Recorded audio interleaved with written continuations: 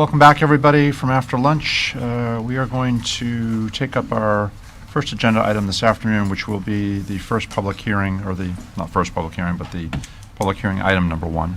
Legislative public hearing to consider adoption of a comprehensive plan amendment CPA 21-8 Becker 414 text. Who's going to lead off? Good afternoon, members of the board. My name is Clyde Doolin. I'm the Comprehensive Planning Administrator with the Growth Management Department. Good afternoon, Commissioners. Paul Schilling, Growth Management Department Director. I would like to begin this item by making a few statements, if the board would indulge me. Sure. So what this item is not, this is CPA 21-08 rather. So what this is not urban development. This is not a burden on existing taxpayers.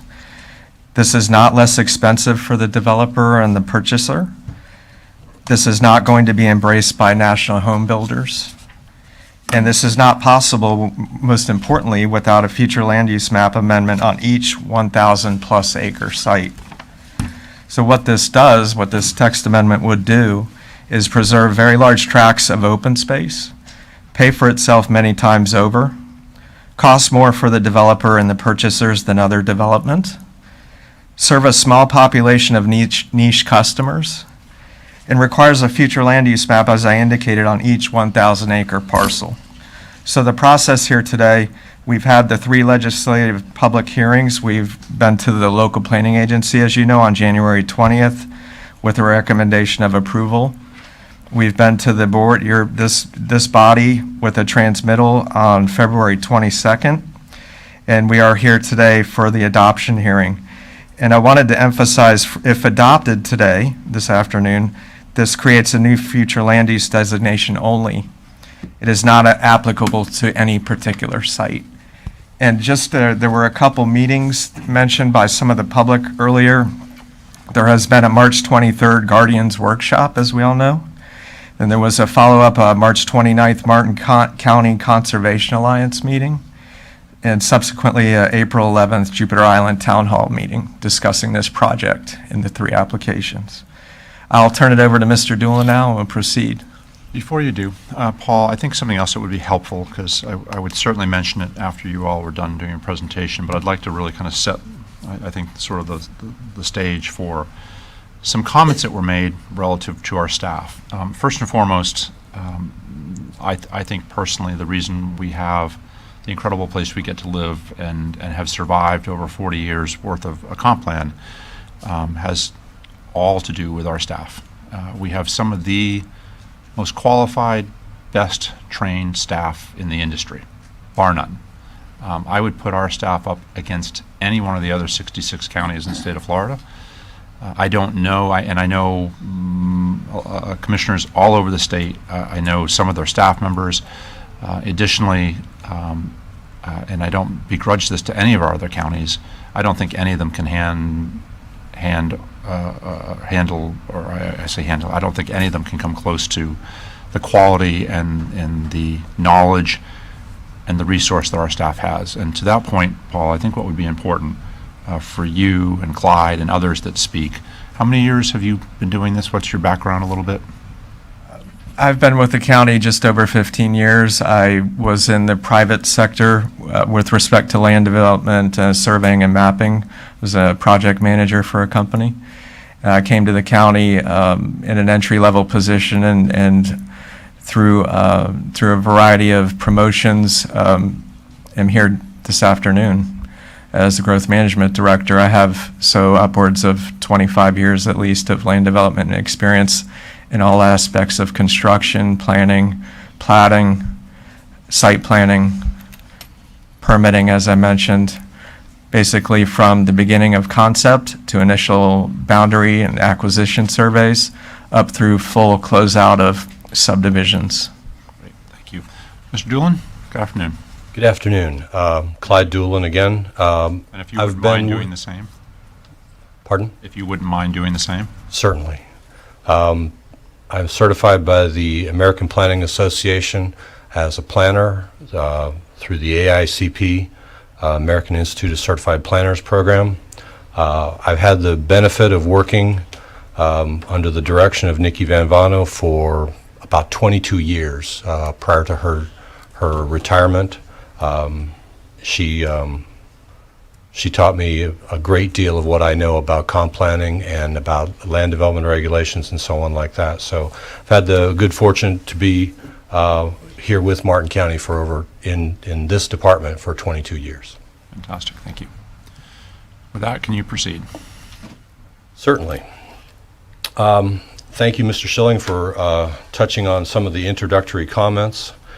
This is a legislative public hearing. It is not a quasi-judicial decision. It is where you as the board sit as the legislative body. As you know, this item was presented to you on February the 22nd. It was then transmitted off to a whole list of state agencies and local governments around Martin County, in Martin County and around Martin County. We got back comments from the Department of Economic Opportunity. They raised no objections, but they did provide some technical assistance comments about the text of this plan amendment, and I'll go into that in a little bit more detail in just a minute.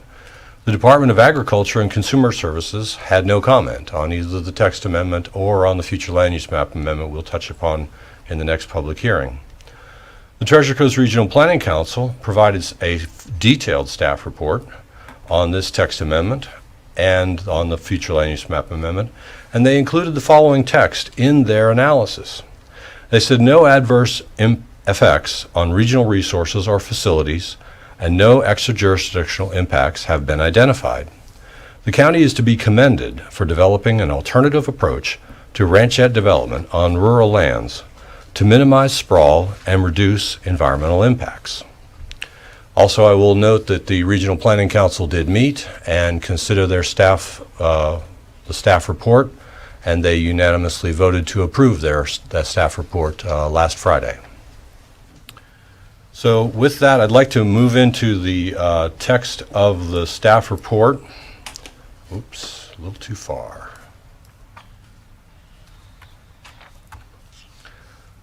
In between, as I said, between the transmittal hearing and today, we did get some technical suggestions from DEO and the Treasure Coast Regional Planning Council. All of the text you see here in this staff report is the same as you saw on February the 22nd, with the exception of those pieces of text that are highlighted in yellow.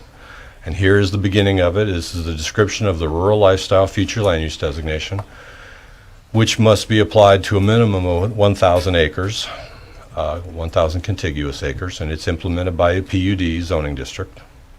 Requires 70% open space within the rural lifestyle area. Here in yellow is a piece of highlighted text that we wrote in response to the suggestion we got at the Guardians workshop, and we recommend this change. It clarifies the development type shall be single-family dwellings. We add here that the density, including the employee dormitory housing, is counted, and it shall not exceed 1 unit per 5 acres, and employee dormitory housing shall be allowed. Otherwise, only detached single-family dwellings are permitted. Duplex dwellings, multifamily dwellings are prohibited. That was a clarification we got from a member of the public who wanted to make sure that that was clarified. So we thank everyone for coming to the Guardians meeting and participating. Scrolling down, this is a, let's see, yep. That change, making the government organization and conservation organization shall be easement holders, was directed by the board on February 22nd and is included in this text. Also, we added we're recommending adding this particular piece of text to subsection 3C in response to comments from the Treasure Coast Regional Planning Council. They suggested that in a future occurrence, when someone seeks to apply the rural lifestyle future land use designation to another piece of property, that one of the things that should be considered is that the potential for on-site open space and off-site open space to create contiguous open spaces and corridors with other adjacent open spaces and preserves. As you know, this land use designation provides the opportunity to have 1 unit per 5 acres inside the rural lifestyle future land use, but then requires 1 acre for every 2 acres to be put aside under a conservation easement or an agricultural easement. And the guidance here is so that we will consider future land use map amendments that include an off-site open space that makes a connection between, say, some publicly owned lands and some other publicly owned lands or some other conservation areas. So we thought that was a good suggestion from TCRPC. Also, we got some suggestions from members of the public about golf cottages. They wanted to make sure that they weren't inappropriately used as or considered dwelling units. So we're recommending striking the language in D that we had shown you on February the 22nd and replacing with the language you see here in yellow. The golf cottages are permitted as an accessory to the golf course as long as the cottages remain owned and controlled and operated by the owners of the golf course. They are to be for the exclusive use of members and their guests, and golf cottages shall not be counted towards the maximum gross density. And also this puts a limitation on golf cottages that was not previously in this language. Got 1 golf cottage per hole of regulation 18-hole golf course shall be allowed up to a maximum of 54, so that we do know there is no way to go wild with this and have an unknowable number. Also, there was some need expressed in the community to clarify the dormitories for permanent and temporary housing shall have some limitation and shall not be considered as units.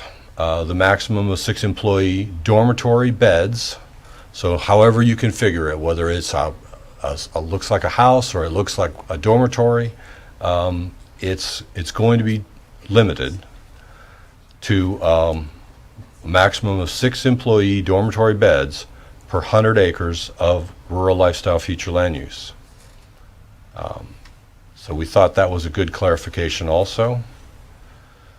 Another clarification is instead of paren F here, employee quarters and accessory dwellings provided on the same lot, and that being the only comment, we added in some language that we actually needed to put in so that we would be consistent with and parroting other language in the comp plan that describes the use of accessory dwelling units.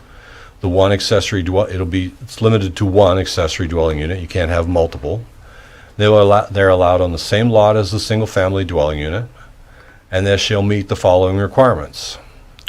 The accessory dwelling unit shall not have more than 1/2 the square footage of the primary dwelling. It shall not count as a separate unit for purposes of density calculation, and neither the accessory dwelling unit nor the land it occupies shall be sold separate from the primary dwelling, so that it cannot be a separate dwelling unit.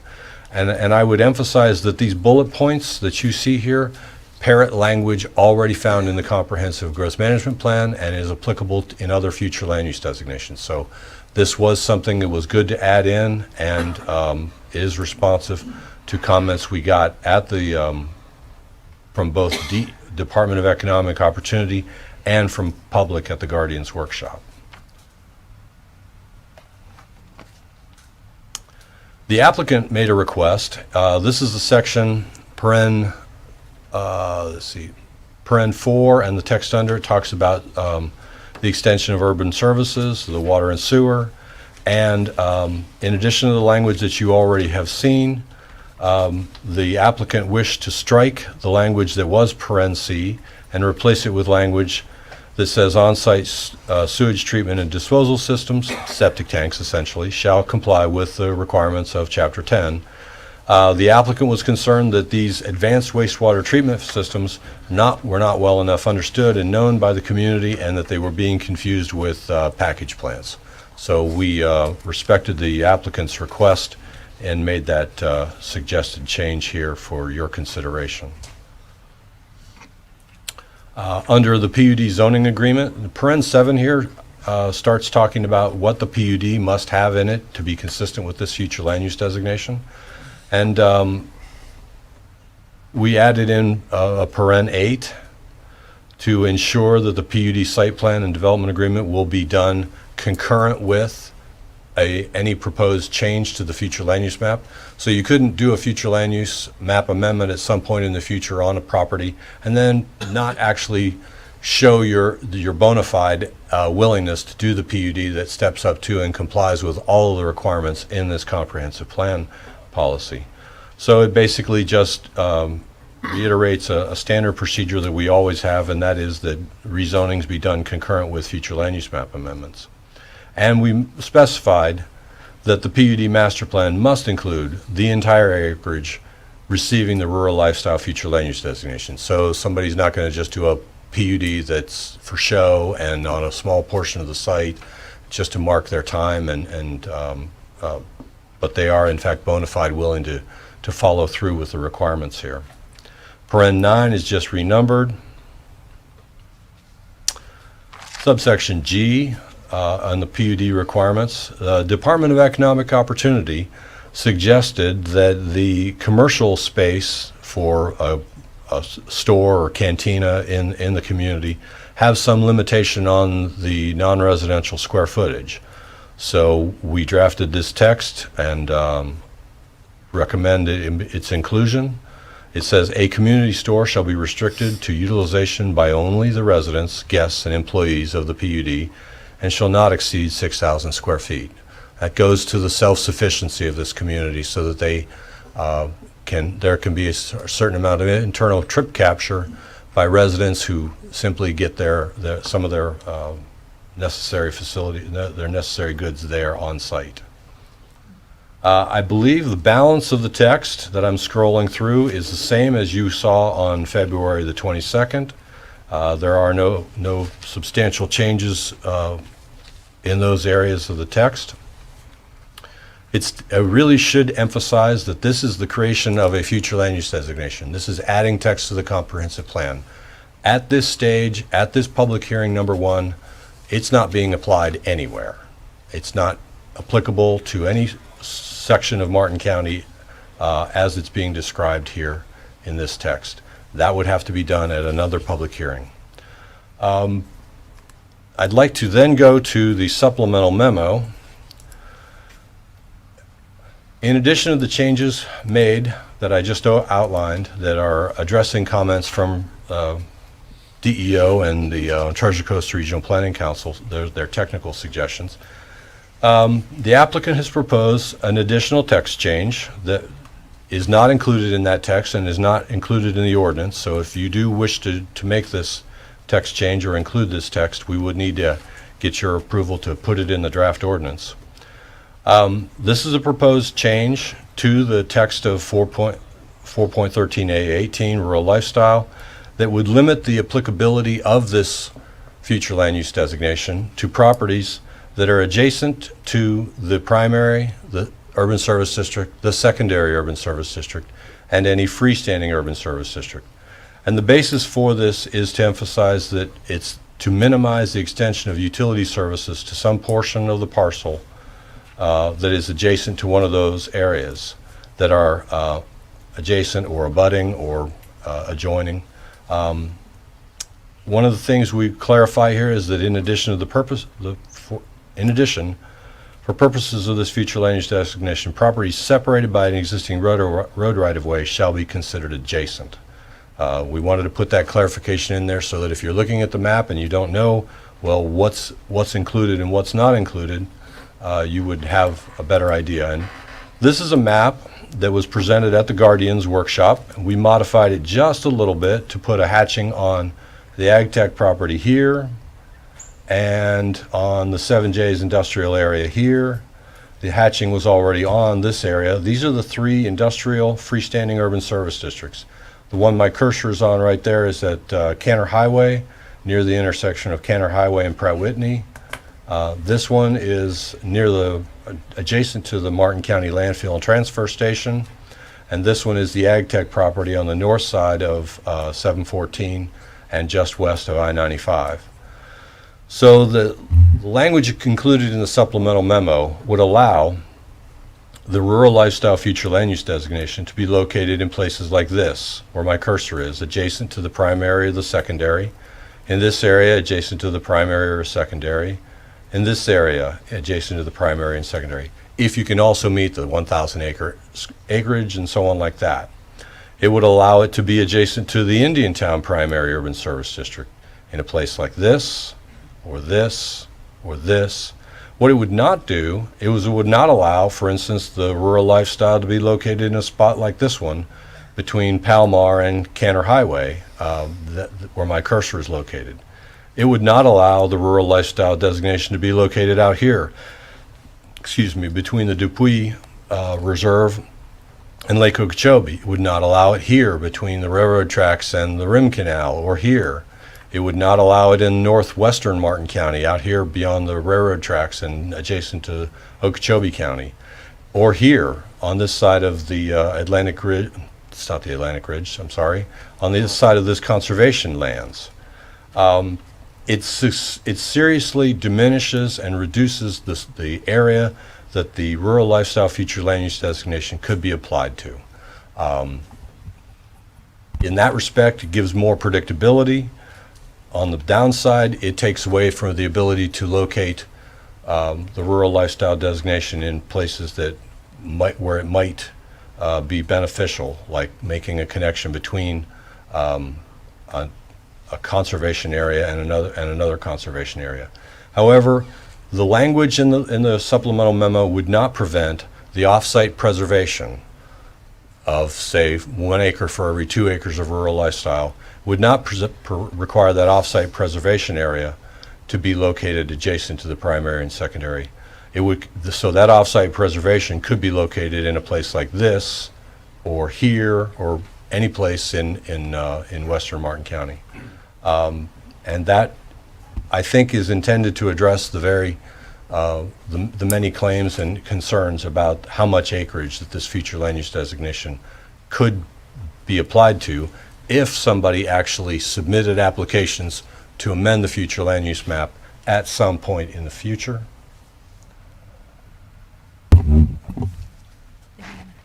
Oh, yes, thank you.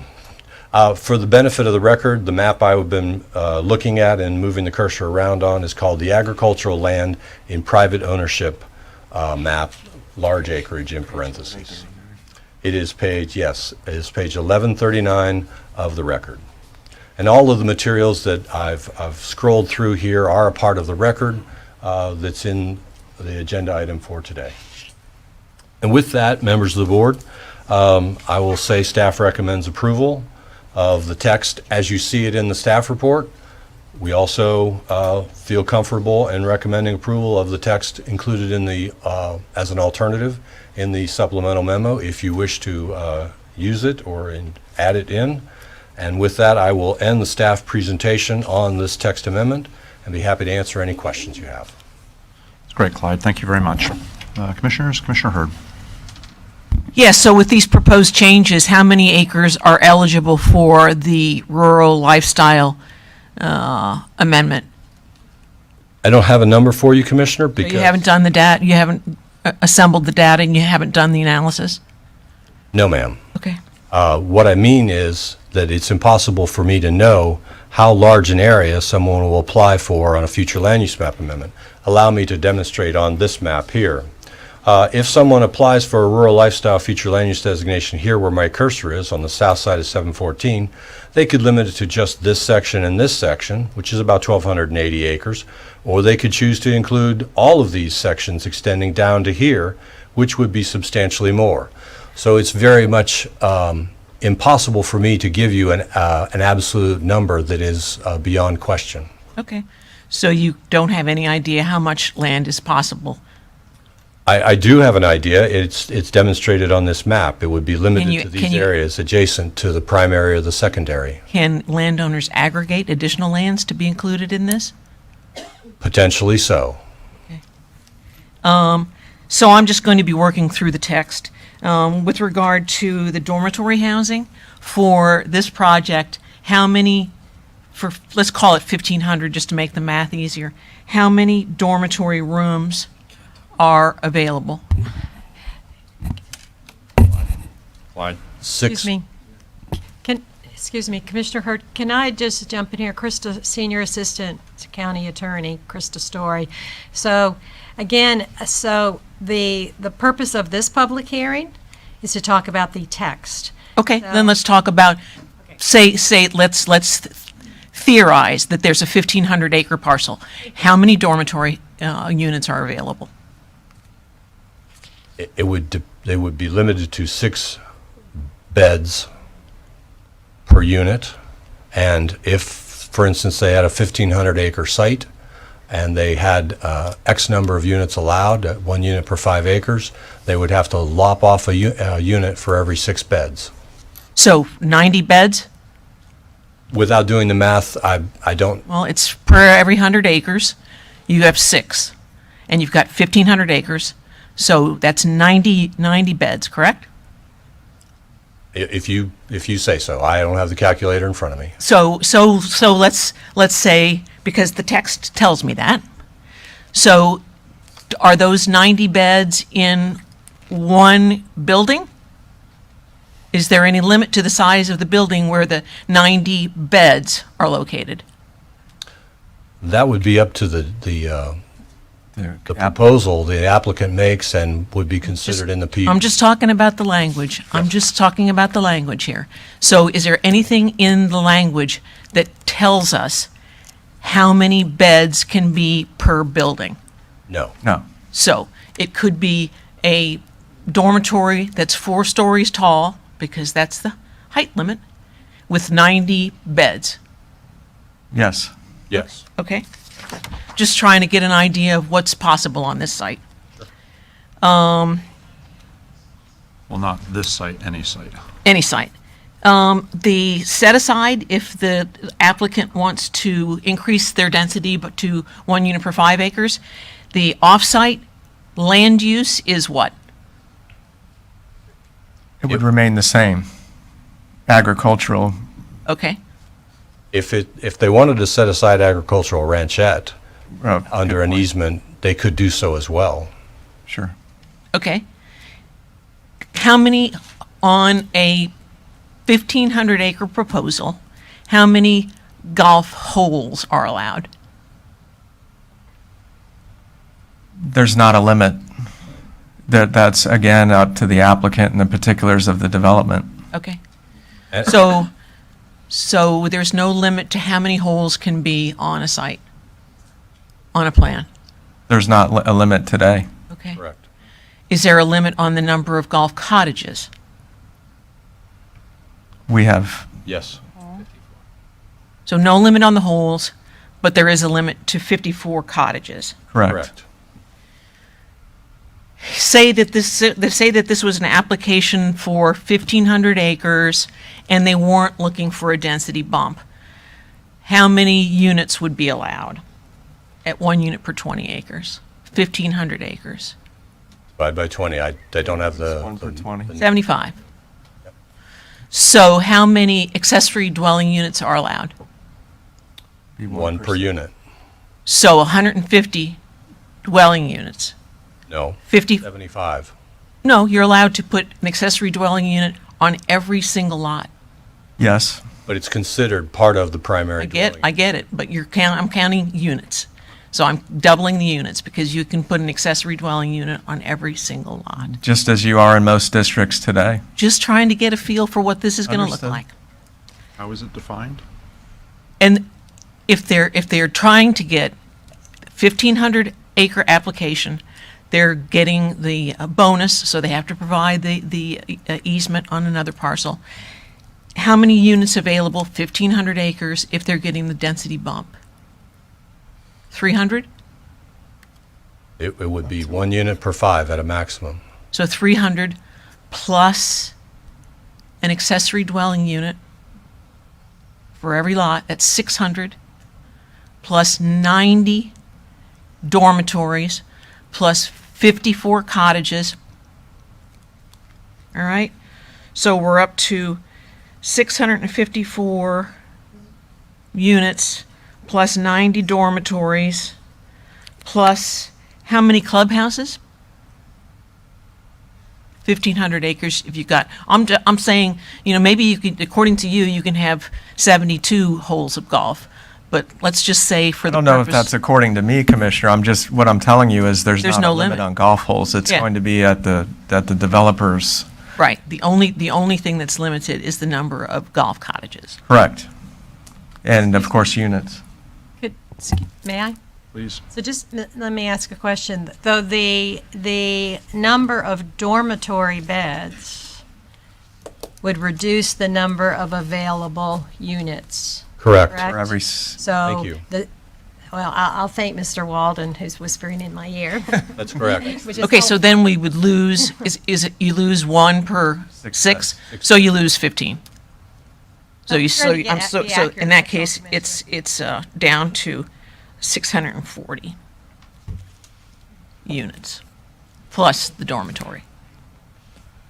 Before we leave that conversation, can we please, for the public, define what a unit is? a single-family residential unit, And the accessory portion to that is, typically a guest house. right, I understand, but in the comp plan today, is that counted as a separate unit? No. Okay, we're throwing some great numbers around. We just need to be very clear so that what one commissioner says is fact. It may need some clarity, just for anybody listening in the room, whether what she just said was accurate or it's not accurate, just for the purpose of everybody getting the clearest picture we can get. The accessory dwelling units are accessory to the primary use, which in this case is a single-family residence, which is, as I mentioned, permitted in the majority of the zoning districts. In the comp plan today. Correct. So could I, because for the purposes, on one parcel, you could have one single-family dwelling and another structure that must be no more than one-half the size of the single-family dwelling unit. And for purposes of calculation of density, that would, no matter whether there's a single-family home and another structure, that is one unit in terms of a density calculation, correct? That's correct. And that is consistent with what has been the county's practice and embedded in our land development regulations and comprehensive plan for, Since 1967. okay, thanks. On the screen, I have the definition of dwelling, single-family detached, found in our land development regulations. Can you read it for us, please? Pardon? Can you read it for the public? Certainly. It's a dwelling unit that is not physically attached to any other dwelling by any means, which is surrounded by open space on all sides and which is the only dwelling on a lot. This definition specifically excludes mobile homes, as defined in this section. Two or more single-family detached dwelling units placed on a single lot shall be considered a duplex or multifamily dwelling, depending on the number of dwelling units involved. And I think you stated earlier in your discussion that multifamily wasn't included. Correct. Thank you. So with regard to the provision of water and sewer services, we have to consider the priorities within the urban service boundary. So what's the basis upon which you're comparing this? So say if you're you have an application for 1,500 acres, you're going to do the density bump. You're going to have 54 holes of golf. You're going to have 600 units on platted lots. You're going to have 54 golf cottages. You're going to have the dormitory with 90 beds, and you're going to provide water and sewer to all those units, plus you're going to provide irrigation to all those houses, plus you're going to provide irrigation to all of the golf courses. What's the basis and how do you determine the need for water in order to consider whether an applicant is eligible for this text amendment? Commissioner, may I, just to clarify, those numbers that you're utilizing are potentially max in an ideal I think that's what we have to perfect consider, world. isn't it? We do, but I would Okay. suggest that the idea of putting that much infrastructure and residences and golf holes on 1,000 acres may be difficult at best. It's allowable Correct. under the terms of the text that you apparently wrote. I didn't suggest it wasn't allowable. I'm just saying there are other constraints such as wetlands, upland habitat, open space requirements that all come into play. I'm just trying to get a feel for what is allowed and how compatible it's going to be with the adjacent uses. I understand, thank you. And can we, before we go on, so we were not talking about 600 units, correct? We were talking about 300 units and. That every single one of them is eligible for an accessory unit. And you know that in a development like this, a lot of them will build an accessory unit. Commissioner, I'm not arguing with you, but for the purposes of the record and the factual presentation for everyone that's present, counting when the language in the plan clearly says that an accessory dwelling unit shall not be counted as a unit for the purposes of density, that is an important distinction legally. And so I'm just trying to clarify that. So the concept that there were 600 dwelling units, I would caution that that's not factually correct, nor is it legally correct. But it's allowable under the text. If you want to limit it by all means, but it's not limited in the text amendment. It clearly says that every one accessory dwelling unit shall be allowed on the same lot as a single-family dwelling unit. It's in your language. I didn't write it. I would like to make one clarification. Pete Walden, the Deputy Growth Management Director. You're qualifying 1,500 units, a 1,500 acre property, correct? Okay, so to get an increase from 1 unit to 20 acres to anything more, they have to give up 500 acres. So now you're down to 1,000 acres of the PUD. No, you have to add on another 1 for 2. So this development is not going, is You have they're going to 1,500 subtract? acres of property. You have to set aside 500 acres to get the density increase, correct?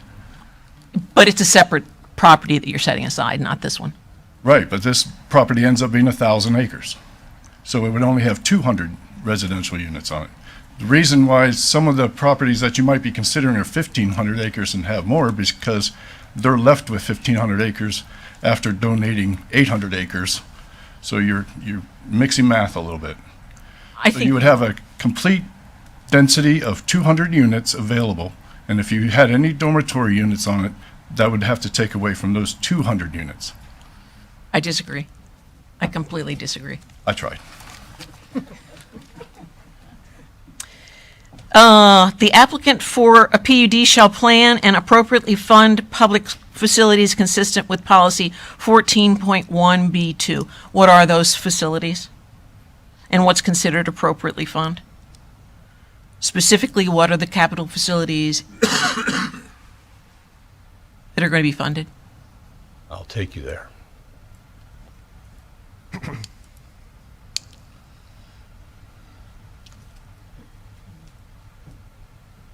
What's the section reference? Public facilities. Section references. In the comp plan that she's referring to. Commissioner, could you point me to the page or section you're 640? 40? That page 640? Here. 14.1B2.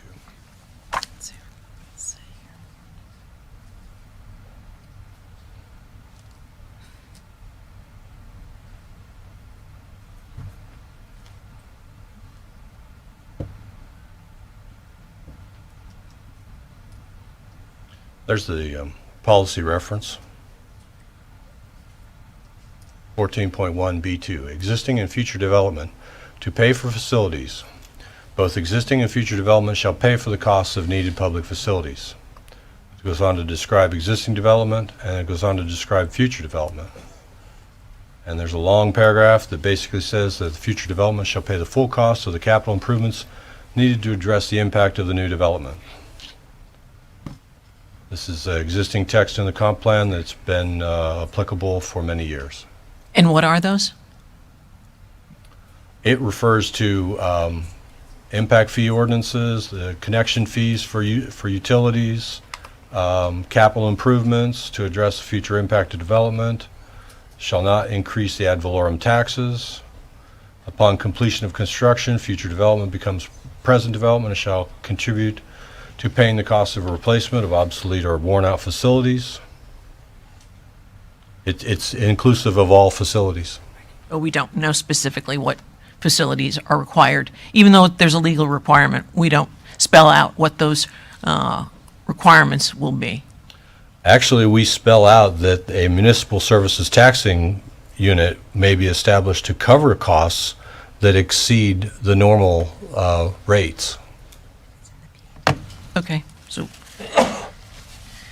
physical improvements made within the PUD shall have a taxable value that far exceeds the value of physical improvements typically found in the agricultural future land use designation.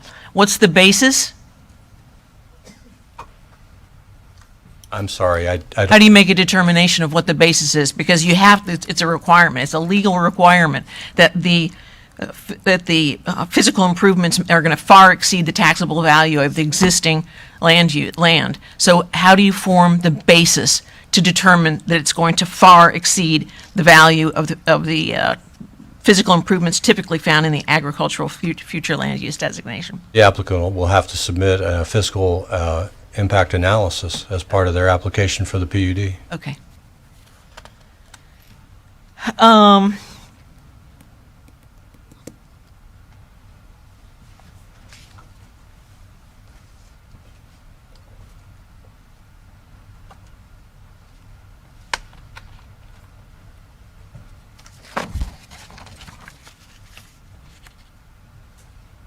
Those are the questions that I have for right now. Thank you very much. Anybody else have any questions for staff? Anybody from staff want to clarify anything that's been said any further than what's already been discussed? Mr. Donaldson?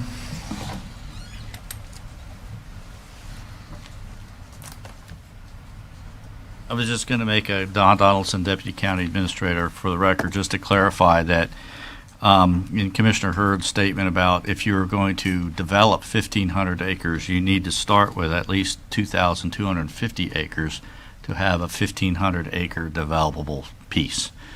And the point is that you have that 300 units, which is the development subunit, can have more than one structure on it. So there's a difference in the language of planning here on what a unit is and what structures are for the purposes of determining facilities, et cetera. So strictly speaking, we're looking at, in that example, the 300 units. And then if you were to add any other dormitories or other like, you'd have to reduce those. But again, you'd have to have over 2,000 acres to even consider the example that Commissioner Hurd was using. Thank you. And I'd like to follow up on that. Thank you, Mr. Donaldson. When you do a density calculation of the 300 units on 2,275, I think you said, acres, it comes out to an overall density of 1 unit per 7.5 acres, which is actually lower than 1 unit per 5 allowed by the the Ag-Ranchette future land use right now. Commissioner Heatherington? Clyde, can you go back to the map that you had Certainly. at the end where you were kind of tracking your cursor? So in the one staff language, so okay. Maybe zoom out a little bit. Okay. I'm sorry, I told him to zoom in. So the red lines depict the urban service boundary, is that correct? They I just want to walk through the map. Certainly, be happy to. The red lines depict municipal boundaries. In this case, Indian Town's municipal boundary also matches the primary and secondary urban service district in western Martin County. Over here, where my cursor is, the red line is depicting the city of Stewart, Sewell's Point, etc. So then, I understand that we can't come up with a firm number of acres that this would potentially be usable, but there's two scenarios. The one originally presented, which I'm not a huge fan of, which applies countywide. And then there's a more restricted version that you mentioned in the supplemental memo that would be adjacent to the primary and secondary. So can we just walk through an exercise with your cursor to identify, not in numbers of acres, where those lands would be? So in this key, the green lands, Have the agricultural future land use designation allowing 1 unit per 20 acres. and then why don't you actually just first go through the key? So the green lands have an agricultural, Yes, the green, the olive green is agricultural, future land use designation allowing 1 residential unit per 20 acres. The brown is agricultural ranchette, which currently allows 1 unit for every 5 acres. The pink color are public lands that are outside the urban service districts. The yellow are large lot subdivisions that have already been platted and have already been dispersed in ownership. So we consider them unlikely to be candidates for the rural lifestyle future land use designation because you have a number of owners already homesteading there. The gray color is you the just say FPL. no, they're not candidates. They're not, we do not consider. Because they're 20-acre ranchettes developed already, okay. Or large lot 5-acre ranchettes.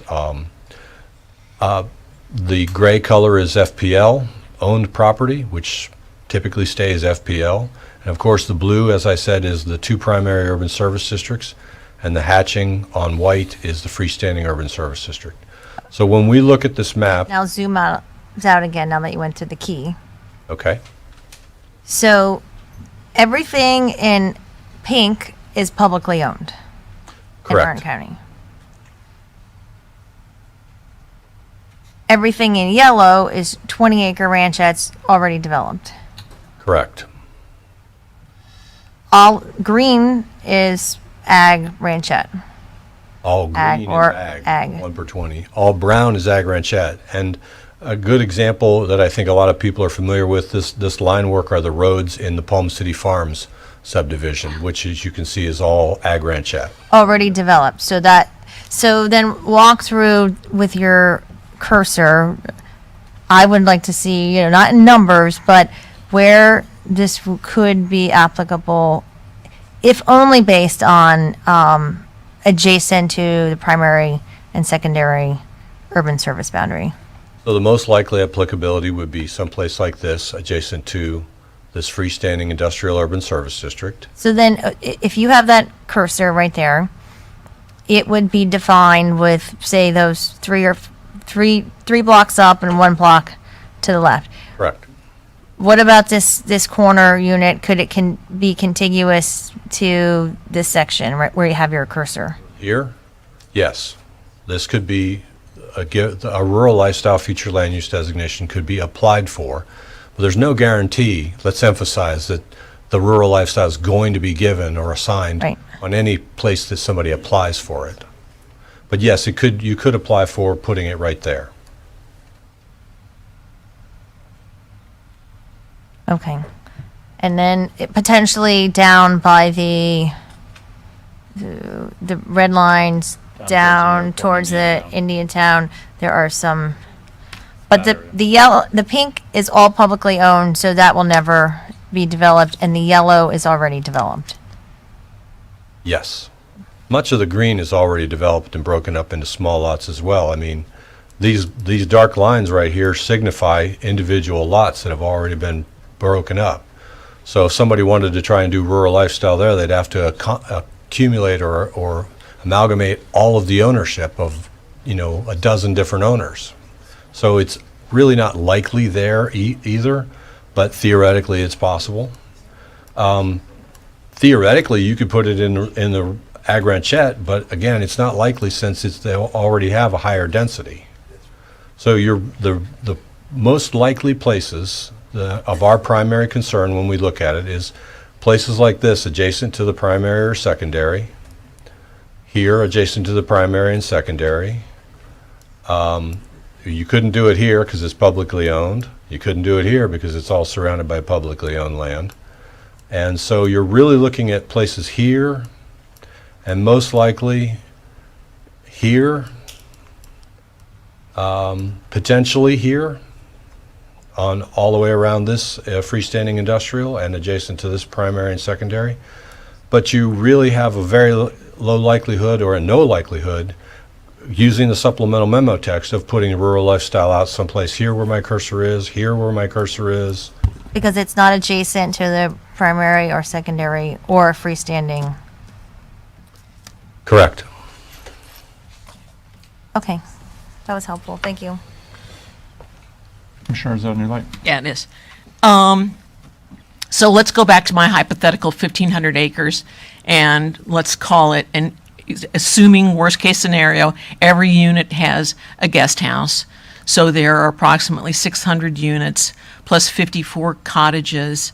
I noticed that the lion's share of the interest and support of this coming from out of Florida, all from California and Texas and New York and so forth, were from investors, real estate investment companies, hedge fund managers, capital investment firms.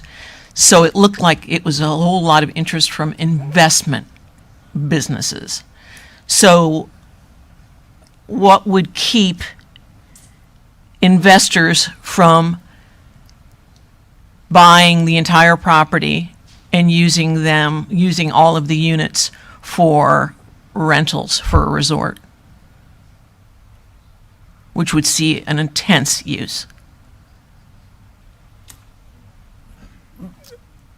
I think that, Commissioner, I'll take a stab at that. I think that when we talk about acquiring very, very large pieces of property, the likelihood of that scenario you mentioned is It possible? Is there anything in the language that Well, prohibits it? Because it sounds to me like there are a lot of people who emailed us who were very interested in that very thing. There's a couple things. One would be that should the text amendment be approved today, that future applications would be handled legislatively by this board and go You through don't know the who's public. going to. You don't know who the investor is going to be. You don't know who the buyer is going to be. You don't know who's going to buy the contracts. You don't know any of that. Well, this board would also have to approve the PUD zoning agreement, which is single-family units, which are, They don't have to be sold as single families. They can be rented out on a night-by-night basis to whoever. the residences in the community are part of their ownership. The cottages with the golf course are ancillary to the golf course, so those cannot be conveyed. Well, can I stop you for a sec? Sure. Ms. Woods would like to chime in. I'm going to look over at but the land use designation is not self-executing. It's one piece in the part of land development, which is very important to understand. So this is the first step. This is the general overlay. Just because you get rural lifestyle doesn't let you just start building a Club Med. That's not how it works. What's prohibiting somebody from doing that very? Your LDRs, your PUD agreement that is subject to your review. Excuse me, Elise Elder, Senior Assistant County Attorney. If you're talking about things like Airbnb and vacation rentals, we're preempted by the state in a lot of regards for that.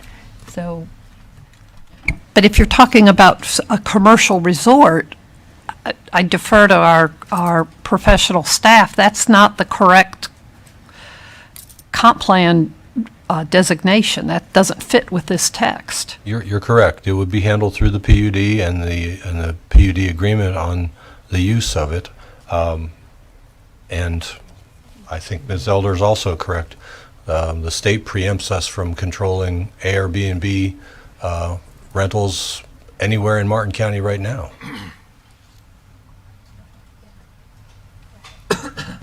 Rental units out there. Right. Anybody else, anything? Krista? So, just trying to, and Commissioner, trying to be responsive and make sure we're careful in our response. So the concern is that, what I'm hearing is that investors could apply for a rural lifestyle future land use designation on a piece of property And then the concern is that there would be rentals, that they would construct single-family homes and potentially rent them out? Which Turn it could- into a resort. would have to stay within the parameters of the rural lifestyle, but with all due respect, someone could rent their single-family home out today in any subdivision. So I'm not sure. I'm just talking about scale. That's quite different than an investor group renting out 500 units per night, Well- 365 days of the year. Commissioner, certainly, let's also, the characterization that there's a significant number of people with a particular interest that sent in public comments, and then the premise for your question, characterizing people's interests and corporate structure and all those types of things. For one thing, the county, you would have an applicant, and whatever that corporate entity's name is, and the county is obliged legally to process that application consistent with our comprehensive plan and our land development regulations. So at some point, I assume many people are investors, and we also often have contract purchasers that come forward with projects, and then at some point the ownership transfers. So some of the difficulty we're having as a staff is the premise to the question, and then that makes a difference in how we respond, and we're trying to be very forthcoming. I appreciate your questions, but please appreciate the context, and we're trying to be accurate. So am I. Okay. Anybody else, anything for staff? Applicant? Please share with us your name and Yes, good afternoon, Commissioners. For the record, Bob Raines, I'm a land use attorney with the Gunster Law Firm, and I'm here today on behalf of the applicant. And I would like also for the record to reflect that I am turning in the proof of notices for the required notices for these amendments to the clerk at this time. Thank you. Commissioners, I'm reminded what my dad used to say. There are a lot of people who will not let facts get in the way of their story. And I think the story coming from the folks who oppose this proposed amendment today is that this amendment's moving too fast and there needs to be more public outreach. That's been on this expedited review and track. It also, they say, the rural lifestyle amendment would quadruple the density of development possible in areas currently zoned for agriculture, from 1 unit per 20 acres to 1 unit per 5 acres. This is a direct quote from an email from the Thousand Friends of Florida. I'd like to read it again. The rural lifestyle amendment would quadruple the density of development possible in an area currently zoned for agriculture. The Friends of Florida also said that it will set, and I quote, the table for massive increases in development without any economic analysis, and that the rural lifestyle amendment will cause urban sprawl. So I'd like to just take a moment and go through each one of these so-called facts and give you some facts. With respect to the first claim that this proposed amendment is moving too fast and needs public outreach, I would submit to you the community discussions on this project and this proposed comp plan amendment, this proposed comp plan amendment started in earnest on March the 30th of 2021, a little more than a year ago. Since then, we've held more than 30 meetings on property, hosting about 225 people in total. More than 20 in-person presentations to various groups, community organizations, and nonprofit agencies have taken place. Thanks to the Guardian event and other presentations we've given both in person and in Zoom, these materials and this project has been presented to nearly 1,000 folks in Martin County over the last year. We've appeared before the local planning agency, and this is the second hearing before the county commission on this item. This project has never been expedited. It's gone through the amendment has never been expedited. It's gone through the same comp plan amendments that every other amendment has gone through in Martin County. So the fact that this has not been vetted out and that there hasn't been public outreach and that it's being expedited is simply not true. With respect to the claim that this proposed amendment would quadruple the density of development possible in areas currently zoned and apply to 158,000 acres of agricultural land and will open up Martin County to unbridled development, that too is not true. It's been stated, and again, it needs to be emphasized, this text amendment changes no land use or no zoning designations on any property. It simply creates a new land use designation like all the other land use designations that currently exist in the comprehensive plan. Anybody who wants to apply for this will have to come in and apply for this land use designation. They will be required to post a notice on the property. They will be required to provide notice to surrounding property owners. I think it's a minimum of 1,000 feet to the surrounding property owners. They will have to go through staff reviews. They will have to come before the LPA for a minimum of 1 hearing. They will have to come before the county commission for a minimum of 2 hearings. It will be transmitted to the state for review. It will be reviewed by the Department of Economic Opportunity. It will be reviewed by the Treasure Coast Regional Planning Council, and it will be reviewed by all the other applicable state agencies with respect to any land use amendment request. And again, there's no guarantee. This text amendment today provides no by right, no even an opportunity for a land use or zoning change.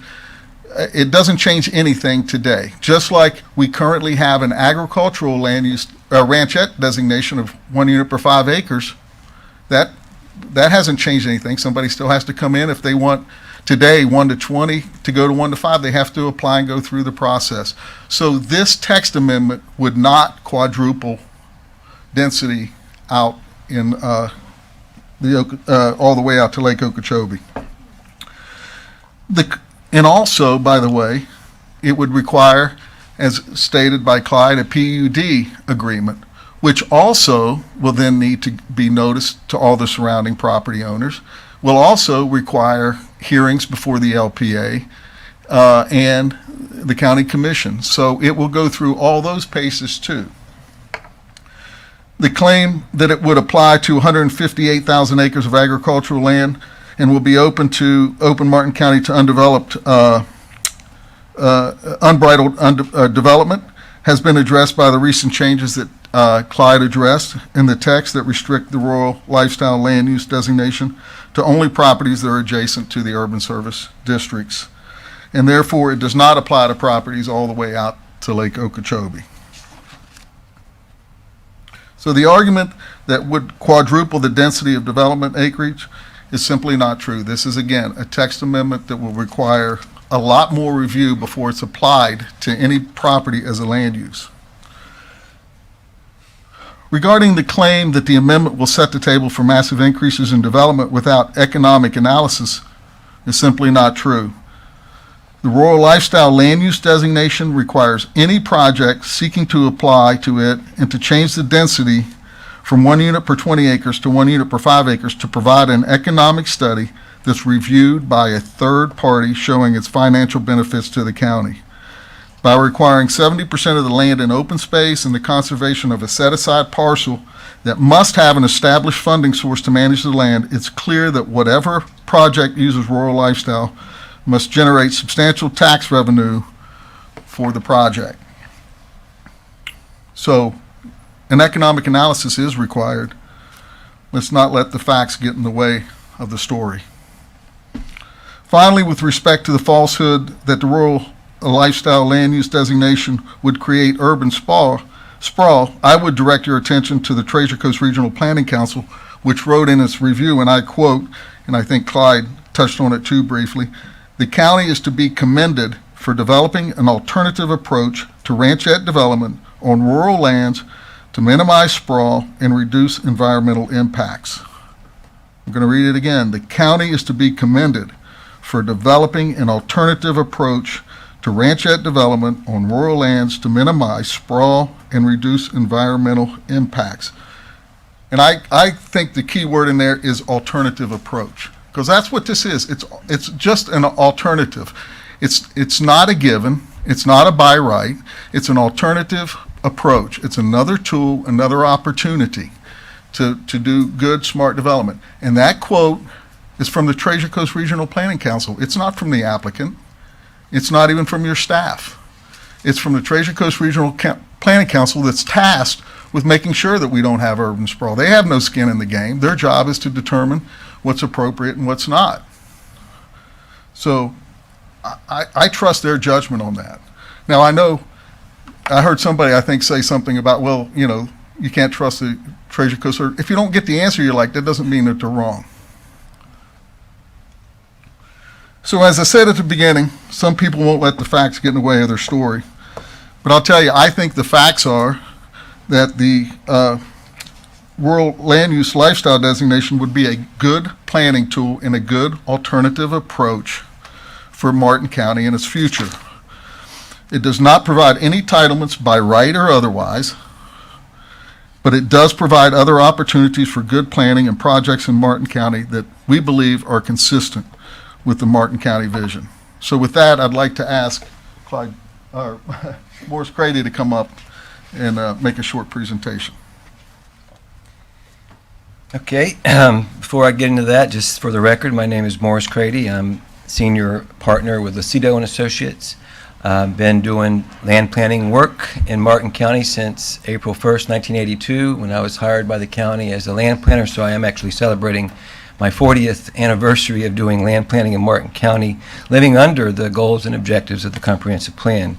I'm also a 30-year member of the American Institute of Certified Planners. I worked with the staff and specifically Nikki Van Vano and the rewrite of the comprehensive plan in 1990 before I resigned and became a partner with Lucido and Associates. So I have been doing this consistently in Martin County for the past 40 years, and one of the things that we were told to do after the transmittal hearing, specifically by Commissioner Campy, was to go out into the public and answer questions. And so we did that, and I believe there was actually 4 of the 5 commissioners at that forum, that public forum. And what I kept hearing over and over again, and that is that this is going to affect 158,000 acres, or sometimes 180,000 acres. Someone said 80,000 acres. So this was never intended to go out beyond the proximity of the urban service districts. And we tried to explain that in terms of a self-limiting or self-constrained approach. And rather than go through that, I thought it was more appropriate to go ahead and actually amend our policy to limit it to project, oops, wrong one. I knew I was going to do that. Okay.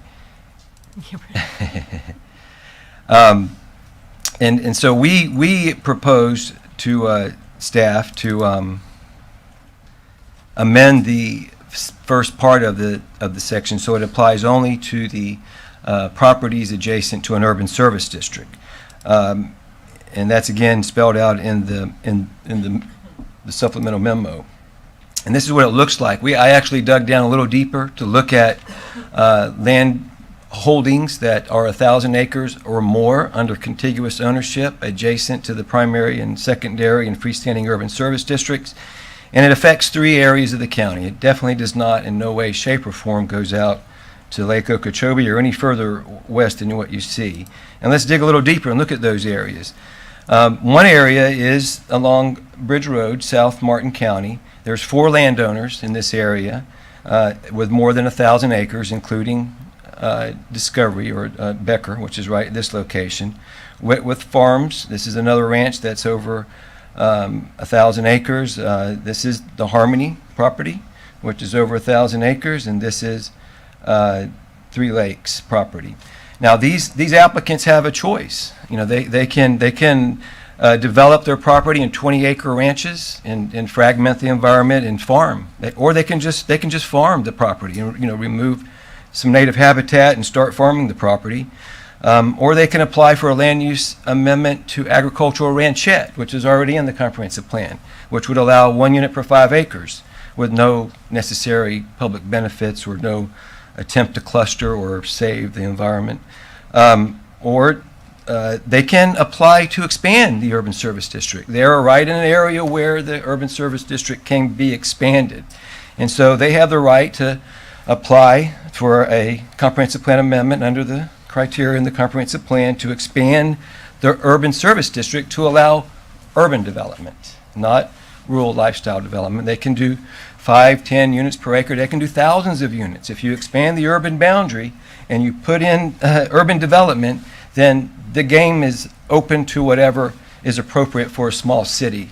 And somewhere in this area, there is an intent to build a small city. So what this does, in my opinion, as you know, with a stakeholder in this community, with grandkids in this community, with children in this community, is it confines the urban boundary. If projects are approved in these locations, then the urban boundary can't go beyond that point. And so it will act to confine the urban boundary.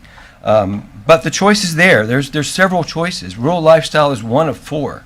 And that gives them an option that requires a tremendous amount of set aside and a tremendous amount of public benefits that Discovery was going to do anyway.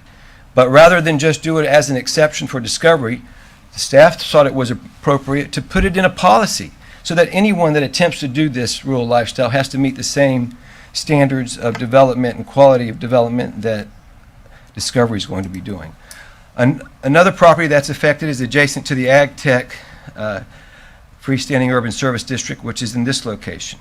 And this is a farm that's, I think, aggregators or something. They're doing some type of farm activity out there. That's over 1,000 acres. That's eligible.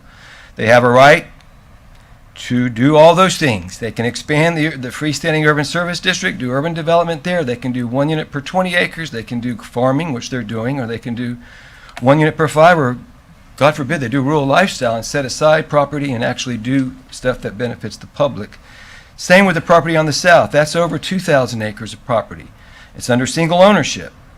It's very wet, but they have a right to break that up into 20-acre ranches by right with no public benefits. They have a right to come in for a land use amendment application, go to 1 per 5.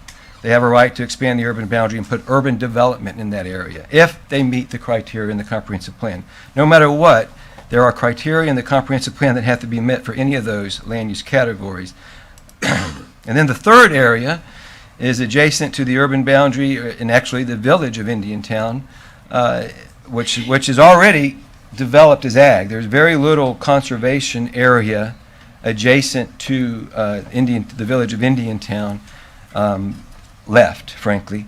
And so there's 3 property owners. This is Star Farms, this is Tesoro Groves, and this is, I think it's St. Lucie Holdings, which I think used to be Florida Crystals.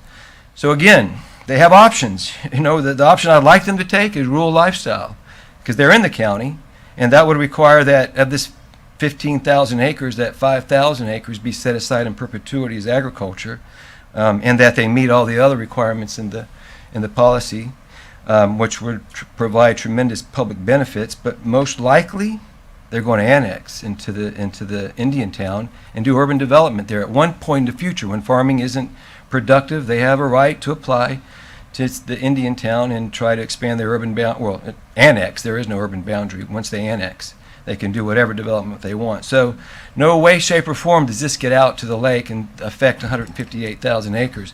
What does it look like on Clyde's map that he prepared during our public forum discussion? As you can see, the property to the north is confined. It can't go any further. This is the South Florida Shooting Club up here. It can't go any further west. It's public land. It's bounded by public land. You can see all of this land is already at 1 unit per 5 acres. That's ag ranchette. Okay, so over here, it's possible. They are adjacent to the primary urban service district. And it's kind of rare that we have agricultural land adjacent to a primary urban service district.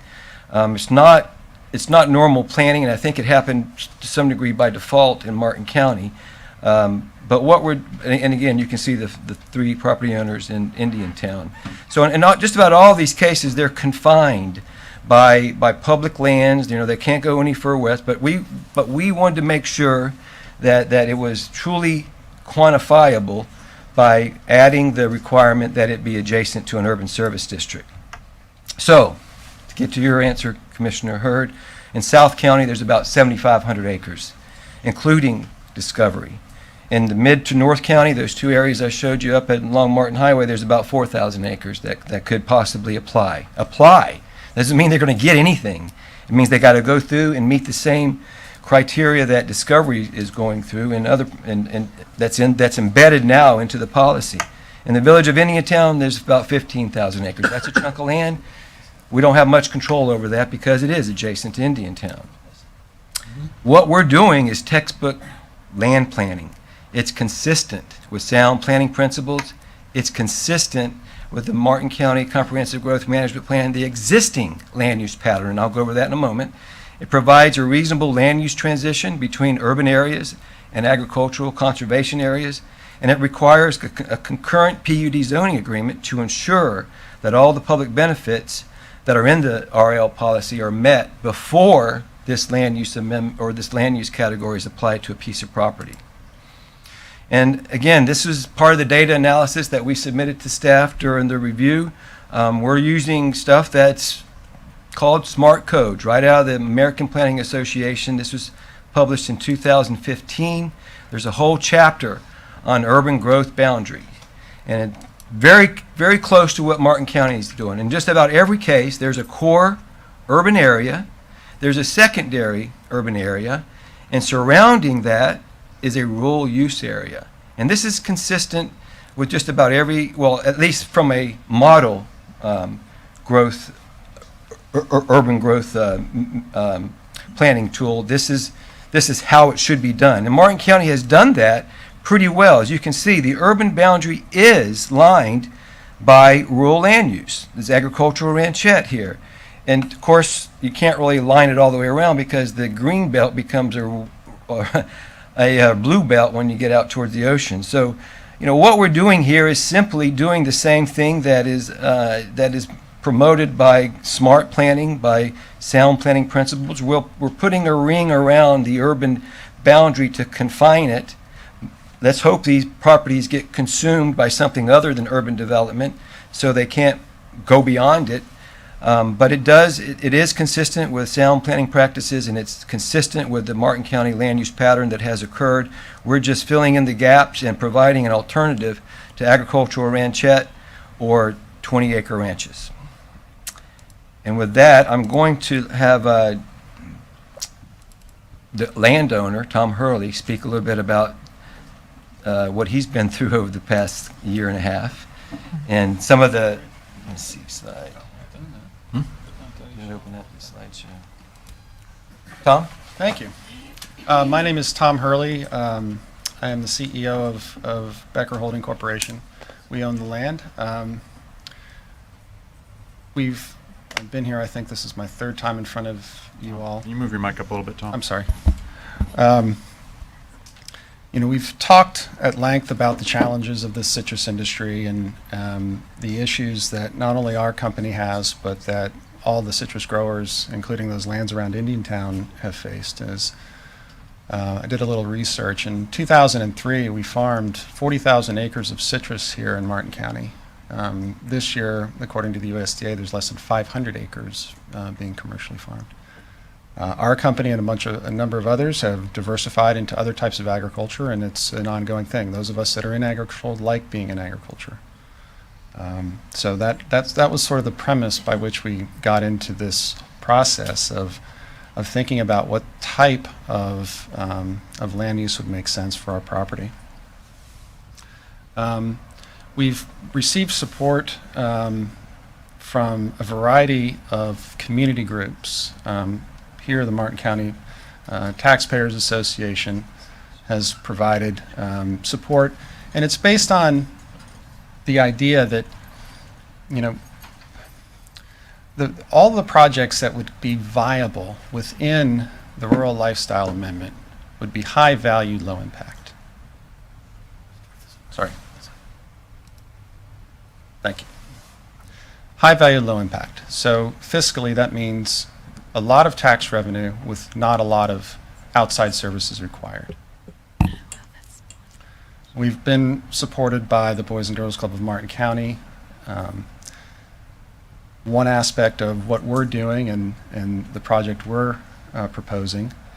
Mr. Chairman, can I just jump in here, please, if I might? Want me to stay clear of the project. And yes, sir, thank you, thank you. When I said that, I was like, Thank you. Chris is going to say yes. Stay with the land use. Okay. He's going to, yes, thank you. So I For think, your other agenda item. yes, ma'am, sir. Sorry, Ed. So I'll go through I'll just go through the support that we've received from the concept that we're advocating. One Martin, who is a group of agricultural owners in western Martin County, of which we are part, also is for this. And the principle is, if we want to preserve agriculture, giving the farming company an opportunity to create other economic engines from their property is the best way to create sustainable agriculture. In the case of well, I won't go there. We'll talk about that later. In the case of a farm that gets preserved, if it takes advantage of this amendment, that farm value or that the development value for that farm is then sort of conferred onto the other parcel. And so then that farm that remains has a lower value basis, and it is appropriate for farming at that point. And that's really the crux of what attracted us to this concept. We've received amendment support from the Farm Bureau because they recognize the same thing that I just mentioned, that being able to generate value from the residential aspect of a large property will allow you to permanently preserve and conserve the remaining. The realtor of Martin County also has been supportive for the same reason. You know, the Economic Council and the economics are obviously a big piece in general of what we're doing. At the last hearing, it was suggested that, you know, projects of this nature that would use this would generate a tremendous amount of tax revenue, much more than they would ever consume. And I think that was the basis by which the Economic Council found this to be a very desirable land pattern. And we've received support from the Treasure Coast Builders Association as well. So that's the community support that we've done. You know, when it comes to the comments that we've been hearing, both at the various meetings that we've had, we've spoken to most of the chambers. We participated with the Guardians meeting. You know, the fear that was propagated out in the community that Bob and Morris really dug into, I think did this whole concept a disservice, because what we're doing will prevent a lot of the things that the folks this morning said this was going to cause. And smart people, Thousand Friends of Florida, they said they want all development going to the urban boundary. So what happens when it's full? Do I come in and say, move the urban boundary? That's urban development. So you could say that the Thousand Friends of Florida, their whole criticism of this amendment is based on their desire to urbanize Martin County. I mean, that's in essence what they're saying. As we have to fill up, as the urban boundary fills up, the line will get moved. What we're providing is a great alternative. It's a transitional zone between the urban area and the rural area. So that's all I really wanted to say, kind of contextually. We've been, as we've talked, very engaged with a lot of different community groups. You know, some have been, you know, more transparent than others in their input and support. But in general, we're very proud of the work that all of staff has done. I think we've come up with a land plan or a planning tool that is far better than what exists. And we appreciate all the time and energy that everybody has spent on it. Thank you, sir. Anybody else from the applicant side? Morris or Bob, you're done? Okay. We do have some forms from this morning that were comment, and they were more specific to the public hearing. I do have some, and again, I'll call your name, and if you want to speak on the public hearing number 1. The first speaker I have is Gigi, is it Duke? I'm sorry? Dubay, I'm sorry. And it says public hearing number 2. Did you want to speak on public hearing 1 or just number 2? Okay, got it. Thank you. So if you'd please come up for item number 1. And You cannot bring that up here, ma'am. No props. I'm sorry? We don't allow props. You cannot bring your props. Oh, okay. That's okay. and following Mr. Bay will be Salvatore Orfino. Sorry, I don't know differences to me. One map looks like another, so.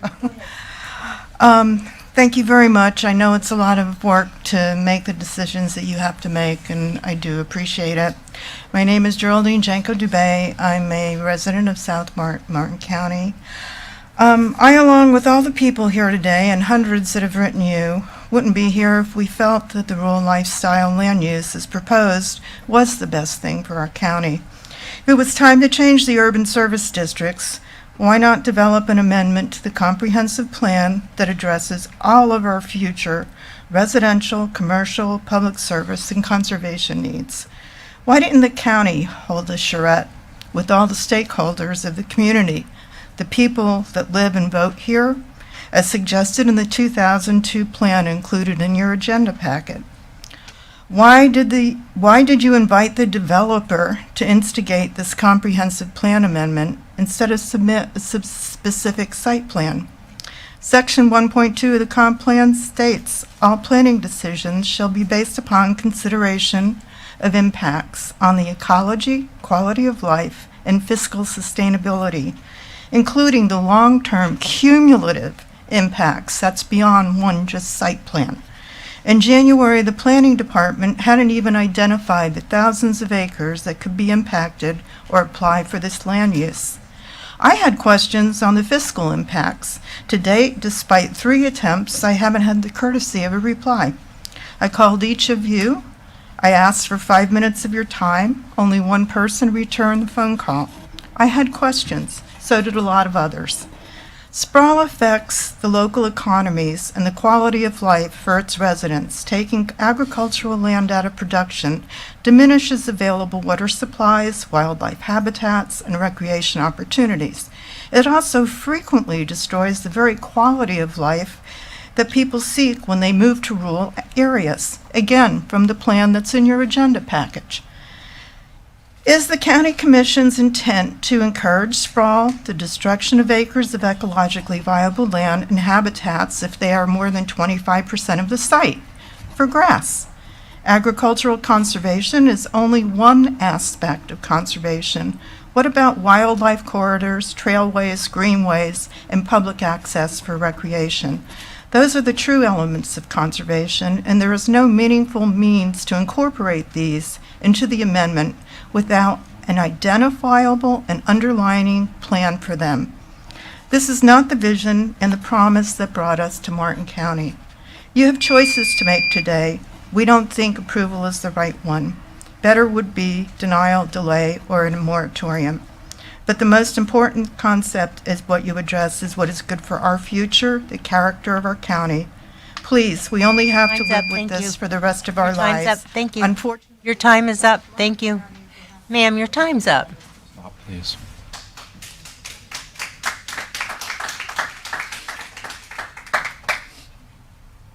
Salvatore Orfino?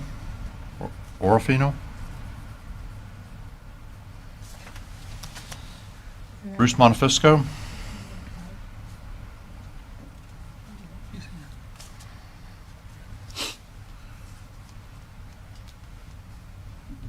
Good afternoon, Bruce Montefusco, Hope Sound resident for a long time. Also representing myself and Hope Sound Concerned Citizens Coalition. We've been here a number of times listening to the battle going on back and forth on this project and also on the comp plan. On today's agenda, PH1, the text amendment to create the rural lifestyle designation, future land use in Chapter 4, impacting state resources and facilities. And the other two, you've got PH2 and PHQJ2, the Pardon Master Plan, the FLUM issue.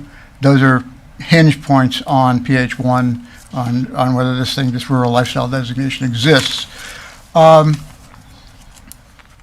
Yeah, we also have concerns on massive density increases. Honestly, today I was impressed. I really opened my eyes on a number of issues that I wasn't aware of and how this thing was laid out. And so I feel somewhat more comfortable, but not totally comfortable with the rural lifestyle designation. However, the Discovery Project is an issue on its own. They have laid out a fairly substantial and fairly interesting project.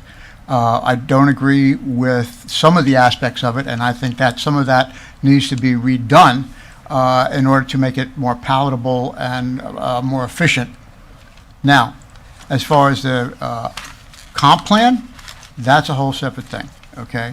And I think before the comp plan is amended in any way, shape, or form, that it needs, again, I understand these guys had put out what they're saying, 30 meetings or whatever. I still talk to an awful lot of people that are unaware of what's really going on in Martin County.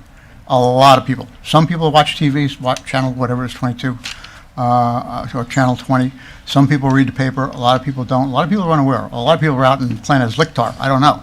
But there are a large number of people, a large percentage of people that are still not aware of this comp plan amendment. They're more aware of Discovery, but they're not really aware of what the ramifications of the comp plan are.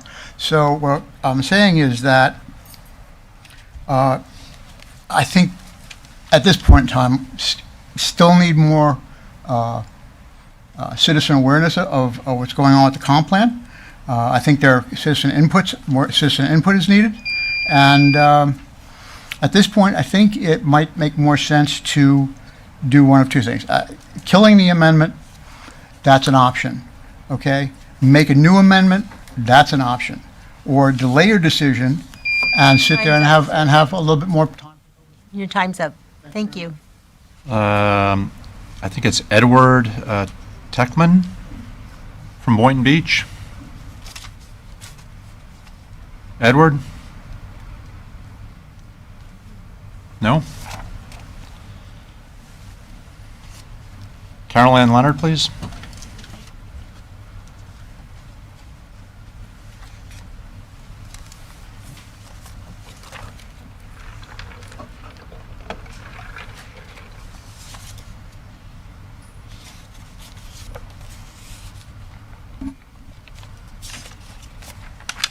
Okay, hold on a second here.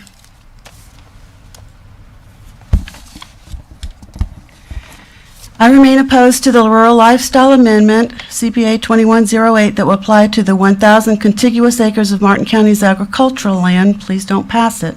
I don't understand why this designation for Discovery Land's Atlantic Fields development should also apply for the hundreds of thousands of acres of agricultural land in Martin County. It should not.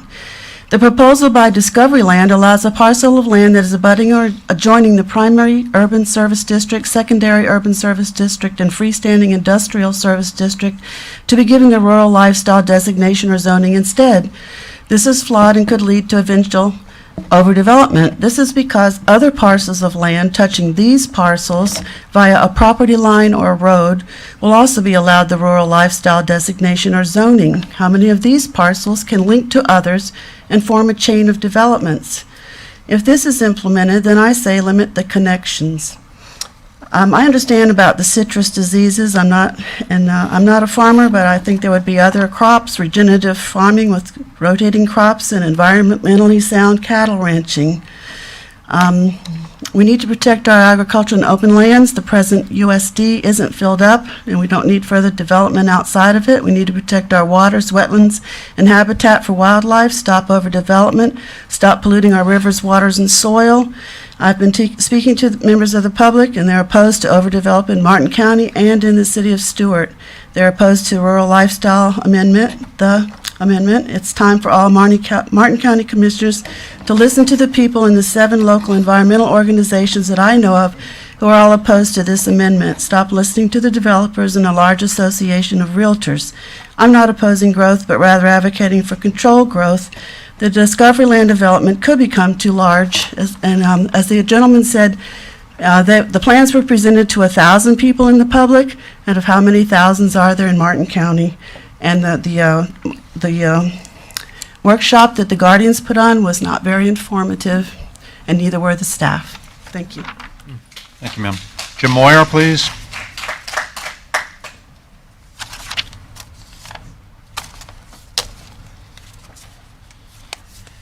Mr. Moyer, good afternoon. Good afternoon, Commissioners. My name is Jim Moyer. I've been a resident of Rocky Point for 30 years. Also been on the LPA for 20. I speak to you with respect and sympathy to the Hurley family and other fellow Citrus Grove owners. These properties represent historically the biggest impact to Florida's ecosystems ever. The future disposition of these properties pose a massive and looming biological time bomb to the health of Florida's aquatic environment. I reject the notion that we should guarantee industry's future profitability. We need not bail them out. It's not our prerogative to exonerate the industry or any industry from accountability or the moral imperative to do ecological restoration. By promoting ultra-exclusive residential developments with landscaped amenities on properties, you'll explode the cost to purchase these lands for protection and restoration. Today's amendment is only going to make those possible properties even smaller. There are many aspects of the proposed amendment that seem simply retrograde, like permitting on-site sewage treatment systems in clustered developments. That's basically promoting package plants. There are many proposed restrictions that are just incompletely thought out and phrased. They will inevitably be challenged and likely become loopholes. The language is often just vague and generalized hyperbole. These exclusive resorts may be insulated from our communities, but they're not self-sustaining. The cost of extending services to far-flung enclaves will be shared by the whole community, and we will share the transportation impacts certainly. Residential capacity analysis does not support this proposed amendment. By setting a precedent, you'll be breaking the urban service boundary, and you will break the integrity of the comp plan. 1 unit per 20 acres sets us apart. You will break your covenant with the people of Martin County as well. In my opinion, proposing this amendment across the whole county to properties that fit specific geographic parameters rather than simply making exceptions for the Atlantic fields doesn't limit your legal exposure. It only magnifies the damage that these properties will do. It assures more challenges to the urban service boundary.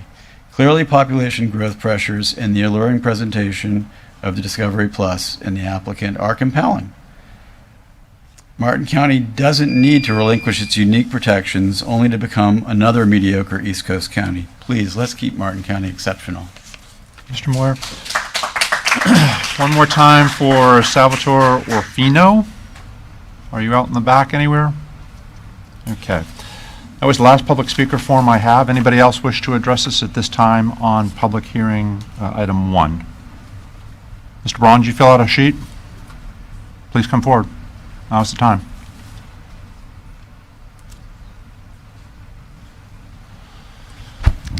Good afternoon, Commissioners. It's a difficult day for all of us. I think we all want what's best for Martin County.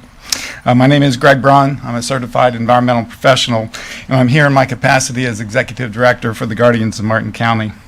As you heard from our president this morning, Peter Konzi, we've developed that multi-page position paper that not only identifies some of our concerns, but the additional information in there kind of explains the rationale of how we got to those things.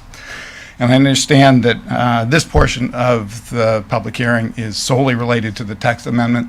That's why I wanted to speak here, because the majority of those items in our 8-page letter do have to do with the text amendment. We know that the structures that will be allowed within the rural lifestyle zoning area does include houses, villas, golf cottages, accessory dwelling units, dormitories, and the one that was not discussed earlier was something that I have a hard time getting my mind around: small-scale service establishments necessary to rural and agricultural uses. That's a mouthful. But we're also aware that based on the existing definition, some of these structures don't count as structures, and that's unfortunate. Because the county has been challenged to determine how many of these structures could be constructed in the area that's proposed for rural lifestyle zoning, the Guardians feel strongly that the spatial extent of the rural lifestyle zoning area must be significantly reduced.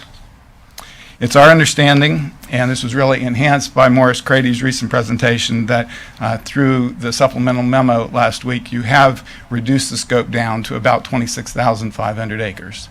That's a big step down, and we appreciate that. It's not as small as what the Guardians would propose and you would support. Because we don't know how many of these structures will be constructed within that smaller 26,500 acres, it's impossible to determine what the impacts would be on the levels of service that are called for in the comp plan. So we think that this number, the 26,500 acres, is still too large, and so we do not support the text amendment as it's currently proposed. Thank you. Ron, before you leave, I'm just curious, do you speak for the Guardians today? Yes. Okay. So I think what you just said at the very end, you do not support it with or without the amendment that they proffered to the applicant. That's correct. Thank you. We developed that position I got it. paper. No, thank you. Got it. Okay. That was the last public speaker form I have. Can we turn that down some? Okay, thank you. Okay, that'll end public comment. Again, just for the record, one more time, so that if things get challenged someday, we didn't give everybody ample time. Is there anybody else from the public that wishes to comment on this item? Last chance. Okay, we'll close out public comment, and we'll come back to the board. Commissioner Campy. Thank you, Mr. Chair. I believe that all applicants who pay the fee and submit their projects are entitled to a fair and timely review by our professional staff. I respect the process and try to keep my personal opinions and decisions to myself until the appropriate time in the process, which is now. Understanding that we are only to discuss the details of this agenda item and not the applicant's specific project, which I will reserve my comments about discovery until that agenda item. I have always based my decision-making process on specific information. I need to know the 3 Ps: the people, the project, and the place. I believe each application must stand on its own merits. Most of the public's confusion and concern is because this text amendment is countywide, and in my opinion is too broad and too open-ended. So I will respectfully not be supporting it. Thank you, sir.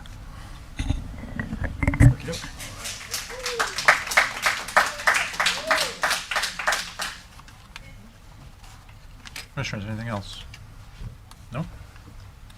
Commissioner Heatherington, you're reaching? No. Yeah. Yeah? Commissioner Hurd?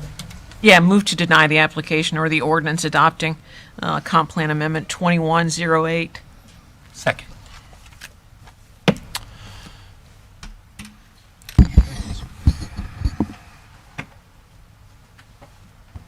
I have put in hours and hours with our staff, which has done a fabulous job to help me, somebody that's not obviously well-versed in the law. Ms. Woods has helped me with, and land planning and all that goes on. I have lived in Hope Sound pretty much my whole life. I bleed Hope Sound. I brought the Guardians in this process to get their input because the people that I have known for a very long time, part of that organization, I trust and are very smart and part of my group of people that I rely on to help me understand things to be able to do this job. It's unfortunate that the Guardians were at the finish line and really we were there. Everybody was happy, and something changed literally within the last 12 hours. I think Morse, actually, your little map deal there, really we should have had that map long ago. This contains, it protects, it does all the right things. It does things that our community has been talking about for years, how to acquire land. Have we acquired any land other than the hand parcel, 26 acres in the last however many years? No. Do we have any money to do that? No. This is a vehicle that helps do that. It helps contain the urban service boundary, which is everybody has been freaked out about since the beginning in 1982. This helps do that. How can you oppose this? I've talked to as many people as I possibly can. I'm one guy. I'm not their salesman, right? I'm not their salesman. It's not my job to go out and promote something. But anybody that has reached out to me that wants to have a conversation with me, I've had a conversation with. And I have spent hours and hours. I had a 2-hour lunch yesterday with somebody that did not have a good concept of what it was, adamantly against it. And once I start, and I've got my little file and I carry it around and I do the best I can and I explain, all the pros, all the potential cons and all the things and why I think this is a good idea. And then at the end of every one of those conversations over the last month, that person has looked at me and said, a friend of mine I've known since a teenager on Jupiter Island looks at me and says, well, why would anybody object to that? And I said, I don't know. You're the one that wrote the email and contacted me. So I hear facts from our staff. I hear people sitting in the audience that listen to those exact facts, then come to the podium, and it's not like they were outside in the parking lot. I just can't get a good grasp around this. This is dividing our community of something that could potentially be that everybody should be behind enthusiastically. I've been threatened, I mean, this is just out of control.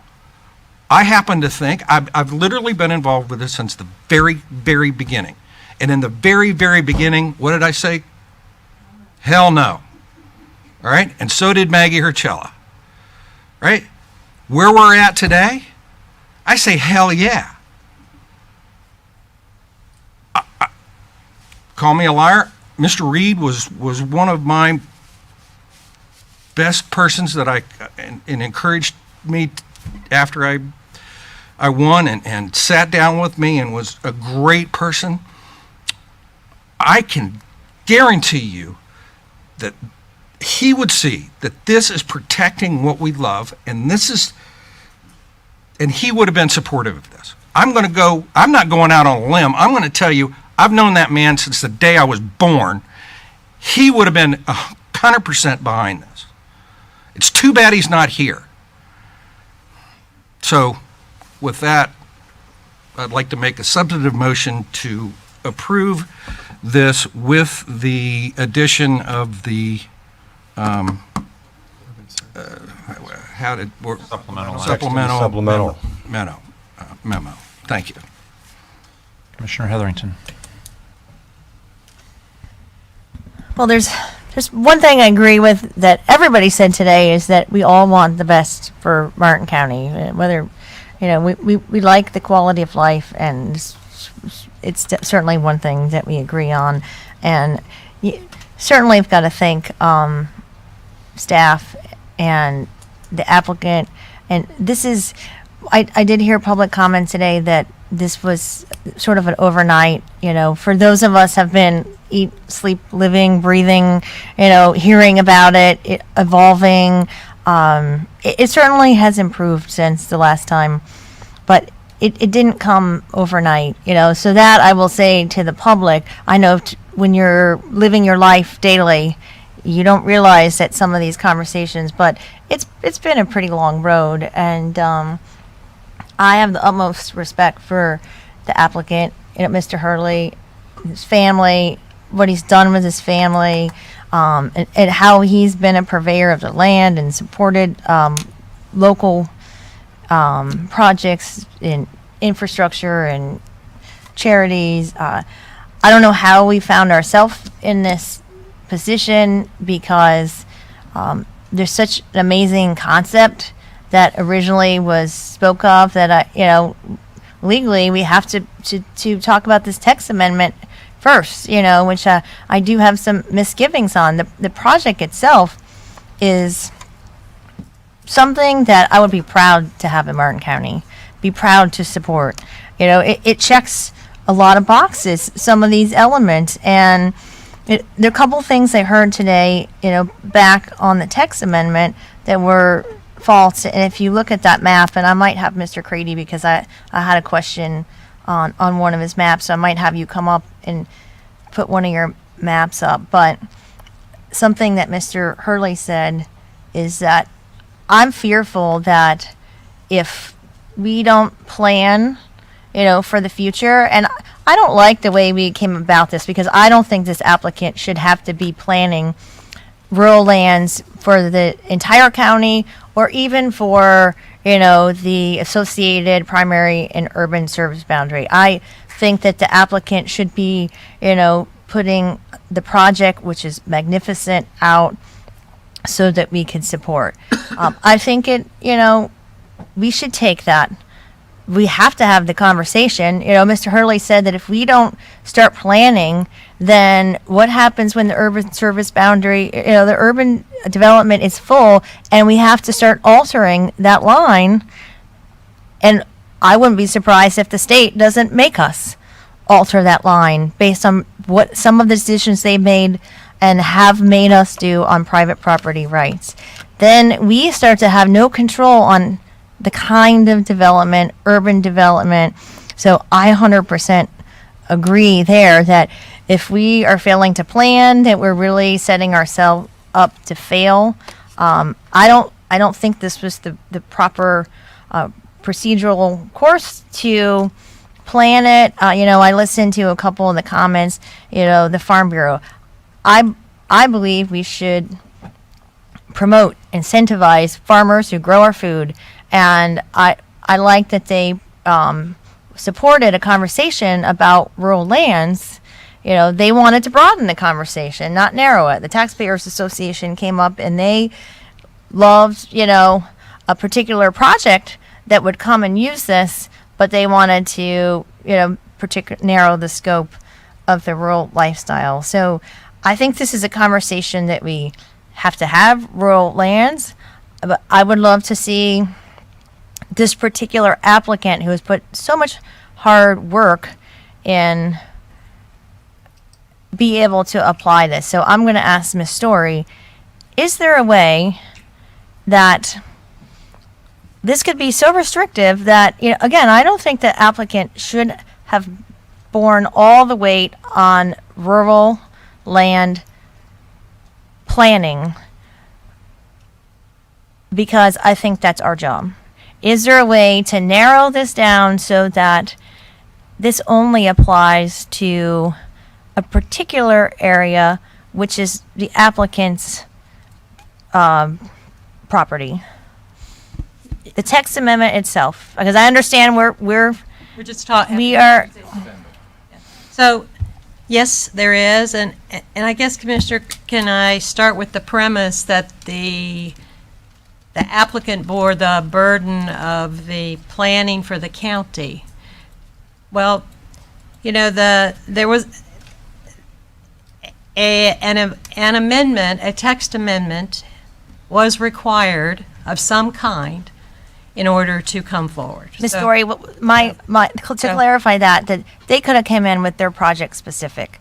They, for whatever reason, I'm not sure how we got there, came with a larger broadened policy that applied to more property in Martin County.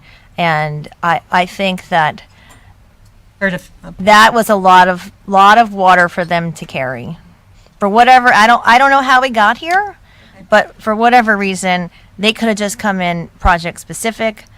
And so what my question is, Yes, there is a way, yes. So and so lead us down. So, yes, so just saying that, I want to make a comment first. So some of the reasons why we're here is your professional staff's analysis of what might be the most defensible and consistent with the comprehensive plan. So having said that, your question about can some aspect of this application be retained but allow it to apply just for the property owned by this particular applicant?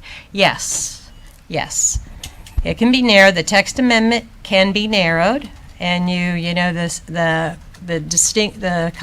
term we use is a site-specific text amendment, but that could not happen today. The application would need to be amended. And because in Martin County, there's a separate additional notice requirement for site-specific text amendments that require notification to surrounding property owners, which has not occurred because of text amendments under the state law, and our comprehensive plan don't require that. So it can be narrowed. So when we notified the public that there was this potential text amendment, that was not notifying.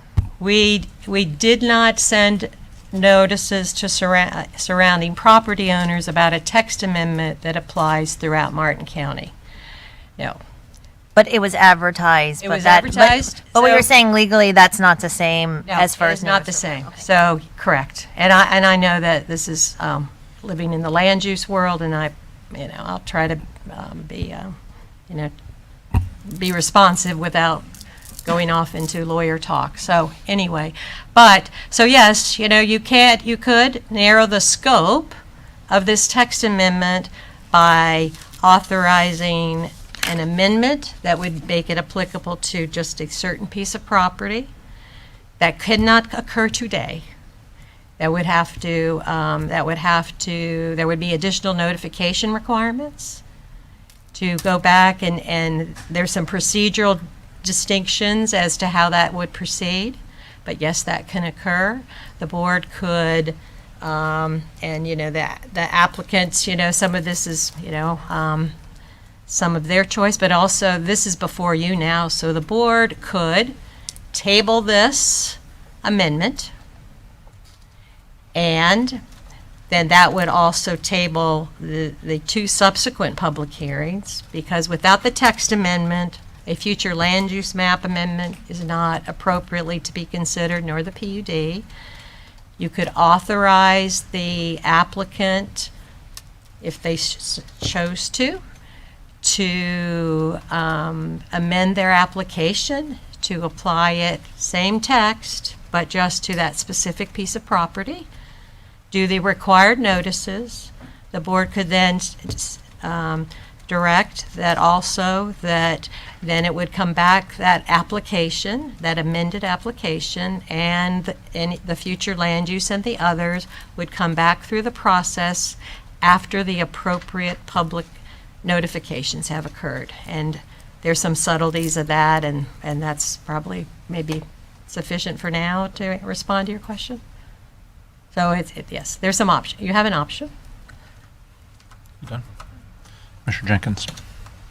So the one, Treasure Coast Regional Planning, when they did their thing at our symposium the Guardians put on at the college, first line of their first slide is, "Hope is not good planning." Hoping nothing is going to happen in western Martin County is not good planning.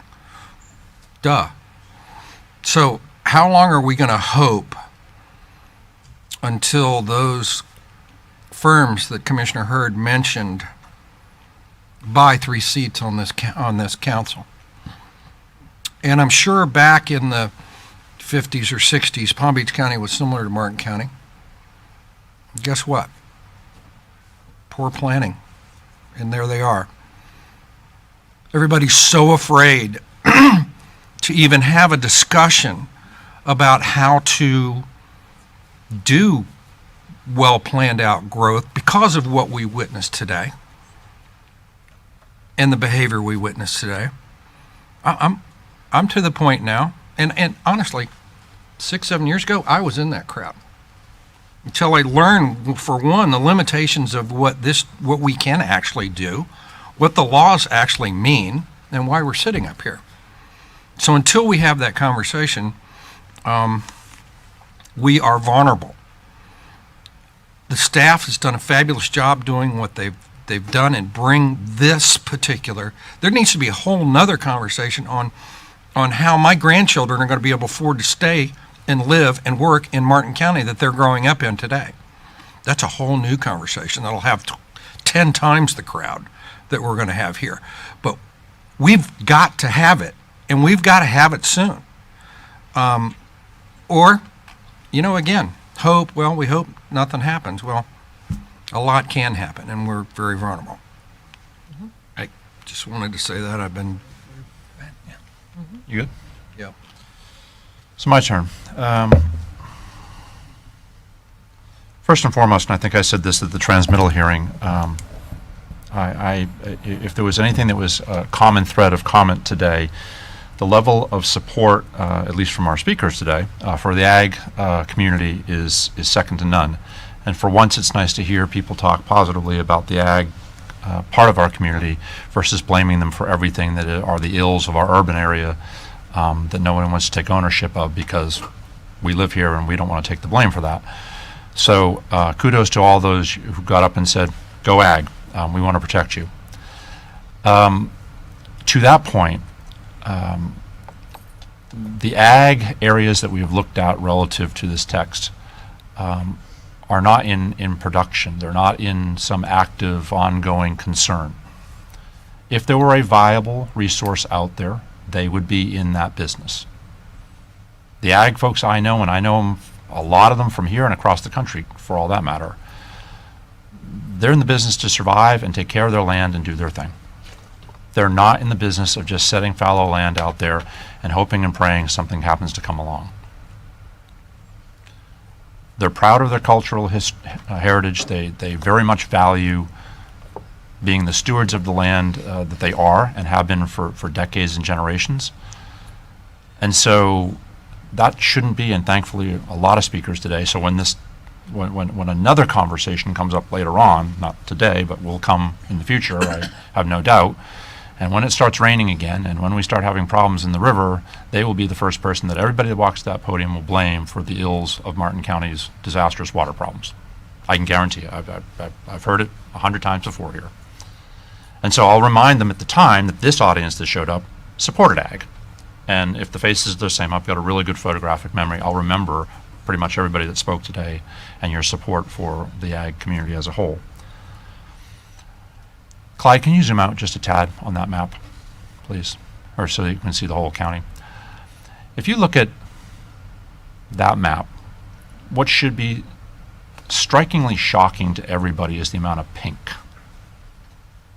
24 years ago, there was a group that was assembled in Martin County called, I think it was Sustainable Martin.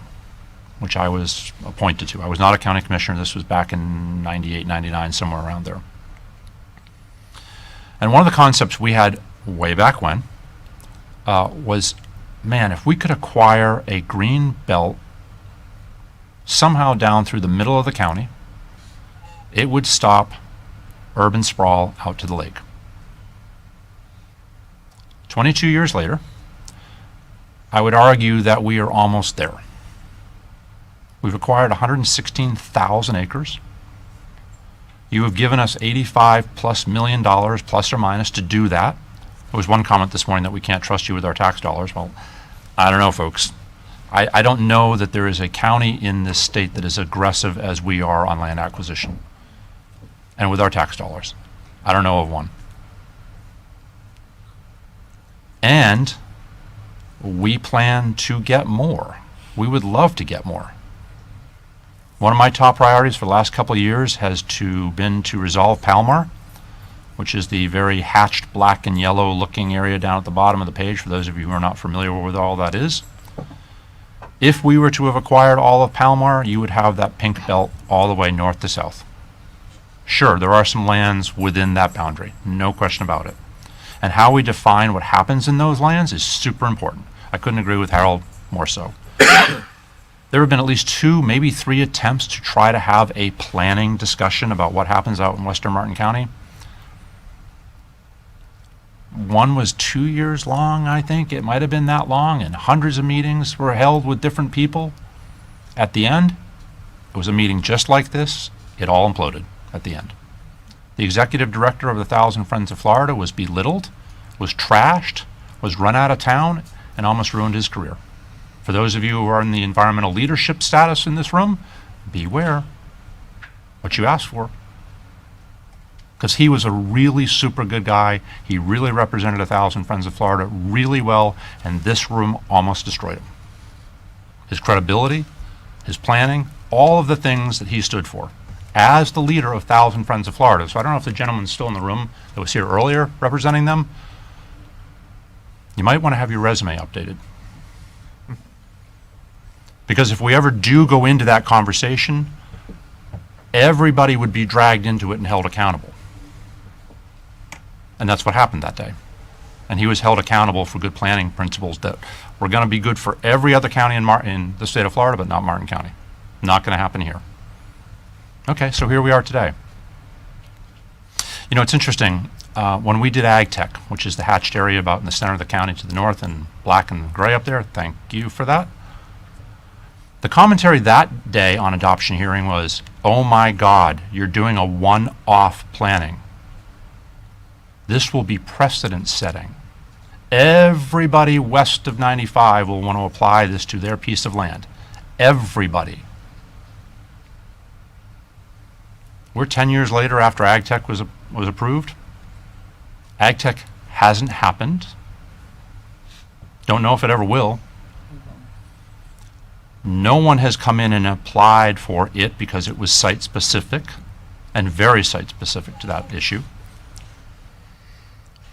And it was a time, quite honestly, when we were in the midst of the recession and everybody in the state of Florida was looking for an answer as to how we were to dig ourselves out of the hole that Florida was crash burning and dying into, which now we're not. And so, at the same time, interestingly enough, the same very individuals that today do not support this text amendment also have asked us to put a sales tax together,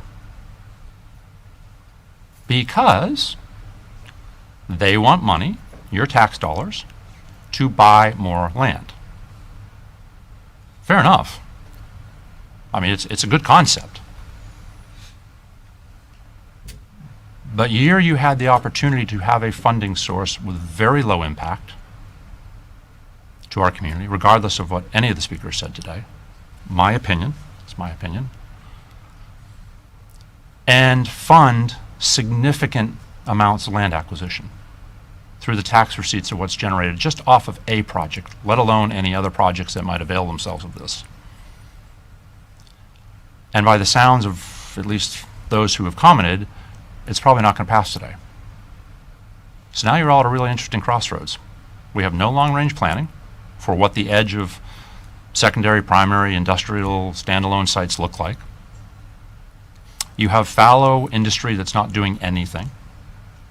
Certainly, and I don't mean this in a detriment to those owners that have it, but the opportunity to do water quality on those parcels probably isn't anywhere near what we would get out of a finished product once it was done, and the likes of what can be built once a project is constructed. You don't get that either. So here we are. I don't know where we go from here. I am very much, from a planning thought process, I thought ITEC was a good idea at the time. I still do. I think having a plan for what happens west of our urban boundary is important. I think having something that is predictable and understandable, and it can be applicable to any various kind of shape, form, or pattern of property out there that gives us the opportunity to get more open space, better tax base, very little impact, is probably a really good thing to do. We will not have a funding source to acquire the rest of the land out in Martin County. And the challenges of what do happen west of Martin County are clearly here. Palomar is in complete threat right now, for those of you who live down in the southern part of the county, as to what's going on in Palomar. We have no control over that right now. We're doing our very best to get that under control, but we don't have hardly any control over that. Indiantown, I've not heard from Indiantown whether they want to annex or they don't want to annex, but there's certainly the opportunity out in Indiantown to annex a whole bunch of land and do something creative with, one way or the other. And whether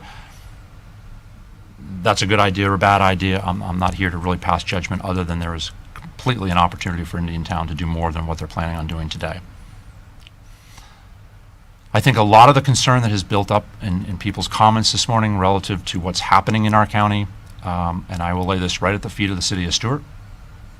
The City of Stewart, in my opinion, has just really gone way further than they should have gone with their applications. Some individuals I talked to yesterday, they said, well, what about all the population that's going to happen with these projects that are potentially out there? Nothing pales in comparison to what the City of Stewart's approved in the last 18 months. Not even close. Far from it.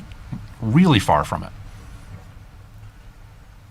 And I venture to say that the tax base it generates is not anywhere near what these opportunities might generate. So, again, when I started off the meeting, my comments to staff, we have the most professional staff in the business. When we get asked or we are tasked with a challenge, they are the ones that we look to figure out how to do this stuff. And you take their professional judgment and wisdom and guidance and years and years and years of dedication, and you apply it. Don't fault them. They're just good at what they do. If you don't like it, that's fine. But that's not their fault. They're applying really good planning skills. I venture to guess there's not a single text amendment anywhere in the state of Florida that would require what was required in this text amendment of a potential development. I really doubt it. And we're going to squander an amazing opportunity to go do both good planning, I think, and generating a tax base that would do everything else that you all wanted to accomplish with acquiring lots of land, which we've already acquired lots of land. And there is an appetite on this board, and I won't speak for the other four, but with what they have said over the years of working with them, we may not agree on half the things we talk about. But I can guarantee you one thing. If we had a funding source to go out and acquire more land, everybody on this board would jump on it. I was up in Tallahassee last week, going after another 1,200 acres for Martin County to buy, because it's the right thing to do, and because it's contiguous to the flyway and to a really important piece of property that we have in the north central part of the county. I didn't see this crowd up there begging for us to buy more land, but we're going to go do it because it's the right thing to do. Water management wants us to do it. State wants us to do it. We're going to go do it. And then we'll continue to do that. Absolutely, we'll continue to do it. So I don't know where we go from here. I agree with Harold. I think This is an incredible opportunity for us. I'm discouraged that the folks that were involved in a lot of the conversation wanted to limit the ability for others to be able to think about doing something. I don't think I would have supported that at the end of the day. But with the other comments, with a flat-out no from Commissioner Campy and Commissioners Hurd and Hetherington already basically jumping out of this thing, I don't know how you get 3 votes. I would absolutely support it today. I think it's really good for Martin County. I think it's an incredible opportunity for us. But with that, I will pass the gavel, and I will certainly second Commissioner Jenkins' motion, and we will see where it goes from there. Thank you. Before we get to that, I just had a question for Ms. Krista, responding to the comment you made earlier that if the text, I'm sorry, Miss, what did I say? Miss Krista. That's you. Miss Krista Story. Miss Story, you mentioned that if the text amendment doesn't pass, that the future land use map agenda item sort of is hand in hand, and so it becomes moot, correct? It would, yes. The next thing you said, I have an issue with. I still would like to hear if the applicant is willing. I think the folks that are in this room, most of them have been here since first thing this morning. I want to hear that project again, because when I made my initial comments about the 3 Ps, we can have a conversation about it, can we not? You got to vote on your text amendment before you... No, I'm not saying now. I was very careful not to bring it up. But when you said that we can't discuss any of the 3 of them, we can have a conversation on the applicant's specific at that point, even if we don't vote on it? Well, you might decide to speak about it, but I don't know the mechanism, because it's permitting without the text amendment creating the future land use designation, without the future land use map applied to the piece of property, that the PUD cannot stand on its own, because all those 3 are linked together. That I completely So get. you could have a conversation, but and that decision about having a conversation, just as a discussion item, I'm not sure what Well, I'll cross that bridge when we the get to value, it. but I'm wondering if before you. Well, I want to finish my thought process and with you, Mr. please. Doolin, I think, wanted to have. Thank you. Chance. You made mention when Commissioner Hetherington asked you if there was an option to narrowing the scope of the text amendment. You said, yes, there is. It can't be done today. The applicant would have to sort of, take a couple of steps backwards, start the process of public notification, potentially go back before the LPA. You and I have had this conversation. I've had this conversation with legal and growth management staff for the last couple of weeks. Because my comments about site-specific, I am not interested in a county-wide issue. I agree with Commissioner Hetherington that the applicant and the Discovery Project, and I was here in person at the LPA meeting, and I sat in and I was at the Guardians meeting at the IRSC. Most of the comments, and this morning I was really trying to track what I was hearing, a lot of people were very concerned about the universal aspect of this text amendment. There were several people that were opposed to the text amendment that still spoke very highly of the specific project. At the LPA meeting, there was lots of people that said, look, we like the project, because one of the advantages at the last LPA meeting was because it was specifically the PUD being discussed, not the amendment. The applicant had an opportunity to present all of the benefits that their specific project brings at a specific location. And I believe, given the opportunity for we talk about how many times can the public hear about this, and there's a huge appetite for information. I think, I don't know about my colleagues, but I would want the applicant to be afforded the opportunity now, because more people watch the commission meetings than watch the LPA meetings, and understand the ramp up to the information that was coming our way.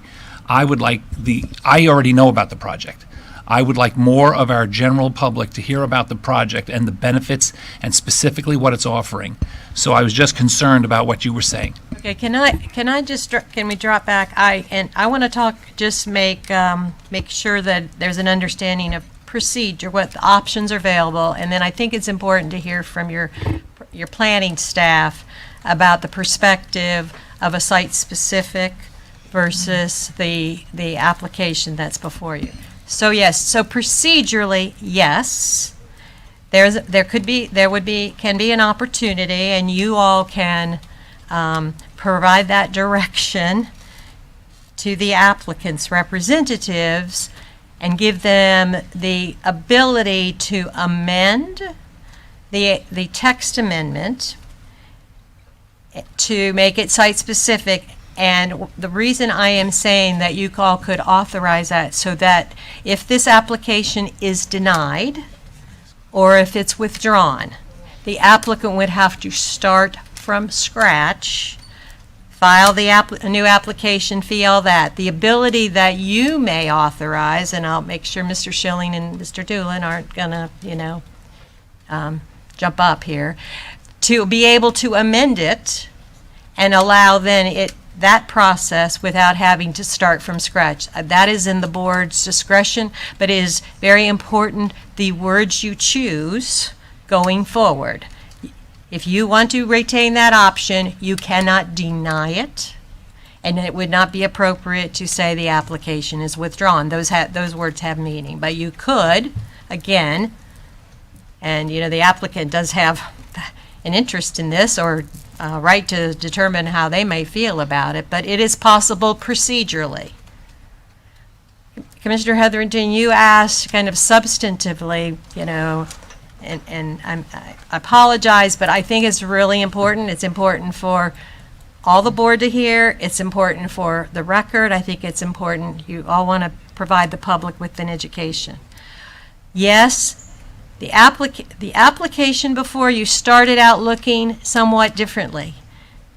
Exceptions. Planning by exception is not something that your professional staff advocates for, and we feel that it has legal implications, not in a positive way. So through an evolution of the applicant, communications with your staff, and a variety of conversations, ultimately the applicant, this is the applicant plan amendment. So for the benefit of some members of the public, there is a reason it says Becker 14. It does not say Board of County Commissioners. Yeah. So it looks like it does for a reason, and Mr. Doolin, if the board would please, I think it's important to just share a couple other perspectives before you make your decision, if we could, please. Thank you, Ms. Story. You're correct about planning by exception. It's not something staff recommends. In fact, it's something that we would recommend avoiding. It takes away from the potential for consistency, the consistent application of rules, and the consistent treatment of private property. It takes away from the potential for predictability. And predictability is a word used in statute, in the Growth Management Act, and it's driving counties and cities to try and do regulations that have some predictability to them. And so planning by exception makes it very hard to predict what the future will be when you make one exception in one case, and then another person comes in and wants to make another application to do something else. A lot of folks have expressed a concern that this land use designation could be applied to other properties and extended into other areas. Well, if you grant a text amendment, or if the county, I should say, grants a text amendment to allow certain things and expand upon an existing future land use designation like ag or ag ranchette, taking it or stretching it beyond what it's really designed to do, you also step into a realm of consistency that has to be dealt with on the next application by the next applicant that comes in on another piece of property. And let me step back just a little bit and give you some context. In the 1960s, the state of Florida gave local governments local control, because previously the state had all control and you didn't have much local control. And the local governments really went to town with zoning. They started doing special exceptions, conditional use agreements, all kinds of different wild-eyed things, and the state later in 1985 came in with the Growth Management Act and said, whoa, put the brakes on. And they required all counties and all cities to adopt a comprehensive plan, to adopt a future land use map, and to make your zoning subordinate to the future land use map and the comprehensive plan. And so the vehicle established in statute for the last 30 plus years has been to use future land use designations that are not just, that they could be applicable to one location, but usually they're applicable to a wide variety of properties. And then the decision is made on the assignment of that future land use designation when it's appropriate in a given location and where it's not appropriate. Both statute and the comp plan have specific language to deal with the assignment of a future land use designation to a property. So it's your staff's professional recommendation that you use a future land use designation instead of a site-specific text amendment. And that was our recommendation to the applicant because it provides for more consistency and more predictability and fits the whole game plan of the Growth Management Act that we've been using for 30 to 40 years. So I hope that helps to explain some of how we got to where we are. Commissioner Hetherington? Based on that, Clyde, I have 3 questions. Number 1, I agree with Harold that we, or Commissioner Jenkins, we cannot just continue to hope, that everything's going to be okay, that we have to plan. This applicant came in originally with something that was more narrow, then became more broad, potentially is more narrow. If the applicant chose to even just apply it to their property, but staff's recommendation, you feel that we need a broader policy, could staff then, if that's your recommendation, initiate their own process that has this broader dialogue on rural lifestyle, rural lands, on how they are to develop in the future. So, this applicant, again, had something that was more narrow, then became more broad, and then became more specific. They've got great environmentally sensitive land that they want to protect. They've got ag preserves. They've got public access. They've got, if the applicant wanted to narrow their scope, and if, staff felt like we need to have more planning tools, could those be 2 separate lanes that we're traveling down? You look confused, Ms. Story. Do you guys have I don't know, I'm confused. Commissioner, are you suggesting that that the board would initiate a rural lifestyle land use application? No, that's not what I'm suggesting. Clyde was saying that as a planner, staff's recommendation is that we needed better planning tools. Maybe I paraphrased that. The applicant has a particular, certainly they are applying for this rural lifestyle and they have a particular project. I am uncomfortable with the broader rural lifestyle land use applying countywide. I'm more comfortable with it dialed in, but I'm still not there. So maybe that's the applicant's, at the applicant's discretion. I would certainly be willing to make a motion that, if they need to think about that, table it, if they want to. I'm going to undo my second so I can run the meeting for a few minutes. It's 4 o'clock.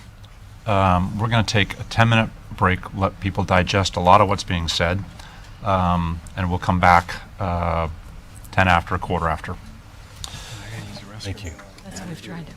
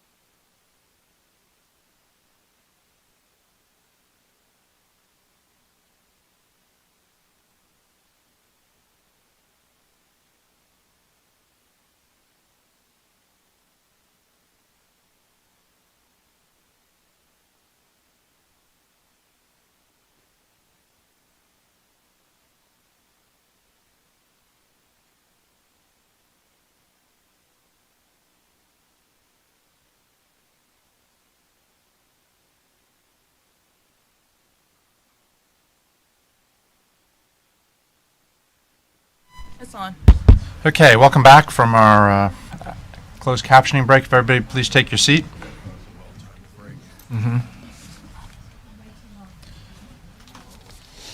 Okay, Mr. Doolin, I don't know who else to go to. Let's start with you.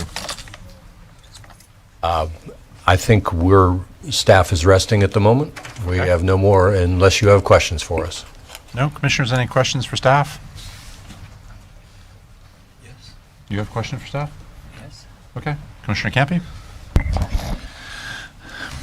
We've had a lot going on up here, motions and substitute motions, which I still have not figured out why if we have a motion in a second, there would be a substitute motion. But with that in mind, you had made mention about the fact that the applicant would have to basically start the process over and begin from the beginning and pay everything over again. And so my concern is that when the applicant originally came forward with their own project, I know you're using the word site-specific, but if I'm an applicant, I won't use them specifically. If I have a project and I own a piece of property and it's 1,000 acres, there was no rural lifestyle, that was an idea maybe that someone had. I'm an applicant, I come forward and I'm saying, I want to do this and I'm willing to offer, I'll give, hypothetically, a bus station that was relocated to my property, I would give it back. And if there was a zoo on my property, I would donate it to the state. And if there was some property that would be really environmentally sensitive to the headwaters of a river, I would rehab it back to its natural environmental state as all these benefits of my project. And then someone, whether at the county or somewhere else, says, well, we like that idea so much, we'd like to extrapolate it, multiply it across all sorts of different properties. If I'm the applicant, I don't care about that. I want to focus all of my attention and my application and my money and my consulting staff and the fees that I'm paying to do that for my project. Now, if I had done that originally and didn't get caught up in the more global approach, a planning tool, I could probably have been done by now. If not done, potentially not done. A site-specific text amendment Would have taken as long as they've been at. would have taken every bit as long, would Okay. have been no quicker.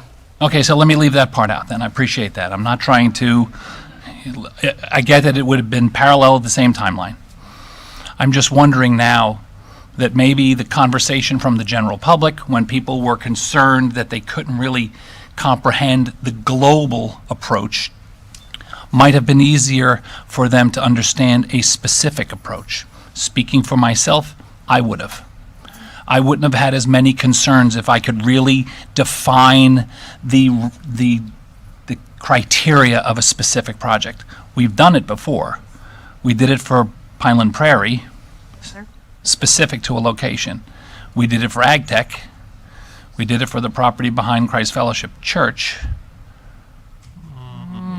No. All right, so let me stop with Ag Tech and That's fine. Pineland Prairie. Pineland Prairie, I mean, that's a legitimate project. So what I'm trying to say is I don't want the applicant, for what a lot of us, including a lot of members of the general public, in the public comments that I've heard throughout the process, the transmittal, the LPA, the public workshops, and today, a lot of them didn't have as much heartburn for that specific project than they did for the universality of the amendment. I don't want the applicant, for being willing to do that and to sort of be what I had been calling the tip of the spear for this, to be somehow punished and sent all the way back to the beginning when they're not all the way back to the beginning. And so how do we figure that out? There's a way to forward, but if I might, just to clarify for benefit of facts. The position of your staff is not that something that, a text amendment that only applies to a specific piece of property is, we're not, when you had a continuum of kind of concepts that, for many reasons, going into your plan, individual policies, and saying, this doesn't apply to this piece of property, and another policy, this doesn't apply to this piece of property.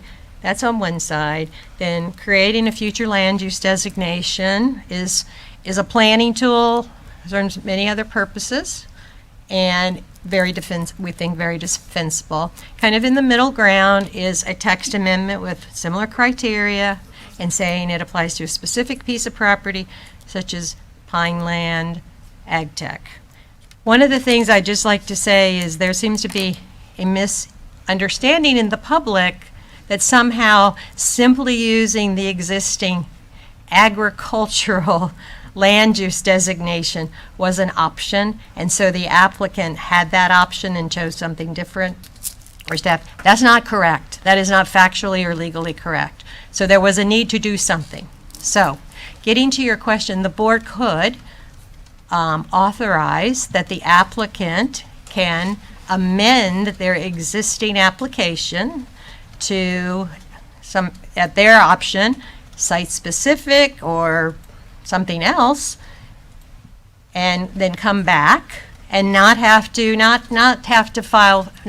pay the new application fee, and depending on the choice that is made, that would determine the procedure. Ultimately, you all will hear it. No matter what, you will hear it at some point, whether it has to go back to the local planning agency, whether it has to go back to the state. Those are all things dependent on the amendment, how we amend it. If you give the applicant, if you table it today, if this is where you're going, table it and give them the opportunity to have some time to think, and then come back to you after all the appropriate notifications, whatever processes are required have been fulfilled, then you may do that. And that gives them an opportunity to think through that. And you may come back, may come back with the same product. They may come back with, I don't know, there's options. But you could authorize an amendment and not Reins, application fees. ball's in your court. And we need to know from you, because this is not a county-directed amendment, this is your amendment. What do you want to do? Well, Commissioners, can I have just 30 seconds? Sure. In the scheme of today, that's nothing. Just let him focus, please, on what he's doing.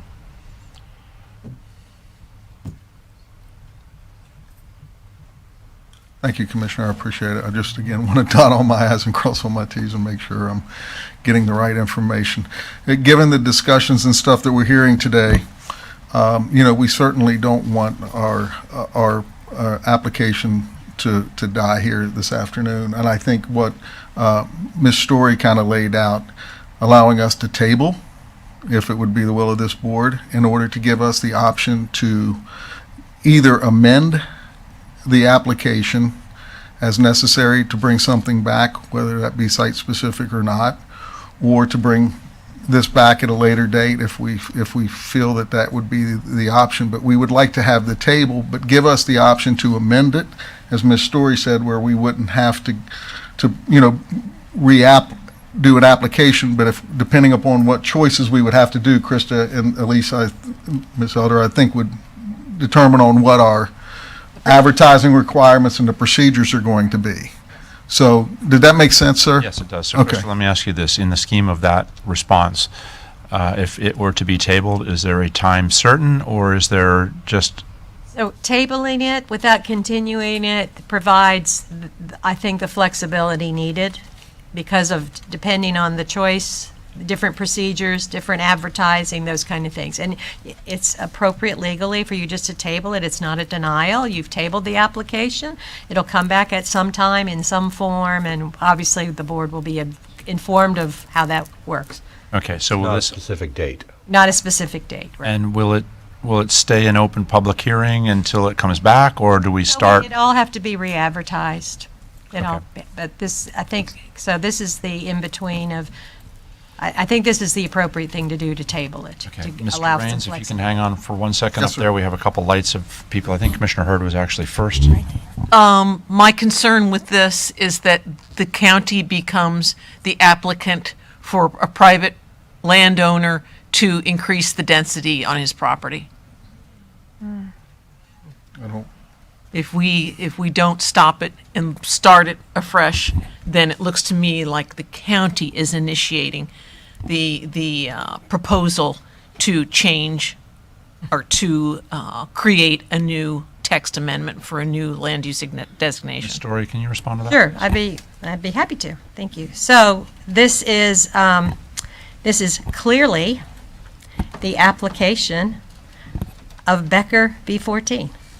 Yes. So that when you come- application is for a county-wide text amendment. Commissioner Hurd, if you know, I want to make sure I have all your questions before I answer, but I'd like to be able to answer it.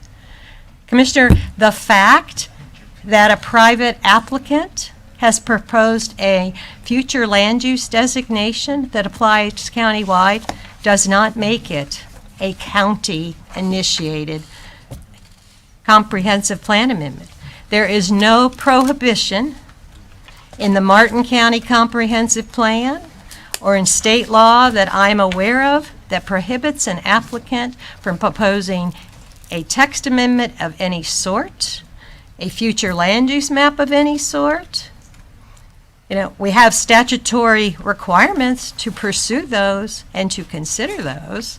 So, this is a private application, and there are 3 private applications before you. When you go through this entire public hearing process, yes, there's collaboration, staff, the applicant, public, members of the board, all that, but that does not change the nature of the application. Thank you. There's an application fee that was paid by a private corporation. It remains their application. Commissioner Campy?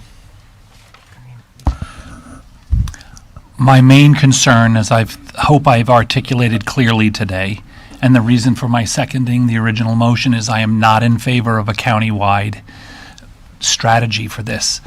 If you table it, I just want to be clear, and I'm assuming you all know, don't bring back a version that has county-wide implication.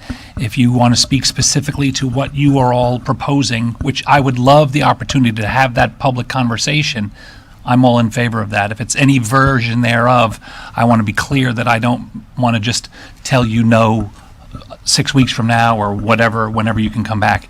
I want you to focus all of your attention on discovery. And by discovery, I mean the name of your project. yes, sir. Commissioner Etherington? I would echo those comments. And what I heard a lot of the public say is they're not even opposed to planning for rural lands, and they're certainly not opposed to what they've heard the project to be. Is that they're they would like it to be more narrow in scope and maybe limit some unintended countywide consequences. So I would agree with that. Mr. Raines? Yes. Again, I hear what you're saying, Commissioner Campy and Commissioner Hetherington. Again, I'm sitting here in front of a dais, and our clients are sitting here again, we're asking the table, and I hear what you're saying, but to give us the options to either bring it back as it is or to bring it back in some amended form. And again, I'm not saying that's what we're going to do. I'm just asking for the option to do that and to table it. So I hear what's being said. Okay, and again, I want to just make sure that if we do amend this application to address these concerns that you're talking about, that we're able to just go back through the process. We're not talking about a new application fee and all of that. It would just be the appropriate re-advertising and notices for the meeting, whatever appropriate meetings would be required depending upon the extent of what's being done. Yes, I'm just asking for the option. I hear what you're saying, but I just, want to be clear on that. Mr. Chair, based on the applicant's request, I would make a motion to table it and for them to bring it back as they see fit. Is that clear enough? Whether it come back in whatever form you deem appropriate. Authorizing an Yes. amended application if Yes. that's important just for that. Yes, if you could, I was just getting ready to say, if you could put the language in that we specifically can amend it to also to address some of the concerns here that we've heard, so that's in there also. Okay. Is that in your motion? That is in my motion, yes. Okay, we have a motion. Commissioner Hurd? Yeah, there's a motion Huh? and there's a second on the floor. Did you second? So, there isn't a second for the substitute motion, but just in case there is, tell me exactly what the procedure is for moving forward and the timetable. So how many hearings how many workshops, how many hearings, how many public hearings? So let me jump in here. I'll go I'm start. just coming up in case. It depends. So Commissioner, it depends on how the applicant's decision regarding its application. A site-specific plan amendment, at a minimum, requires notice to surrounding property owners, meeting the time requirements of 14 days. And coming back, it possibly, and some of this is gray because this is our own comprehensive plan, and we haven't actually had this exact fact situation before. At a minimum, it has to come back to the Board of County Commissioners after that for an adoption hearing. Notice to surrounding property owners, notice in the newspaper, because it would be an ordinance, the text amendment, also renoticing the future land use map amendment and the PUD agreement. Those would have to all be renoticed, surrounding property owners, all that, newspaper advertisements, a minimum of 14 days advertising before the next public hearing, and typically these days, the way the newspaper, it's probably 3 weeks now. Depending on if there's some other perspective about the amendment, it may require it going back to the local planning agency and being retransmitted. Those are all depending on the magnitude of the change, and some of this is not, there's not any specific, we haven't been involved in this specific fact situation before. So. Well, if this notion does proceed, it presumably would be a different text amendment and a different future land use map. So why wouldn't it be subject to all the requirements for a comp plan amendment? Because it may not be that different a text amendment, or how about it may the not be future that land use different a amendment? future land use map amendment. So there might not be any public hearings? Oh, no, there will be, absolutely. Well, that's what I'm asking. Yes, at a minimum, at a minimum, there will be an adoption, another potential adoption hearing for the text. This new one won't have been transmitted. Commissioner, so at a minimum, it will be an adoption hearing for the text amendment, the future land use map amendment, and the PUD agreement. For everyone's benefit, and then this is why we're taking a conservative approach. The state of Florida does not require different advertising for text amendments that apply to a site-specific piece of property. That is unique to Martin County, and what that requires is notice to surrounding property owners. That is why there is some of this uncertainty about how far back in the process does it have to be transmitted back to the state. All that is because we have unique provisions in our comprehensive plan. So at a minimum, there'll be three new two potential adoption hearings and a rezoning at a minimum. There may be more. Well, and again, depending, if I could for the record, Bob Raines, depending upon, again, the extent of what. Yes. And that's why it's hard to answer. But I think the answer is at a minimum, if we were to come back with you with the same exact amendment, and I hear the other comments, but just for discussion purposes and to try to address Commissioner Hurd's comment, we would have to, at this point in time, re-advertise for an adoption hearing. That's the minimum that's going to happen. And by the way, I had heard I thought I heard a lot of comments about this was moving too fast and all of that earlier. So here we are, taking a deep breath and we're going back. But to answer the rest of the question, I don't think can be specifically answered, if that's fair with your staff to say, because we don't know at this point in time. That's why I'm asking it to be tabled and leaving us the options so we can all go through all of what the options are and what those options mean and what the impact of those are and okay, we can do this and that's going to require A, B, and C. If we do this, it'll be A and B. If we do this, it's A. I don't know the answers. That's why we're tabling it. We're not tabling it to a date certain so that we're not under the time crunch to come up with the solution, and because we don't know what we're going to do, because what we would be tabling it today would be just tabling it to come back for adoption, I would think. So that's why we're asking it, table it, give us the options to amend the application if we see fit, or to come back. I hope that, I know that's not specifically the answer. Well, I'm not sure I can give the right answer, but, I just want specificity, and Well- I'm not getting it. Well, I think we're being, from what I heard from the other comments, I think, we're providing options. Thank you. I wish we had done this from the beginning and avoided this for everybody in the public. A lot of what I think is the complicated portion, in my mind, is jettisoned off by the fact if you go much more into just your own project.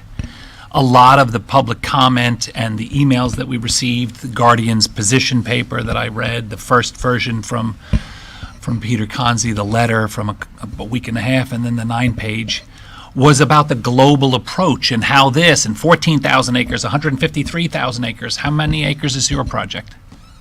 About 1,400. 1,400. So we just brought it down from, 99%.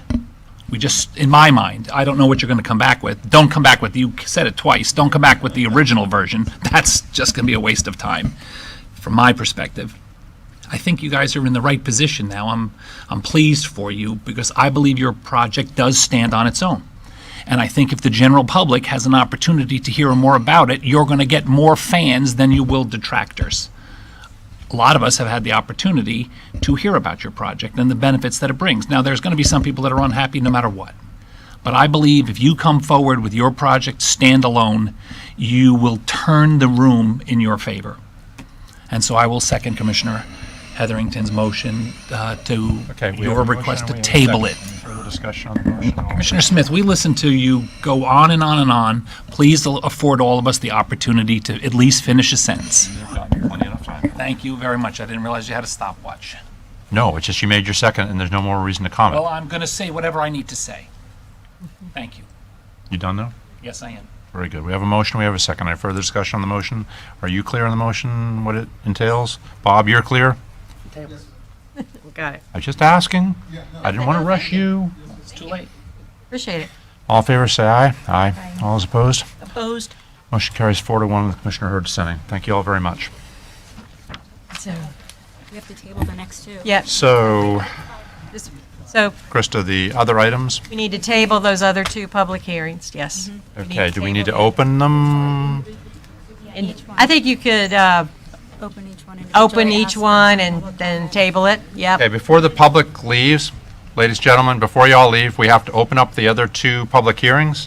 We have to ask for public comment, and then we have to vote on tabling those if you wanted to add any comment, because I had a couple speaker forms on them as well. Okay, the next item on the agenda is, is public hearing, item 2, public hearing to consider adoption of a comprehensive plan amendment, CPA 21-09 Becker B14 future land use map. Mr. Doolin? Thank you, Mr. Chair. This is a future land use map amendment. Can I just jump in? I think you can just say Make your motion. to table it and take any public comment, because it's technically can't be before you. Okay. So we need a motion to table, and then I'll ask for public comment.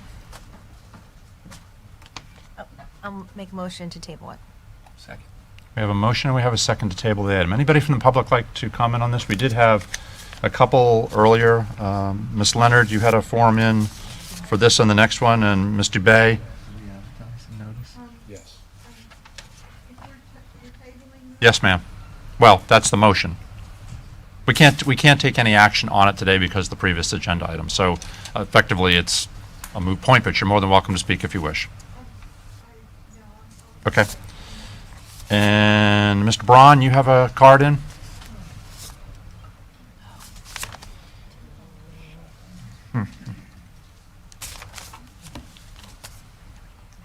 Thank you for your ongoing consideration of all of this. Yes, my name is Greg Braun. I'm a professional ecologist, but I am here in my capacity as Executive Director of the Guardians of Martin County. And we did have, I've got 3 minutes here to speak on behalf of PH2, but I'm going to cut to the chase because you have discussed exactly what and Commissioner Smith, you brought it up, exactly what the Guardians were proposing. We think that there needs to be a county-wide assessment of the western lands. And so our position paper asks that you establish a committee to look at that and look at the value of establishing those corridors. You know, we know that the lands that have been purchased for conservation to date have kind of been here and there. And we have the great opportunity right now through this process to look at the big picture and try to figure out how to deal with those connections, those corridors, and figure out a long-term plan for land acquisition. We don't have that right now, and we would like to be able to have the opportunity to do that. Thank you. Thank you, sir. Anybody else wish to comment on PH2? Seeing none, back to the board. We have a motion. We have a second. Any further discussion on the motion? All in favor of the motion, say aye. Aye. All is opposed? Opposed. Motion carries 4-1 with Commissioner Hurd dissenting. The third item is a quasi-judicial, correct? Yes, sir. Huh? Yes, sir. Yes, so do we need to go through the quasi? I think so. If you make a motion, we would request you make a similar motion and then ask for any public comment. And that Okay, so the item before us would have been public hearing quasi-judicial item 2, which was a request rezoning approval to the plan unit development PUD through a PUD agreement, including a master site plan for the Discovery project.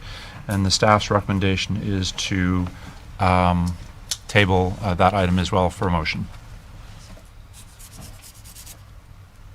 I'll move to table it. Okay, Second. we have a motion, we have a second. Again, we had a few public speaker cards that wanted to comment on public hearing quasi-judicial item number 2. Ms. Leonard, would you like to comment on that one? Thank you. Ms. Dubay, would you like to comment on this item?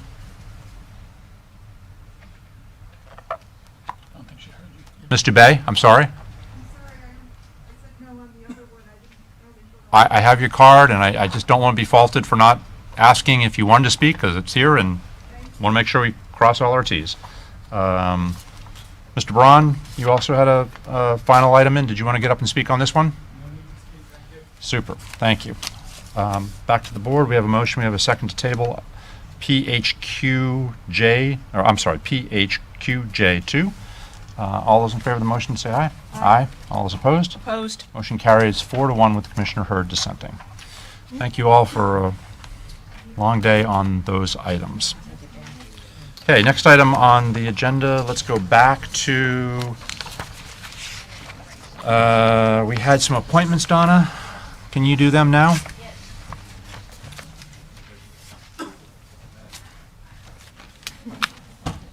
We'll just hang on a minute. Okay. First item up will be the board and committee appointments. Item 1, Parks and Recreation Advisory Board appointments. Ms. Gordon, thank you. Donna Gordon for administration. Donna, hang on. I'm sorry, 1 second. Did you have a question? Go ahead. I don't know if this is for Donna, but we had received an email. So I'm curious on the attendance requirement and the meeting schedules. We had received a email from one of the constituents who had served on this for 5 years or more. And and we certainly appreciate her service, on whether there was eligibility, and I'm more asking this because we would get more participation if maybe we were able to call in, or if those dates were movable. I know sometimes at the LPA, we only get a couple people attending, so probably not a great question for you. Maybe Miss Krista, you know the answer is, are those meeting dates set in stone, or is there flexibility to amend those so that we keep valuable volunteers that have volunteered forever? Unless they've established them through their, how they were created. Some of them were created by, I think, a resolution where we said they would meet quarterly or monthly, or, right, Donna? Am I? Okay. There it is.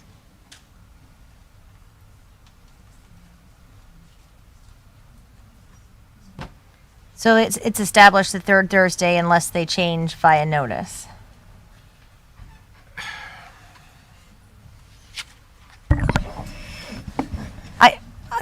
The point being that when we have members that have sat on a committee for 5 years, I would rather see those people that want to volunteer hours and hours have a little flexibility, and not be dismissed from a voluntary board because they had to miss a set in stone meeting. That's my comment.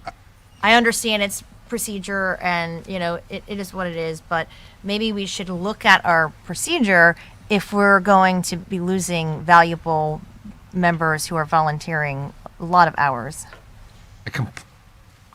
Commissioner Jenkins? I completely agree. So do I. Okay, so can we... Wait. What? I was going to give... I'm not done talking. Damn it. So, if you sit through a Town of Jupiter Island Commission meeting, they set meetings for the next month, and everybody looks at their calendar, and they determine when they're going to meet. This is a problem, and this, I believe, you're right, would actually help solve that problem. Our NAC in Hope Sound struggles every month to get a thing, and if they determined what day the following month enough to advertise the meeting that they all could attend, maybe they'd all be there. You're shaking your head no.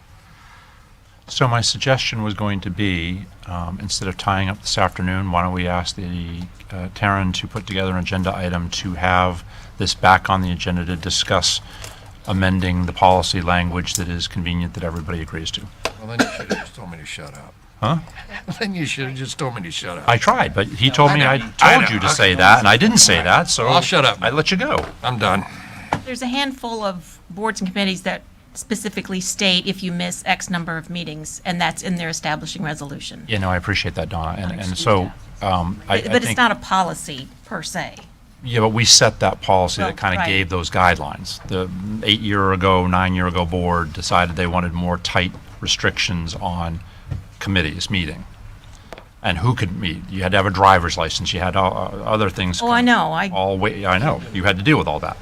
So I think versus going in and trying to solve that today without any of the background, if you're all in agreement, if the staff could put that together and bring it back to us, Donna would have time to pull together the various pieces that are pertinent to various boards, and whatever ideas you all have, it's up to the board to decide what you want to do with it all, if that makes sense. Yeah, Donna, I think if we just did a little matrix like you've done on the webpage, and we just show how they were established, that would be useful, because those resolutions will need to be amended if they've been by resolution. Right now, if you'd like. No, he wants to have an item come back, I believe. I'm just. No, I know. I know you're efficient. I appreciate that. Patience and time is going to wear out this afternoon, I'm guessing. That was So with that, are you okay with that? You're all right with that? Okay. No, do you want, is that going to determine the appointment today? I would rather postpone this particular item. Okay, then, so what do we need to continue this item to a date certain? We take no action, we take no action. You can just postpone it. This isn't a public hearing. So I'll make a motion to postpone this item. Second. Okay. And staff will determine when it's appropriate to come back, and Donna's had time to, Well, yes, ma'am? there's two positions that I need filled. One is because of Kevin Kerwin had to resign because he's now a staff member. But the other one, Jennifer Ahern's position, I'm not sure if she agreed that, yes, my schedule has changed, I do need to resign, or if we could just appoint the one person for Kevin Kerwin's position. Yeah, I'm just thinking Will do. quorum for them, but no one from Parks is here, so I'll just shut up. I would just motion that we postpone it and bring it back as soon as we can sort through it. Okay. Everybody in agreement with that? Yep. Well, except that Donna makes a good point. If we're worried about quorums, why don't we appoint the one vacancy that we have? Okay, then we got to revote with our thing there, no? Well, you all voted for two people. Oh. Which one are you going to pick out of our two? Oh. So maybe somebody's got a majority on the, Yes. okay. Who's the winner? The winner is Mr. Gary Clough, received 4 votes. Move Gary Clough. Second. And his term will be the 2024. Okay, we have a motion, we have a second. Any further discussion on the motion? All in favor, say aye. Aye. All opposed? And we'll still have an item come back, correct? Yes, sir. Okay. Item 2, Neighborhood Advisory Committee appointments. Donna? This is for the Golden Gate, Hope Sound, Old Palm City, and Rio Neighborhood Advisory Committees. We had, for Golden Gate, we needed 1 person, but we had 2 applicants. For Hope Sound, we had 3 vacancies and 3 applicants. Old Palm City, 2 vacancies, 1 applicant, and Rio, 1 and 1. Golden Gate, you all gave me your voting sheets. Mr. John Gonzalez received 4 votes. And his term would begin the 24th of this month and end April 23, 2026. And then for Hope Sound, I have Christian Nelson's term to begin immediately and end September 11, 22. Lisa Dames to end April 22, 23. And Robin Sexner Cole's term to end April 18, 2026. I just gave him a date. You can change them, obviously. And Colleen Pakowitz, did I say that right? Yes, you did. Her term will begin immediately and end April 22, 26. And Jessica Ross for Rio end April 20th, 2026. So moved. Second. Okay, we have a motion and we have a second. Any further discussion? All in favor, say aye. Aye. Aye. All is opposed? Motion carries unanimously. Okay, next item, Congratulations, Colleen. yeah, right? What's the last name? Pakowitz. Do we want to take up 505, even though it's 5 till 5, before we start the public hearing? Huh? You can have it after 5. Oh, you have to have it before. Well, no, you don't have to. I'm just asking.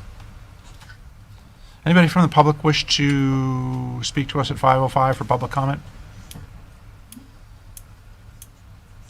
I guess that solved that problem. Next item on the agenda is public hearing quasi-judicial item 1, Meritage Homes of Florida, Inc. requests approval of a rezoning to a planned unit development PUD and a PUD zoning agreement including a master site plan for the Willoughby Townhomes project. Gentlemen, oops, we lost somebody. Yes, we did. Good afternoon. Good afternoon.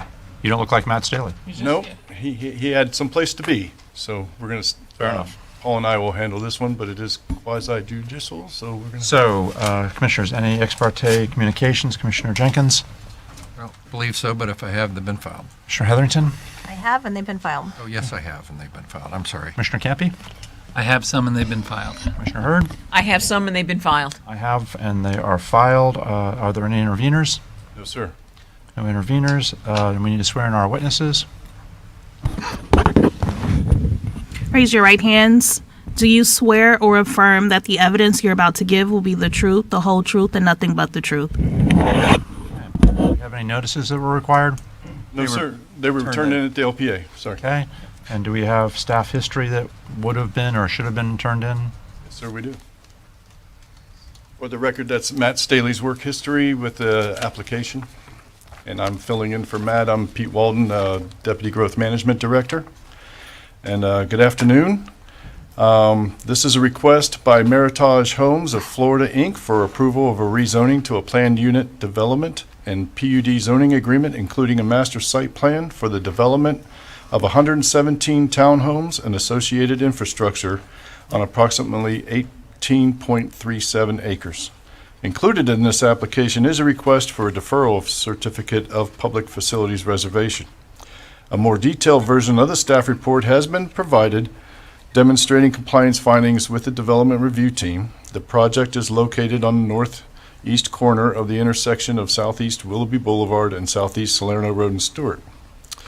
In response to the discussion at the public hearing on April 5th, 2022, the applicant has proposed a $100,000 financial contribution to the county to be used for traffic safety features as determined by the county engineer. If amenable to the Board of County Commissioners, a special condition number 13 would be added to Exhibit F of the PUD zoning agreement to reflect the contribution and the timing thereof. The full presentation was made at the April 5th BCC meeting, and with that, staff would move that the board receive and file the agenda item summary and all of its attachments, including the staff report, for the record as Exhibit 1, and move that the board approve the request for the rezoning from the Core 1 and Core 2 commercial office residential districts to the Plan Unit Development District, PUD, and approve the Willoughby Townhomes PUD zoning agreement and master site plan. And we do have the language that would be attached to the PUD agreement available. Story? Yes, sir. Thank you. So this would be a proposed special condition number 13 entitled traffic calming. The staff proposal is within 60 days of master site plan approval. Owner shall remit to the county a payment of $100,000 to be used towards Salerno Road traffic safety improvements as determined by the county engineer. That's it. And that concludes our presentation for today. Glad to answer any questions. Questions of staff by the commission. Commissioner Campy. No, when he's done. Mr. Crady, good afternoon. Yes, good afternoon. Morris Crady for the record here on behalf of the applicant. We are in agreement with staff's recommendation. We work with the county engineer and the neighborhood next door to us to come up with a solution for their traffic concerns. And the only other additional information that you may have received was a series of emails from some property or from local residents in the workforce that support the project. With that, we would be happy to answer any questions. Commissioner Campy. Mr. Chairman, thank you. This was an item that we had heard at our last meeting, and there was some concerns. I thought the project was a legitimate project. For those folks that are not familiar, the presentation today didn't really get into the details. It is, if I'm not mistaken, 117 units, infill, reasonably priced. I want to be careful about, sort of putting a title on them, but in a lot of the comments this morning and a lot of what I've been hearing, and I read all of the emails that came in support of it, and believe it or not, I knew many of those names of folks, young people that were approximately my oldest daughter's age, that are, young people that grew up here literally from probably birth, went off to college or went off to trade school or went off to experience the world and want to come back to Martin County. We heard all day long how remarkable it is here, and wouldn't the kids that had the blessing of being born and raised here, or raised here, like mine, who desperately want to come back to the community that they know. And so I appreciate you, sir, that you would have stuck with it, gave an additional $100,000 to address some of my colleagues' concerns about, the impact that the project, even though if I remember correctly, it was a minor impact, your project specifically, and it gives us an opportunity. Now, are they the least expensive homes that could be built? No, of course not. But when I was discussing the project during the week with some folks, I said, when you look at supply and demand, since there is such a small supply and a strong demand, it allows, as market conditions dictate, that people can get more money for things that maybe a while ago they could not have. The real estate market is not only hot, it's nuclear. And because of that, people are getting a lot more money than maybe their properties would have gotten. And again, I would use the example beyond young people. I know several senior citizens that, and when I say senior citizens, I mean super seniors, people in their 80s that no longer would necessarily like to maintain the homes that they've had for a couple decades, but have no other option. They're healthy and cognitive enough not to go into a nursing home, but there's really nowhere for them to go, which would then free up their 3-bedroom home in a traditional family neighborhood, even though they might be living alone now as a widow or widower. So this is a small step in the right direction, so I appreciate it, and I would make a motion to accept. Commissioner Heatherington? Yes, I wanted to thank, number one, the applicant because you've done a lot of work to work with the neighbors on their traffic concerns. I want to just make sure with Krista's story, you said traffic safety measures so that they're not necessarily calming, but they're traffic safety measures. And the surrounding neighbors, they wanted fee simple homes too. So they're satisfied and with your proposal, and I will certainly support it. Okay, anybody else? Anybody from the public wish to comment on this item? This is public hearing quasi-judicial item 1, Meritage Homes, Florida. Seeing none, back to the board. We have a motion, we have a second. Krista, you all set with your language and what you need over there? Yes, sir. All in favor of the motion, say aye. Aye. All those opposed? Motion carries unanimously. Have a nice day. Thank you.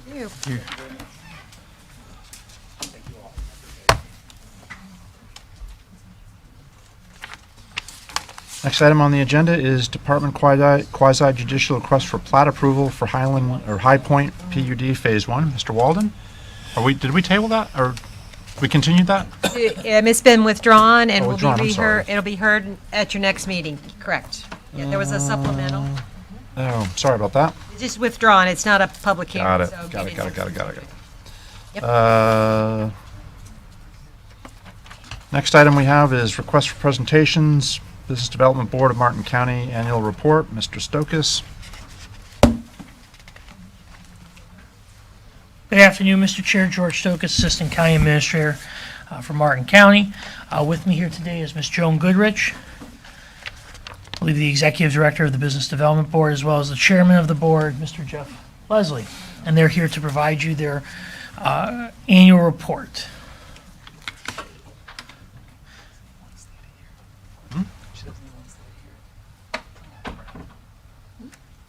Hold on. Donna, can you assist us in bringing forward this PowerPoint?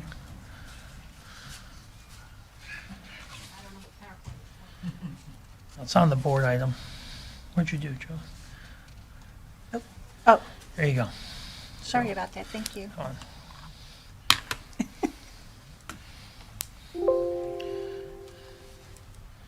Full screen. There you go. And then I just hit this.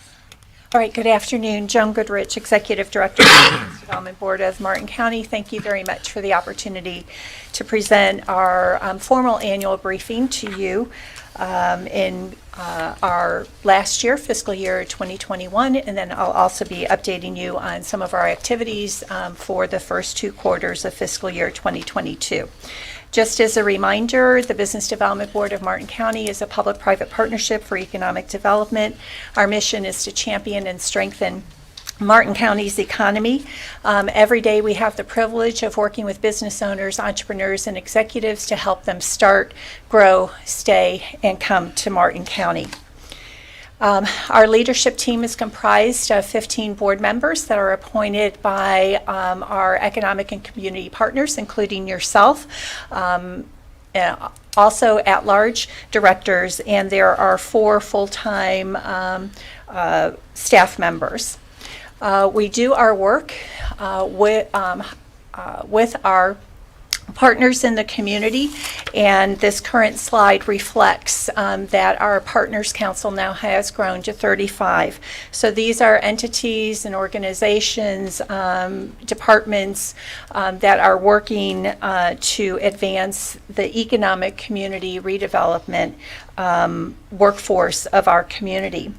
For fiscal year 2021, it was a year of momentum for us. Our annual goals, our key intended outcomes with everything that we do is ultimately to have businesses start, grow, stay, or come to Martin County. We announced 8 economic development projects that resulted in 292 new and retained jobs, impacting 133,000 square feet and change of commercial, office, and industrial space, with a direct capital investment of $35.1 million. Additionally, some of our other activities, we supported more than 624 businesses as they were continuing to do business here in Martin County. We visited 51 of them. We did roundtables. Our partner referrals had grown to 80. As part of our growing our own strategy, we produced 2 entrepreneurial trainings, our business accelerator program, and we created a new entrepreneurial training specifically for those that had side gigs but have yet to form their own businesses. We call that side hustle to main gig. We did a lot of work in the talent advancement and workforce development arena with our partners. We did a radio campaign at this time last fiscal year. Again, many of our businesses were still coming out of the pandemic. We're looking for new teams. We did a radio campaign called Jobs of the Week. We stood up a new formal new table with our partners with a talent advancement team, which is now led by Tammy Matthew, an executive of Bank of America. And we did the first in-person job fair with our partners in the city of Stuart and for the benefit of Martin County.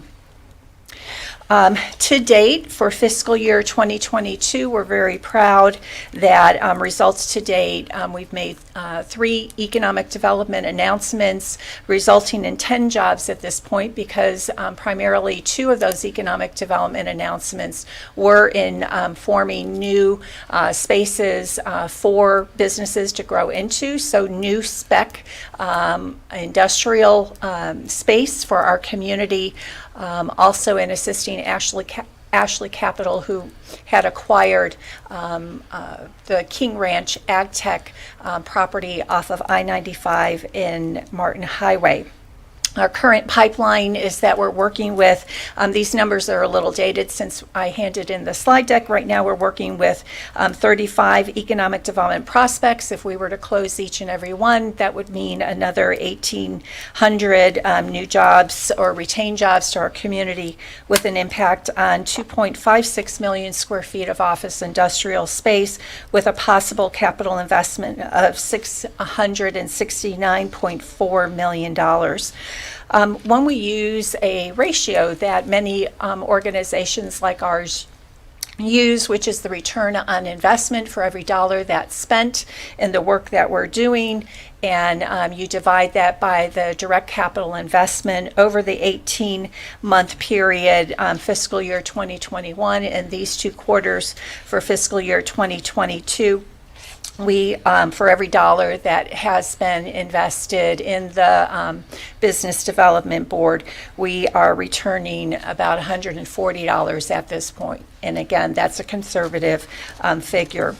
The areas of opportunity that we're now focusing in on with our new Hubs of Excellence industry development strategy, along with a new marketing campaign that we're calling Now's the Time, as we do better storytelling of the assets of Martin County for certain development. These are the areas of opportunity that we'll be promoting with those that are representing projects that could possibly come to Martin County, and or as we work directly with business owners, executives, and entrepreneurs to try and encourage them to stay in Martin County, grow here, and then come here. So again, the South Florida Gateway distribution project off of Canner Highway. We've got the South Martin Industrial Park that's nearly completed off of Canner Road. Sands Commerce Center continues to grow and provide an amazing place for us to continue to grow Martin County businesses and welcome new ones. In fact, the latest one that has come into the Sands Commerce Center is a result of a joint venture between a company from Spain, a company from Las Vegas, and they are now setting up their U.S. sales operation here in an innovation center in Sands Commerce Center. I've already mentioned Sunrise Grove Commerce Center, previously known as AgTech, 7J's Industrial Park we continue to focus in on, and then some of the opportunities out in the western part of Martin County, the Florida Commerce Park, Indiantown Venture Park has a lot of activity. Our Indiantown Marine Center, in which we are still looking to recruit our first or our next large boat builder, and of course the community redevelopment areas. Again, the opportunities that we see right now in front of us and where the board has continued to re-energize their efforts is touting that Martin County is open for business. We know what our attributes are. We know what our targets are: aviation, marine, clean and green, IT, healthcare, medical, and ag, business, and equestrian. And so that's where our next phase from a direct marketing point of view is going to go. Again, no longer allowing others to tell our story, and increasing our competitiveness for that job creation and business investment that fits us. Additionally, we see that opportunity to go deeper on our work around growing our own. It's keeping those here, keeping that back door closed, and then also doing new work around startups. So how we can encourage more folks from our community to start up their next business. And that becomes really important to economic development strategy, because we know that 60% of job creation actually comes from new startups or those that are already here. We are also moving forward with the private part of our public-private partnership. So we have begun a fundraising campaign to leverage the investment that the Board of County Commissioners is making in our economic development strategy, and are currently fundraising and bringing new economic champions to the table. I mentioned our Now's the Time campaign a year ago when we were talking to you about standing up the Hubs of Excellence industry strategy. We had another campaign theme that we were working on at that point, but as we got into the Hubs of Excellence, as we took stock of what was happening within the marketplace, we have now renamed our marketing efforts to Now's the Time. This is to build some of that urgency. This is to let certain geographic areas in our state know that we're open for business. So again, we've got some of those attributes in which we'll be telling those stories. Our industry and geographic focus, I already covered the industry, but geographically, we are going to focus in on those opportunities that are closest to us. Those companies that are looking to continue to grow up from the South Florida market, those that are in and around the Orlando area that also are looking south for opportunities. And additionally, we are looking to do some messaging up in the Tallahassee area to make sure that our partners up in Tallahassee know what we're looking for, and we are open for business. Moving, again, we'll have new landing pages, creative assets we are currently in the process of. I've already covered the Hubs of Excellence, which follows the county's economic development plan.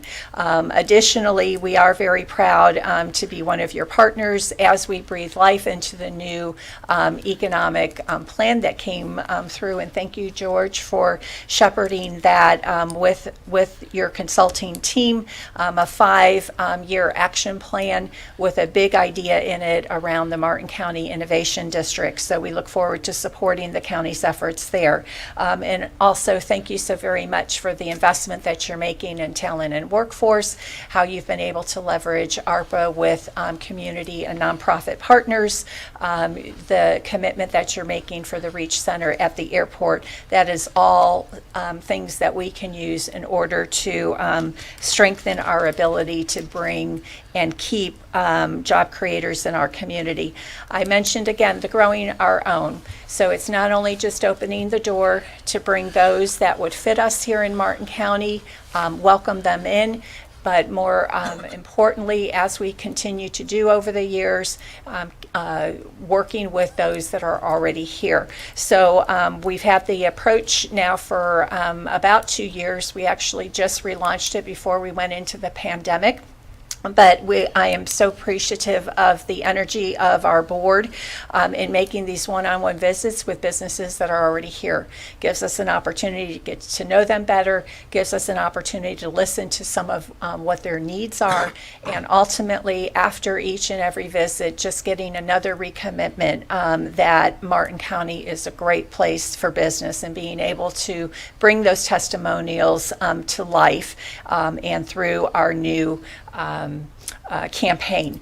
Right now, we are committed to, last year we did 51 pulse visits, we call them. This year, our board has already completed 46 visits, and we're on target to make the 75. What is new, though, is that we are going to bring all of those sentiments, information, and possibly some recommendations from the pulse visits and surveys that we do, so you have a real idea of and a pulse on what our local businesses are thinking. I've already covered our work around growing our own, our entrepreneurs. Our next side hustle to main gig, we're actually going to take that virtually. So we are looking to promote Side Hustle to Main Gig. Will begin May 2nd, if that's the Tuesday, go for 6 weeks. We'll then do a business accelerator program, which is for existing business owners here in the east side, and we'll do an in-person Side Hustle to Main Gig later on in the fiscal year. I mentioned our work around with our partners around talent and workforce. We just held a future of work and learning conversation with our partners at the Stuart Martin County Chamber of Commerce just last week. We'll be producing a new talent workforce guide and taking that out to the community, making sure employers know all of the resources that are available. And then we'll be working on a new proposed talent workforce community plan moving forward. Again, I mentioned that we are fundraising at this point. We're increasing the champions and the capacity to grow this work. We are, when you turn to our partners to the south, when you turn our partners to the north, there is great opportunity for us to unleash the power of our private sector in this work. Again, we're looking to raise $160,000, and primarily the majority of that money will go into the new marketing and branding. Additionally, the board of my board, not the Board of County Commissioners, but the Business Development Board approved upgrading of an open position that I had. So we now have a business development executive on the team, a highly experienced executive who will be leading our efforts in changing that narrative and looking for those opportunities and helping to grow our businesses here in Martin County. Again, I remind you, and I certainly remind the public, that all of our work is done in the sunshine. That is part of our agreement in matching the transparency that you have with the community. We're doing the same. So our board meetings, our executive committee meetings are all open to the public. Our agendas are posted on our website at bdbmc.org. everything that we do in the context of a business plan and budget, which we present to you each year. In fact, fiscal year 2023 will be presented to you as part of our contract by the end of May. But our current business plan, if anyone wants to know how we're aligning talent and leadership and resources to do this work of growing a stronger, healthier economy, they can find that at bdbmc.org. This is just a list of a few of the investors that have stepped forward to support the work, along with the investment that you're making in the Business Development Board.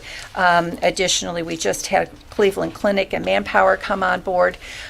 We continue to track the numbers on how our economy is performing. You see some of that data and information in the quarterly reports that we file with you. In fact, we just filed our second quarter report with your team last Friday. Again, unemployment has dropped to 2.3%. Currently, we've got 2,258 people looking for work. We've got open jobs, about 3,000, so there's plenty of opportunity for us to do that matchmaking. One thing that I want to point out, and by the numbers, again, one of why some of the new places and spaces for business to do their thing is so important, because right now our vacancy rates in office and industrial retail are falling. Of course, rents are rising. Right now, office space vacancy is only 3.4%. Most people might not know that. Industrial, we are down to 1.4%. It is hard to accommodate those businesses already here in their growth, and then retail remains very low. So we will certainly hope that more will make investment. We ask you to help us just, spread the word, provide testimonials, and we do encourage our community to get behind this work of building a stronger, more resilient community. Everyone can engage, like, follow, subscribe, visit the website, and that concludes our annual report to the Board of County Commissioners. Thank you very much. Any questions? No. Commissioner Jenkins? I don't have a question, but and I now need to take a nap. That was so fast, but and so much information. But I feel I can report as the liaison to the Business Development Board that Joan does now firmly have her feet planted under her and is running, as you can just see by her presentation. And we're excited with our new position that she's just filled. George, Joan, Ted, and Joe Catterbone are currently working on there's got to be a better word than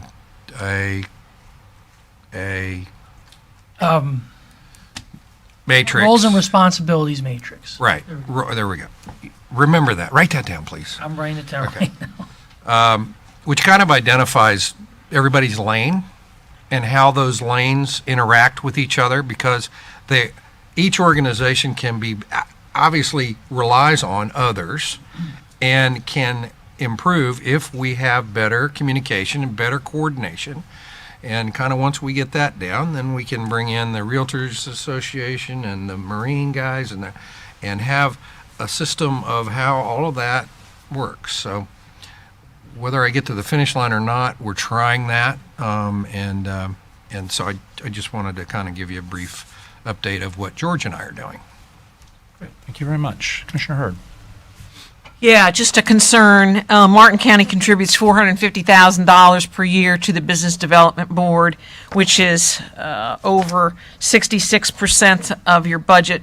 And your budget for 2021 was $554,000, of which more than half, $296,000, was salaries and benefits.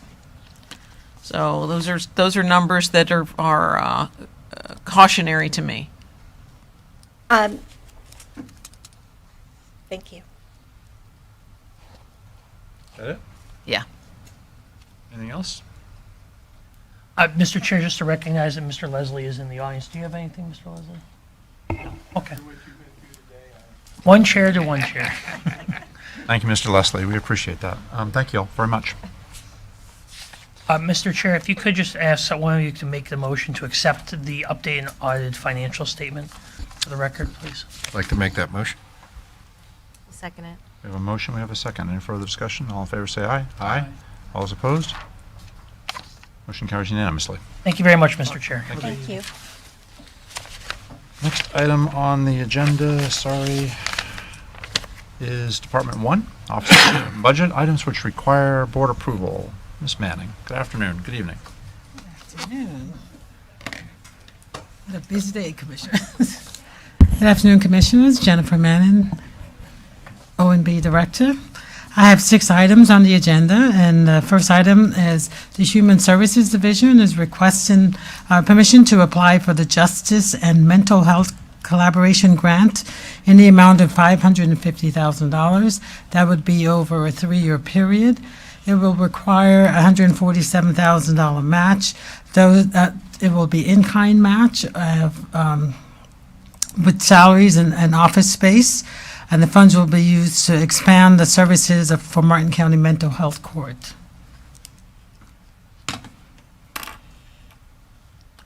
The second item is permission to accept a small outreach program supplemental grant funding through FDOT, which is Florida Department of Transportation, for the Salerno Road resurfacing project. They're adding an additional $400,000, bringing the project total cost to an estimated $1.5 million. It requires a $410,000 match, which is programmed in the FY22 CIP. Item number 3 is permission to accept the Florida Department of Transportation Local Planning Agency supplemental grant agreement, increase in the grant funds by $28,826, $28,286, and it decreases the local fund, the match, by $91,000 for the Northwest Dixie Highway, Green River Parkway sidewalk extension. This is a project that's being done on behalf of the City of Stewart, based on our via interlocal agreement. Item number 4 is permission to accept the EPA cooperative agreement to restore the seagrass habitat in Indian River Lagoon. The agreement provides $230,000 and requires a $117,000 match. Item number 5 is permission to approve a budget resolution to allocate anticipated funds from FEMA, which is the Federal Emergency Management Agency, has allocated $285,700 for hazard mitigation program at Bathtub Beach after Hurricane Dorian, storm surge, and wave action that caused the beach dune erosion. The final item is a budget resolution that needs to be approved to allocate anticipated funds as well from the Federal Florida Department of Environmental Protection, coral protection, as allocated $204,000 for monitoring the influence of land-based sources of pollution within St. Lucie Estuary and Indian River Lagoon, and then they'll inform the reef management. And that's it. Move approval of Department 1. Second it. We have a motion, we have a second. Any further discussion? All in favor, say aye. Aye. All those opposed? Motion carries unanimously. Jennifer, thank you very much. Trustee Brotherton? Contracts that meet the threshold for board approval of $1 million or greater.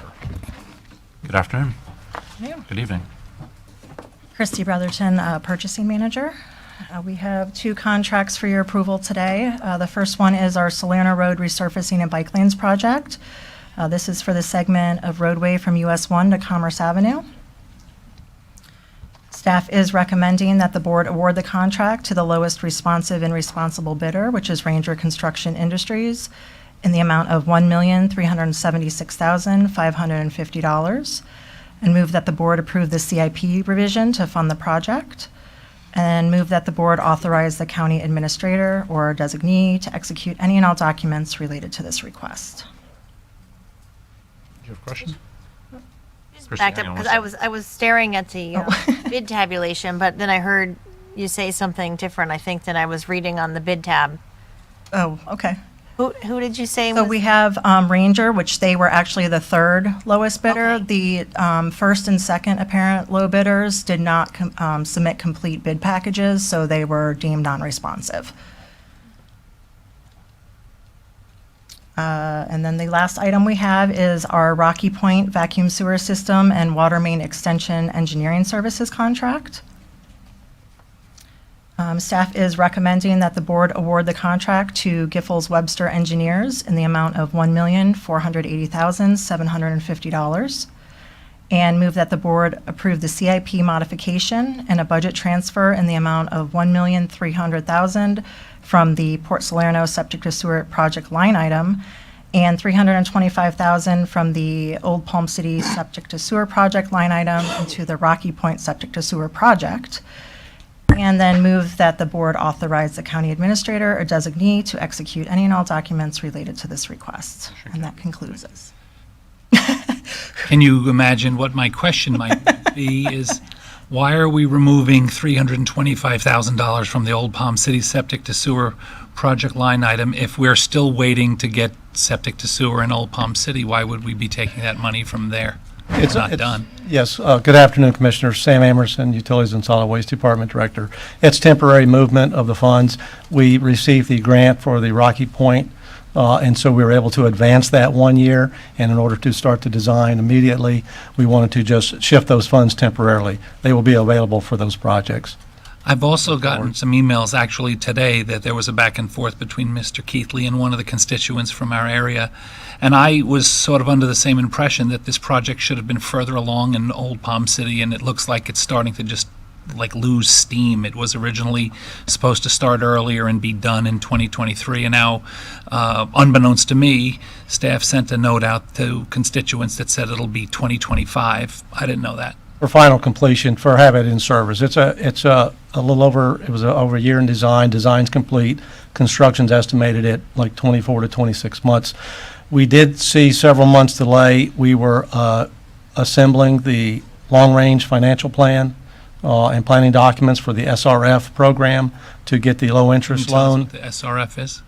State Revolving Fund loan program. And we submitted 9 years of projects, three-year cycles. That caused us a little bit delay. I think what we're going to do, we are told now that they may not have a meeting in May. We were scheduled for the May to be listed for our projects for funding. We're likely going to bank financing so we can expedite and move the project along. I know that, I thought at least that Palm City, Old Palm City was number 2 on the list, and now it seems that's, and I'm happy for these other communities, I represent everybody, but that the gigantic grant funds had come in specifically for some other neighborhoods, and it seems like Palm City is fading. Is that not correct? Are we still on the that's not exact same correct. schedule? The schedule's been delayed because we wanted to apply for the SRF for the low-interest loan, but in order to expedite that, we are looking at doing a bank loan, conventional loan for that, so we can keep that moving forward. Now, that expedited bank loan, will that make it faster than completing in 2025? Or is that the expedited completion date? That's the best schedule. It seems like it's taken a long time. I appreciate you. You're welcome. Any other comments? We need a motion. I'll move approval. Second. We have a motion and a second. Any further discussion? All in favor, say aye. Aye. All is opposed? Motion carries unanimously. Christie, thank you. Thank you. Ms. Woods, approve the request by the Martin County School Board to place on a referendum concerning a 1/2 mil ad valorem tax increase on the August 23rd, 2022 ballot. Yes, Mr. Chairman, Sarah Woods, Martin County Attorney. The county administrator received correspondence from the Martin County School Board Superintendent of Schools that contained a resolution requesting action by the Martin County Board of County Commissioners to direct the Supervisor of Elections to place on the August 23rd, 2022 primary election ballot a referendum on the question of renewing the current ad valorem millage by up to 1/2 mil per year for 4 years. The school board resolution is attached to your agenda item.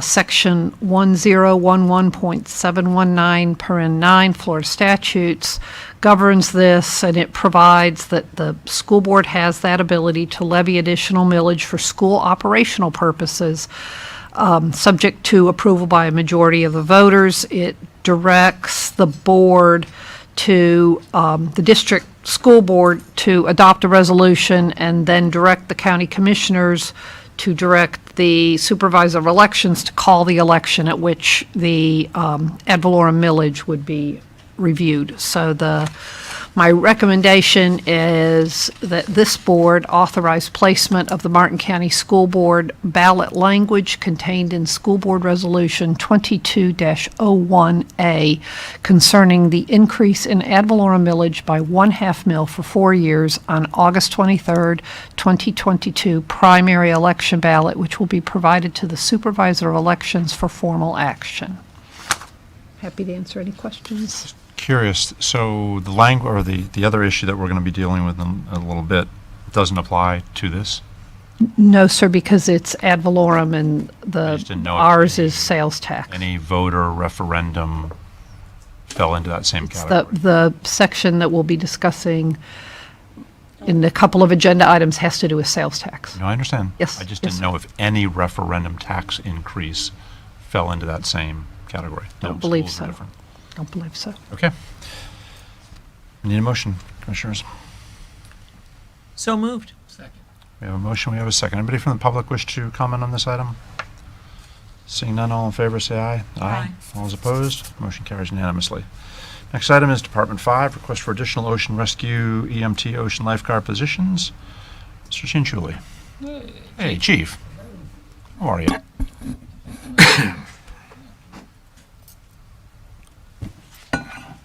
Good afternoon, evening. Before they Good evening, before they get started, I was gonna. Are you gonna? I was gonna do it, Okay, but go you can ahead. do it No, if you you go like. ahead because I'm gonna mess up his name. Well, I practiced his name, so I think I'll get it. So for the record, my name is Chad Cianciulli, Fire Chief, Martin County Fire Rescue. And to my far left is our newly promoted Ocean Rescue Chief, Ian Mojala. To my immediate left is Division Chief Rocco Napoli. And to my right over here is our extraordinaire Fire Rescue Administrator Extraordinaire, Matthew Resch. So today, I want to thank you for your time. I know you've had a very busy day today, and we'll try to make this as brief as we can. But I appreciate the opportunity to allow us to speak on behalf of Ocean Rescue and to highlight the professionalism that Ocean Rescue does have. So one thing about Ocean Rescue for Martin County is very unique to other municipalities due to the level of training and the professionalism that they have and their dual certifications that they also have. So with that, I'm going to turn this presentation over to Chief Mojala, and then from there, after that, we'll go and take any questions that you may have. Great, Chief, welcome. Thank you. Welcome. I appreciate it. Ready for the PowerPoint? That's where Donna will kick in for, if we can start off with the video, please. Rocco does a little better with asking you that. Yes. Thank you, Donna. Yeah, let's watch Discovery again. We can wait for the video. You want to pause? We pause that real fast. You have the PowerPoint? PowerPoint. You want to do the video? It's kind of interactive. We show the PowerPoint, and then we switch to the video for the second slide. Oh. PowerPoint should be on here. Sorry. Gotta go to the PowerPoint then. He went directly to Reload it. That's the video by itself. Yeah, I wanted to pull up the... Is the PowerPoint on here, Donna? Dun, dun, dun. No. It's in the...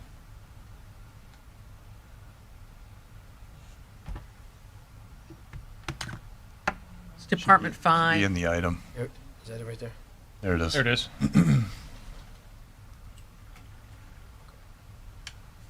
Okay. Go ahead. Good afternoon, Commissioners. Thank you. My name is Ian Mojala. I'm the Ocean Rescue Chief for Martin County Fire Rescue. I've been working for the department for over 8 years, 6 of those years as the captain, and just recently promoted to chief. Today I'm proposing an increase to our total FTEs for Ocean Rescue. But first, what I'd like to do is give you a little glimpse of what we do and watch a short video. Now we're going to play video. I think Donna just took over. Yep.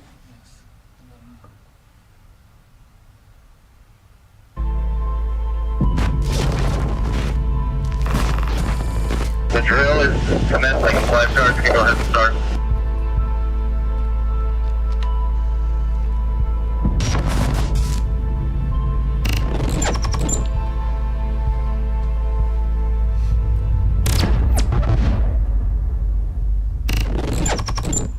Rescue. Rescue, rescue.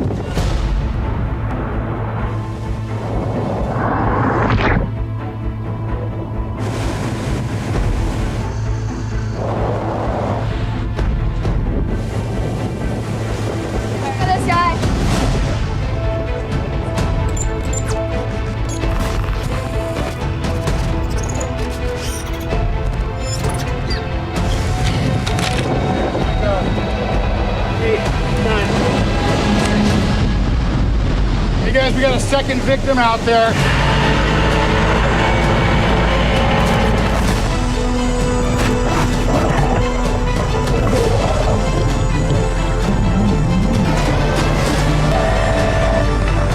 One, two, three, four.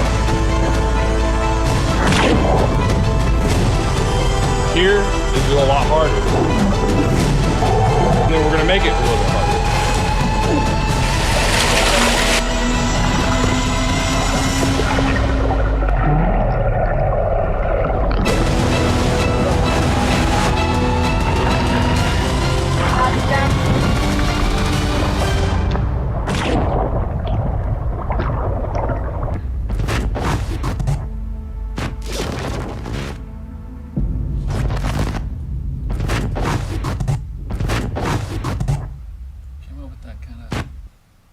Which has Rocco's.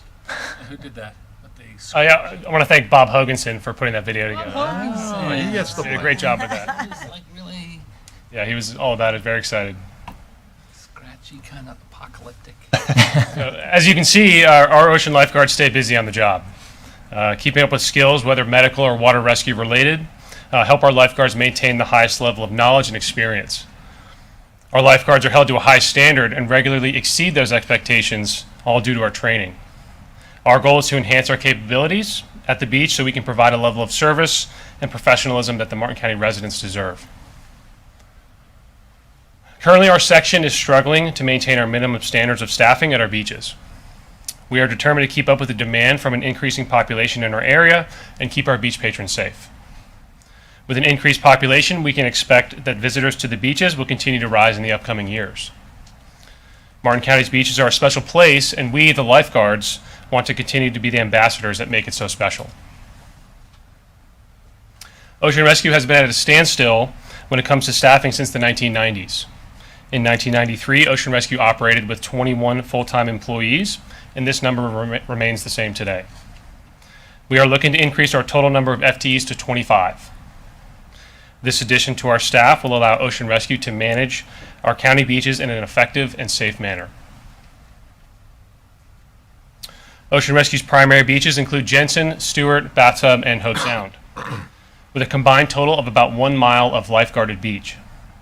However, we are responsible and have the equipment to respond in any emergency that may occur along the 22 miles of coastline in Martin County. All lifeguards on staff undergo rigorous training to maintain the high standards of ocean lifeguards kept in the state of Florida. Martin County is one of the select few beach patrols in the state that require an EMT or paramedic certification upon hiring as a lifeguard. All staff are certified and adhere to fire rescue medical protocols.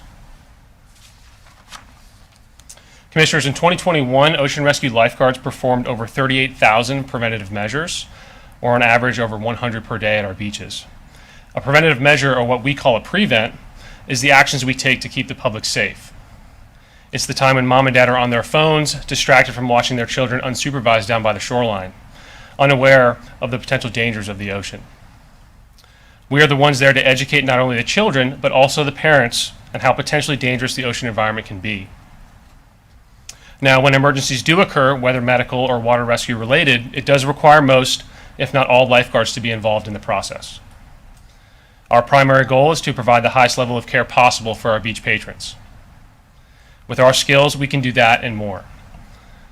We can have the patient packaged and ready for transport when fire rescue arrives at the beach. Since taking over as the captain of Ocean Rescue, one of my goals was to change the way that we manage our patients on the beach. The beach is an unstable environment, and it is vitally important to get our patients from the beach to a stable environment in the back of an ambulance. In years past, fire rescue would often have to meet our lifeguards on the beach to take over care. Today, our lifeguards are trained to provide the necessary care on the beach, package the patient, and transport to the parking lot to meet fire rescue before they arrive. Our efficiency levels have improved dramatically, which translates to a better outcome for our patients. However, our biggest challenge with providing this level of service is the required personnel. Often when handling a call of this nature, some of our lifeguarded beach goes unguarded, leaving our beach patrons at risk when entering the water. Ocean Rescue is improving year after year in all aspects of the operation. To achieve our goals, it all starts with staffing. With this proposed increase of 4 additional personnel for our section, we can increase our level of service to the visitors that come to enjoy the beach in Martin County. The added personnel will give us a depth of coverage that will allow our lifeguards to manage beach patron interactions along with keeping our attention on the water. It's those times when we need to treat a man-o-war sting at the same time as prevent a swimmer from entering a dangerous rip current during spring break. With more eyes on the water and our patrons, we can continue to make Martin County a safe and enjoyable place to visit our beach. Thank you very much, and I'll be happy to answer any questions. Awesome. Thank you. Commissioners, questions? Commissioner Hurd. I can't believe that you've been operating with the same number of lifeguards since 1993. You need additional personnel for sure. You do a terrific job. I move approval. Second. Wonderful. Anything else, guys? Awesome presentation. Nice. Thank you.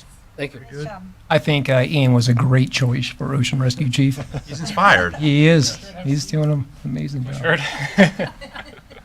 When's the last time you had a suit on? My chief interview. It'll work. Twice. That's a lucky suit for you now.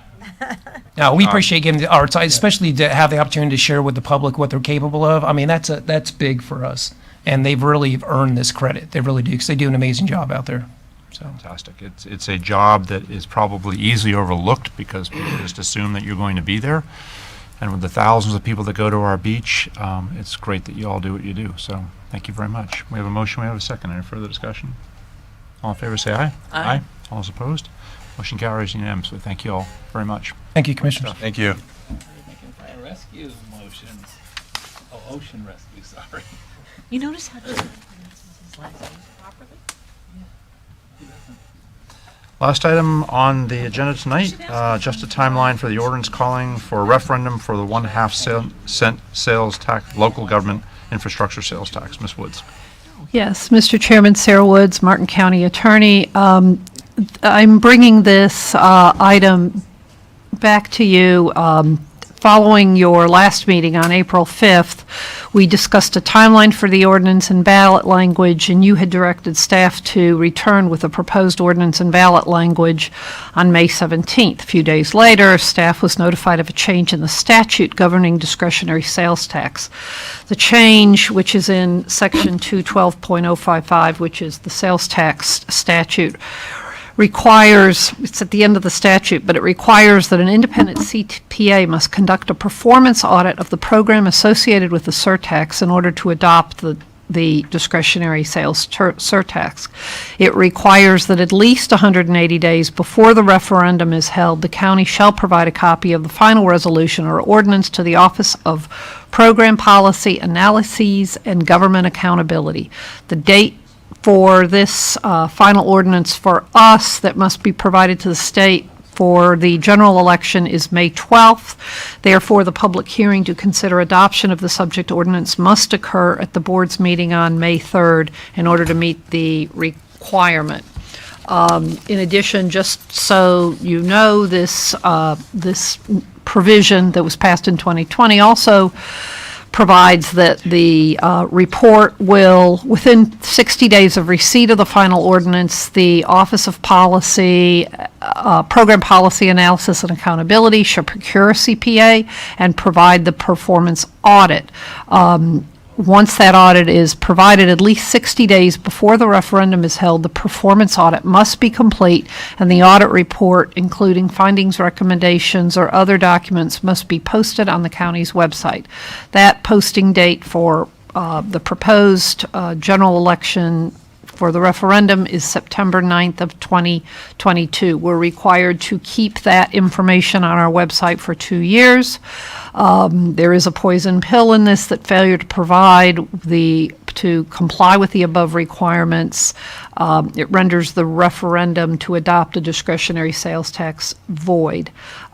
So the issues that I bring you today is permission to hold a public hearing on May 3rd to consider approving the proposed ordinance on the question of whether to levy a 0.5% local government infrastructure sales tax for 10 years to acquire environmentally sensitive lands to be placed on the November 8th, 2022 general election ballot. And I attached the draft resolution to the agenda item for, if you give me authority to bring it back. In the meantime, as part of the discussion back at the beginning of this month, we know that the Guardians are providing advocacy and some consulting. Staff has been consulting with that, or been talking with that consultant, and so at each of your spaces and up on the screen, in conversations with Lori Weigel, who is the referendum consultant through the Guardians, a little bit of a revision for the ballot language, and I'll just read it as you follow along. And these were her recommendations, as well as talking with your administrative staff. Shall Martin County protect its unique character by acquiring environmentally sensitive lands, wildlife habitat, natural areas, and beaches for conservation within Indian River Lagoon South, Palmar, Loxalucy, Blue Way areas with independent audits published on the county website, and provide municipal infrastructure allowed by law by levying a 0.5% sales tax for 10 years starting January 1st, 2023.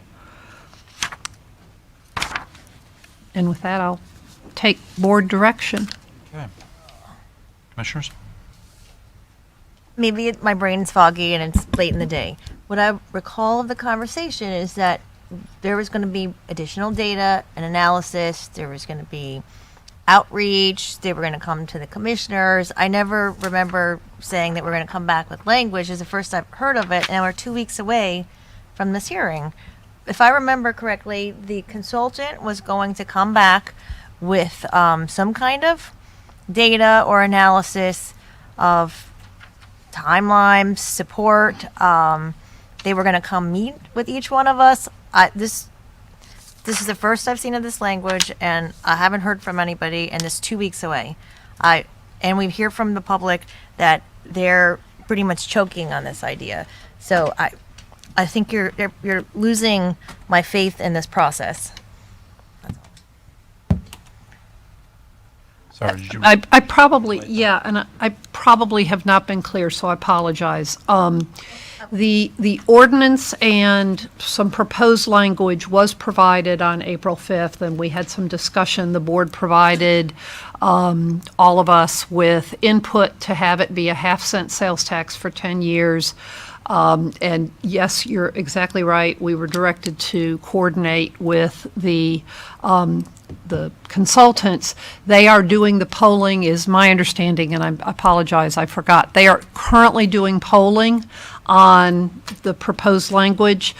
That polling, as I have been advised, will be complete prior to your May 3rd public hearing on this, so you will have that information in front of you in advance of the public hearing.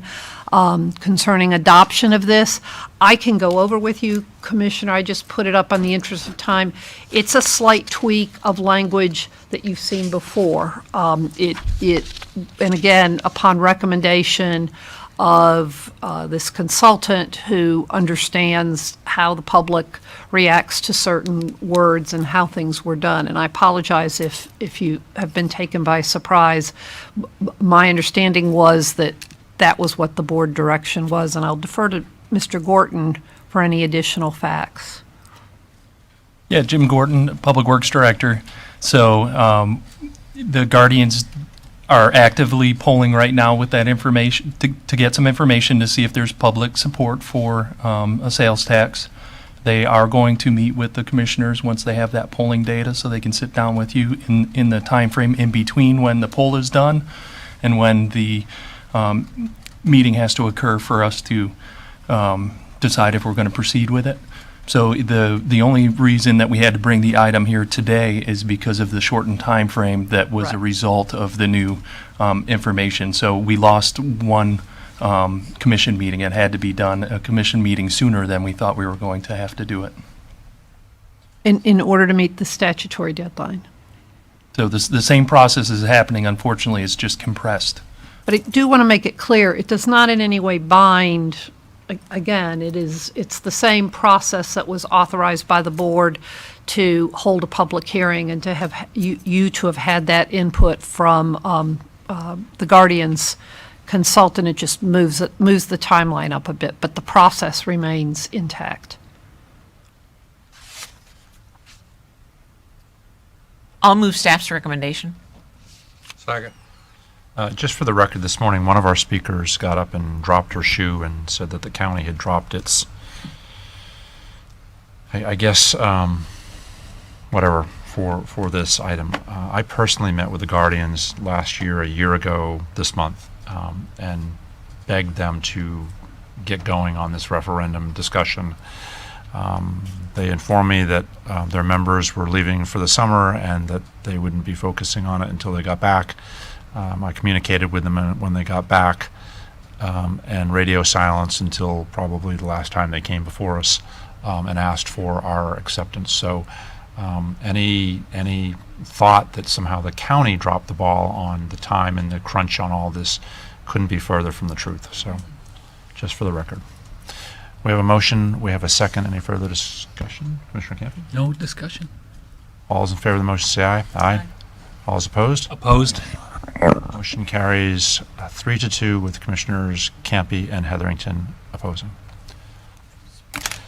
Any public comment? We're at the end of the day. At the end. I'm sorry? Your consent pool. Oh, I'm sorry. God. Damn it, I thought we were done. Oh, it's all my fault now, too, that we're not. Last item on the agenda, we had a consent poll this morning with Commissioner Hetherington for the purchasing manual. Craig, if you would stay till the end. Okay, so I had some questions on this item, and maybe it's George. Last year, at some point, we had a discussion about procurement procedures, and there was going to be a how to do business with Martin County, and it started as a conversation because we were frequently having one bidder. Then we were, having to scramble and have county staff, perform functions that typically, a bidder would do. And then it's happened several times. We've only had one bidder. We talked about the procurement. We talked about doing a workshop on how to do business with Martin County. And then I know we narrowed that down, and George and Christy, number one, they did a lot of work with, bidders. I don't know if today's the appropriate time. I'll leave that up to the chair. But one, I think that those findings should be shared with the board. And then two, I have three parts, so you can address them in whichever order you choose.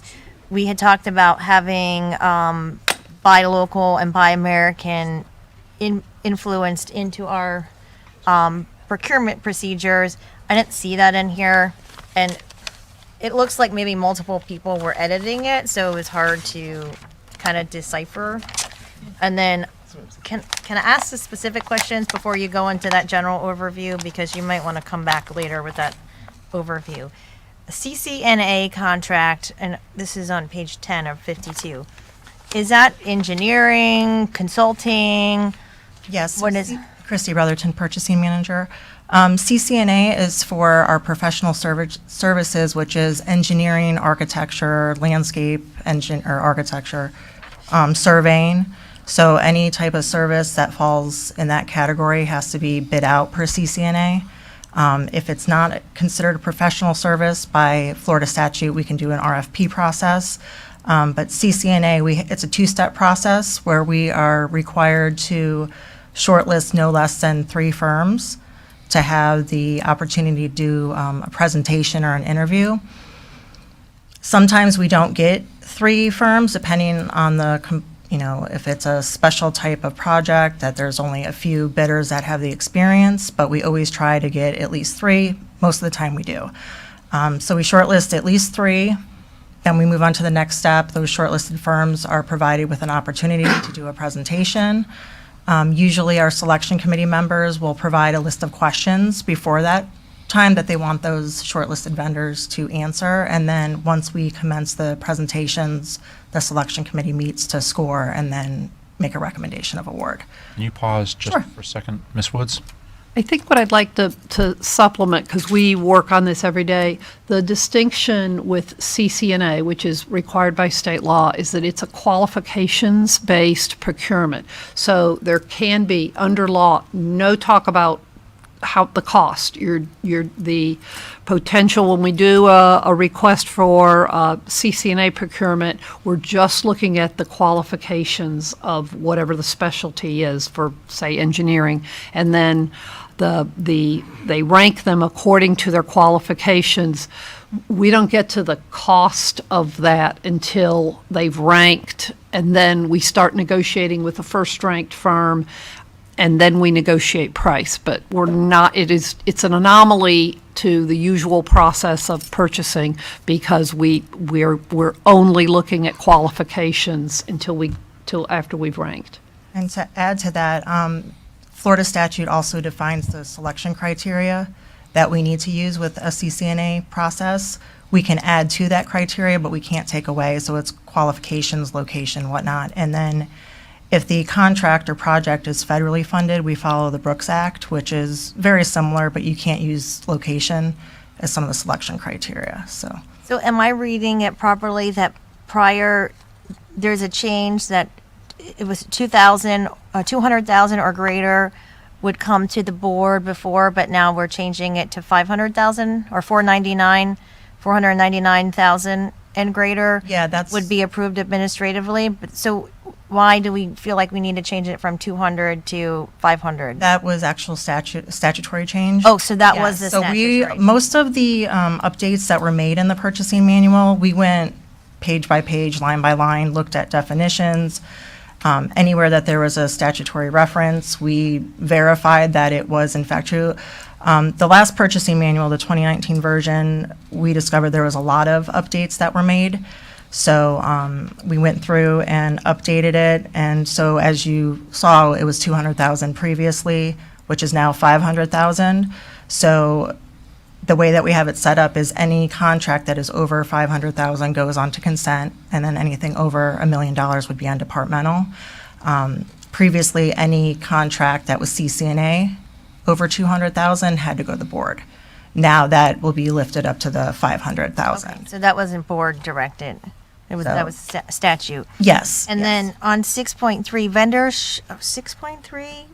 vendors shall not allow county employees or former county employees within 2 years of separation from employment with Martin County to work on county projects or provide services to the county under agreements.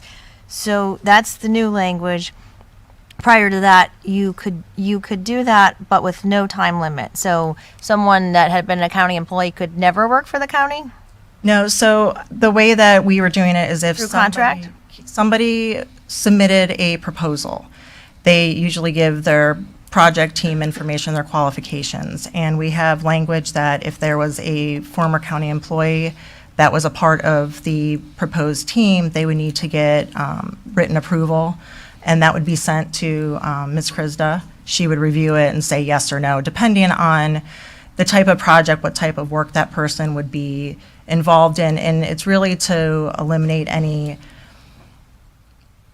not necessarily a conflict of interest, but to give that upper edge over someone. They may have more insider information over somebody else. But the 2-year period, Ms. Chris and I discussed that. I believe it was in the HR manual, something with the commissioners. There was a 2-year. Yes, that's correct. We were being consistent with the HR manual. So it still has to be approved by the county administrator, but rather than it be blanketed after 2 years, it still has to be approved by the county administrator. Well, they would Right, still send it in, but if it was after the 2 years, it would still be approved. So unless there was some type of huge conflict that we would not want that person, working on a contract for the county. Okay, those are the only specific questions, and if you want to elaborate on your procurement discussions, it would be beneficial to the. So the first item that you brought up was about working with our different firms, kind of doing business with Martin County. So Mr. Stokas and I met with 7 of our local contractors that have done a lot of business with Martin County, either under our continuing services contract, they bid on contracts, standalone projects. These are contractors that have done our vertical buildings, our fire stations, parks projects, roadway projects, utility projects. So we had a nice variety. And they were very familiar with our contracts, what we expect as far as our bid documents. We questioned, we got real with them. We were like, tell us the pros and cons. What do you like? What don't you like? What do you think we can do better? Are there other counties that are offering things that maybe we can incorporate? And overall, the feedback was very positive. I thought maybe we would have a little bit more, back and forth. The items that they did bring up, it was more of us explaining why the process is the way that it is and why we can't change it. Mr. Stokas discussed, our local vendor preference and the 5%, which everybody was, they understood why it was 5%. They didn't have any issue. They didn't want to raise it higher than that. We use DemandStar for for our bidding website, and everyone that we spoke to really liked DemandStar. So we're going to stick with that. They said it was easy to use. Our solicitations were very clear. We got a lot of compliments on that. As far as what we're doing now, because you mentioned, the one bidders, I'm working with the departments. We're identifying local companies or companies that we know can provide the goods or services that we're looking for. And we are reaching out, adding them to the solicitation list. We advertise in the newspaper, even if it's not required by statute, just to try to get the word out. And we also learned recently that DemandStar also works with other bid, like sharing websites. And so the information is actually spread out to more contractors and vendors than what we're reaching. So that was good to know. It's a very volatile market that we're in. And a lot of times recently, that we're not getting as many bidders as we normally would is just because they can't hold the pricing that they used to be able. The gas prices, they're having a hard time getting materials in a timely manner. So we're trying to work with them as best as we can. But, it's day by day. We work with them the best we can, but, until the market levels out. So do you want to add anything? Or? I give you the utmost compliment because people, specifically, yourself and your department, the feedback I hear is that, that you run a great department and the purchasing department is efficient and functioning, and I'm glad that you did that reach out. And I did take a lot of that feedback. Like I said, it was very positive, and, that gave us a little boost in our self-esteem, know that we're making the right changes. For the purchasing manual in general, we did incorporate some of that feedback. I also worked with a lot of our department heads to see, we had a lot of outdated stuff, especially with our exemptions. What does this mean? There was a lot of stuff, even Ms. Woods and I, when we met, we were like, what is this even trying to say? There was a lot of redundancy. There was sometimes 5 or 6 different areas saying the same thing. So that's why, unfortunately, it's a lot of strike through. It was hard to follow, so I struggled with trying to summarize that, but it was mostly just to streamline it, clean it up, update it for the statutory requirements, and make it a user-friendly document. So, And the buy local. as far as the Buy Local, Buy America. So what we did, we added, let me try to navigate this without messing it up. In the definitions section, we added a definition for an American business, which was mirrored from the Sarasota ordinance. Without creating a standalone ordinance like we have with our local vendor preference, what we're doing is encouraging our employees to utilize American businesses. We really don't see a lot of, foreign businesses. We're not really doing a lot of work with them. Our federal contracts, they have their own specific requirements, so we have to be careful because we cannot apply preference programs to a lot of our contracts because there's grant funding involved, and location is one of those things that's a no-no. But a lot of our federal contracts, they do have Buy America and Buy American provisions, and we didn't want to get too specific in the purchasing manual because it does vary so much as to when it applies. So those are some things that we do. So the definition is there, and then for our small purchases, we raise the minimum threshold from when you need to do quotes. So a small purchase, just for everyone's knowledge, is anything under $35,000. We can do either with no quote or 3 quotes. Anything over $35,000, we have to formally bid. So the way that it was previously is that any purchase up to $3,500 per vendor, per commodity, per fiscal year, you didn't have to do any quotes. From $3,500 to $35,000 was 3 quotes. Did that answer your question? We recently, in this purchasing manual update, raised the no quote minimum from $3,500 to $10,000 because that's the micro purchase threshold for federal, so we're trying to keep it consistent. And that was updated a few years ago. So what this purchasing manual update does is whenever we have our departments going out for our non-contracted, they're going out for quotes and just getting, parts and this and that, we are encouraging them to utilize our local vendors whenever possible. We want to put our money back into the community and support our businesses. So that's really where we're at. And we do use our local vendor preference whenever we're able to. And we've been successful. We've awarded a number of contracts, through local vendor preference. Thank you. So, Okay. would you like a motion to approve? We need I probably will to do that. move approval of the item. Thank you for answering my Thank you. questions.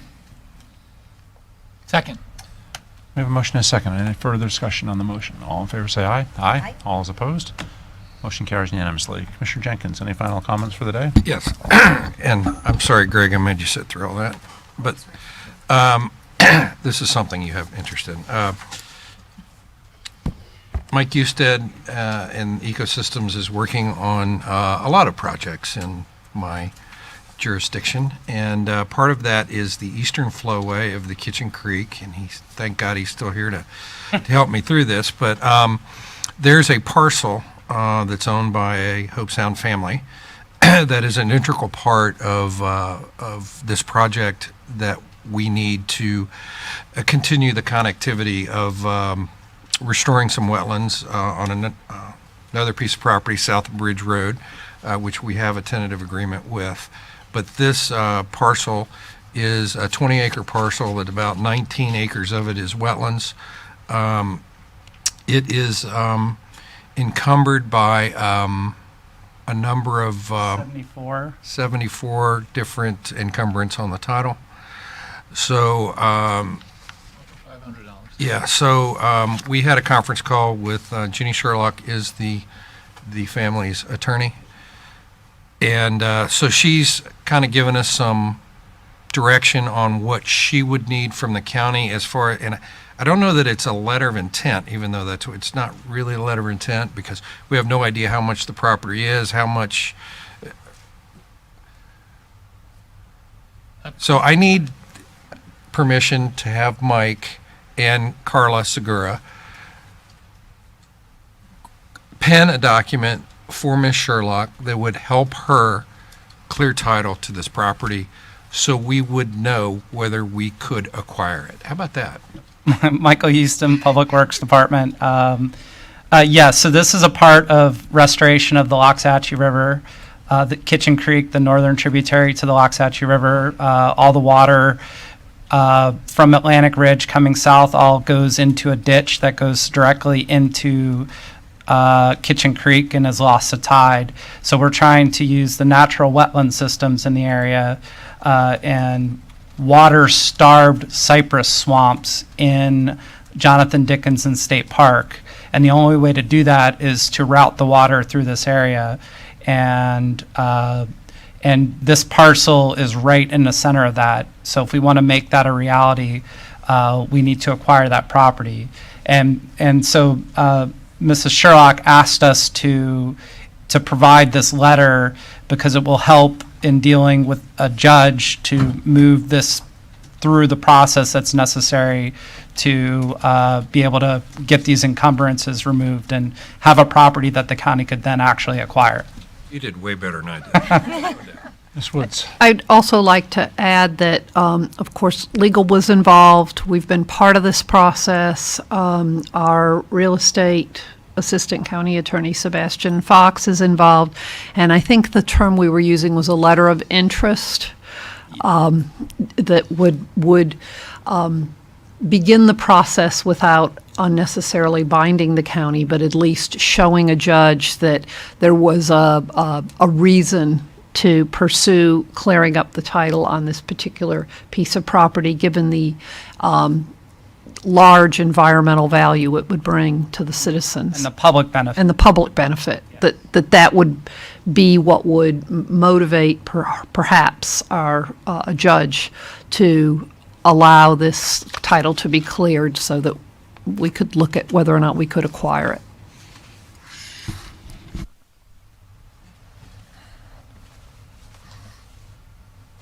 Don't want to do it? Yes. Sure. Just trying to keep it fresh. Okay, good. So we need a shake of the head, the staff direction to, do we need a motion? I'd like a motion, Okay. please. Yes. Oh. I'd like to make a motion to Authorize a letter of interest with review and approval by the county attorney's office to be sent regarding this parcel. that. Second. There we go. We have a motion and we have a second. Clear as mud. Any further discussion on the motion? All in favor, say aye. Aye. All is opposed? Motion carries unanimously. Got any other goodies for us down there? I don't. No? Thank God. Okay. Mr. Hetherington. I'm all set, thank you. Commissioner Cappy. Thank you. I think most of us would think, especially those that work inside the government, the county government, think of us quite often as a family, and we lost a family member this week, Mike Cattell, who was our fixed asset coordinator in the purchasing department. He had worked with Martin County for 15 years. He was 56 years old, and he died suddenly. I knew Mike. A lot of us did, but I knew him personally. My wife had the opportunity to run in Ragnar races with Miss Krista and Jean and Tara Zwiebin and others. And if you're not familiar with what that is, crazy people will, for no real reason, run from Miami to the Keys or from Jensen Beach to Tampa. I think they're about 170 miles, and you run as a team. And when I heard the news, it shocked me, but when I told my wife, she was heartbroken. Mike was a quiet man. He was, but he was thoughtful, and he was a real, worldly guy. Not only did he do that long distance running, he was a mountain climber. And, a lot of people might call themselves mountain climbers, but Mike climbed Mount Kilimanjaro, and I'm sure others. And it's a terrible tragedy. So I just wanted to wish his friends and family all the best, and that they're in our prayers, and that it's a reminder that life is very fragile, and to tell those that you love them. Thank you. Sure. Yeah. I remember 4 years ago when the campaign season warmed up that we outlawed political signs in public right-of-ways, that we only allowed them on private properties. Is that still the case? There's a federal Supreme Court case, I don't think 4 years ago, because we're preempted by a federal Supreme Court case regarding political speech. Well, it was 4 years ago because I was running. So, and I remember that we weren't allowed to put. That might have been within, I'm sorry to interrupt, within right-of-ways, but Only on private property it was what we did. I'm happy to go look. I just, we revised. Yeah, we don't. Are you seeing political signs Yes. in public right-of-ways? Yes. Okay. Yes. Well, I think we coordinated with Larry Massing. Yes, we did. They round them up and then they. Yes, I think they put them behind the building department. Yeah, Don Donaldson, Deputy County Administrator. Yes, our policy has been where periodically, after there's some accumulation of them, we would gather them up and then take them to either Public Works or our building department.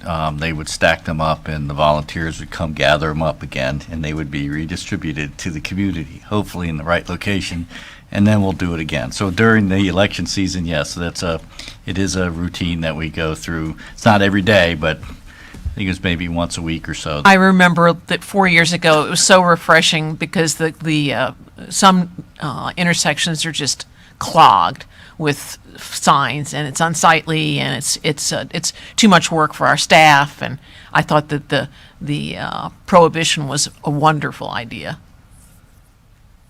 So, yeah, if you can look into that and see if we can keep snipe signs off of public right-of-ways, that'd be great. Is that it? Yes. I'm all set. Ms. Krista, you have anything? Ms. Woods? We are adjourned.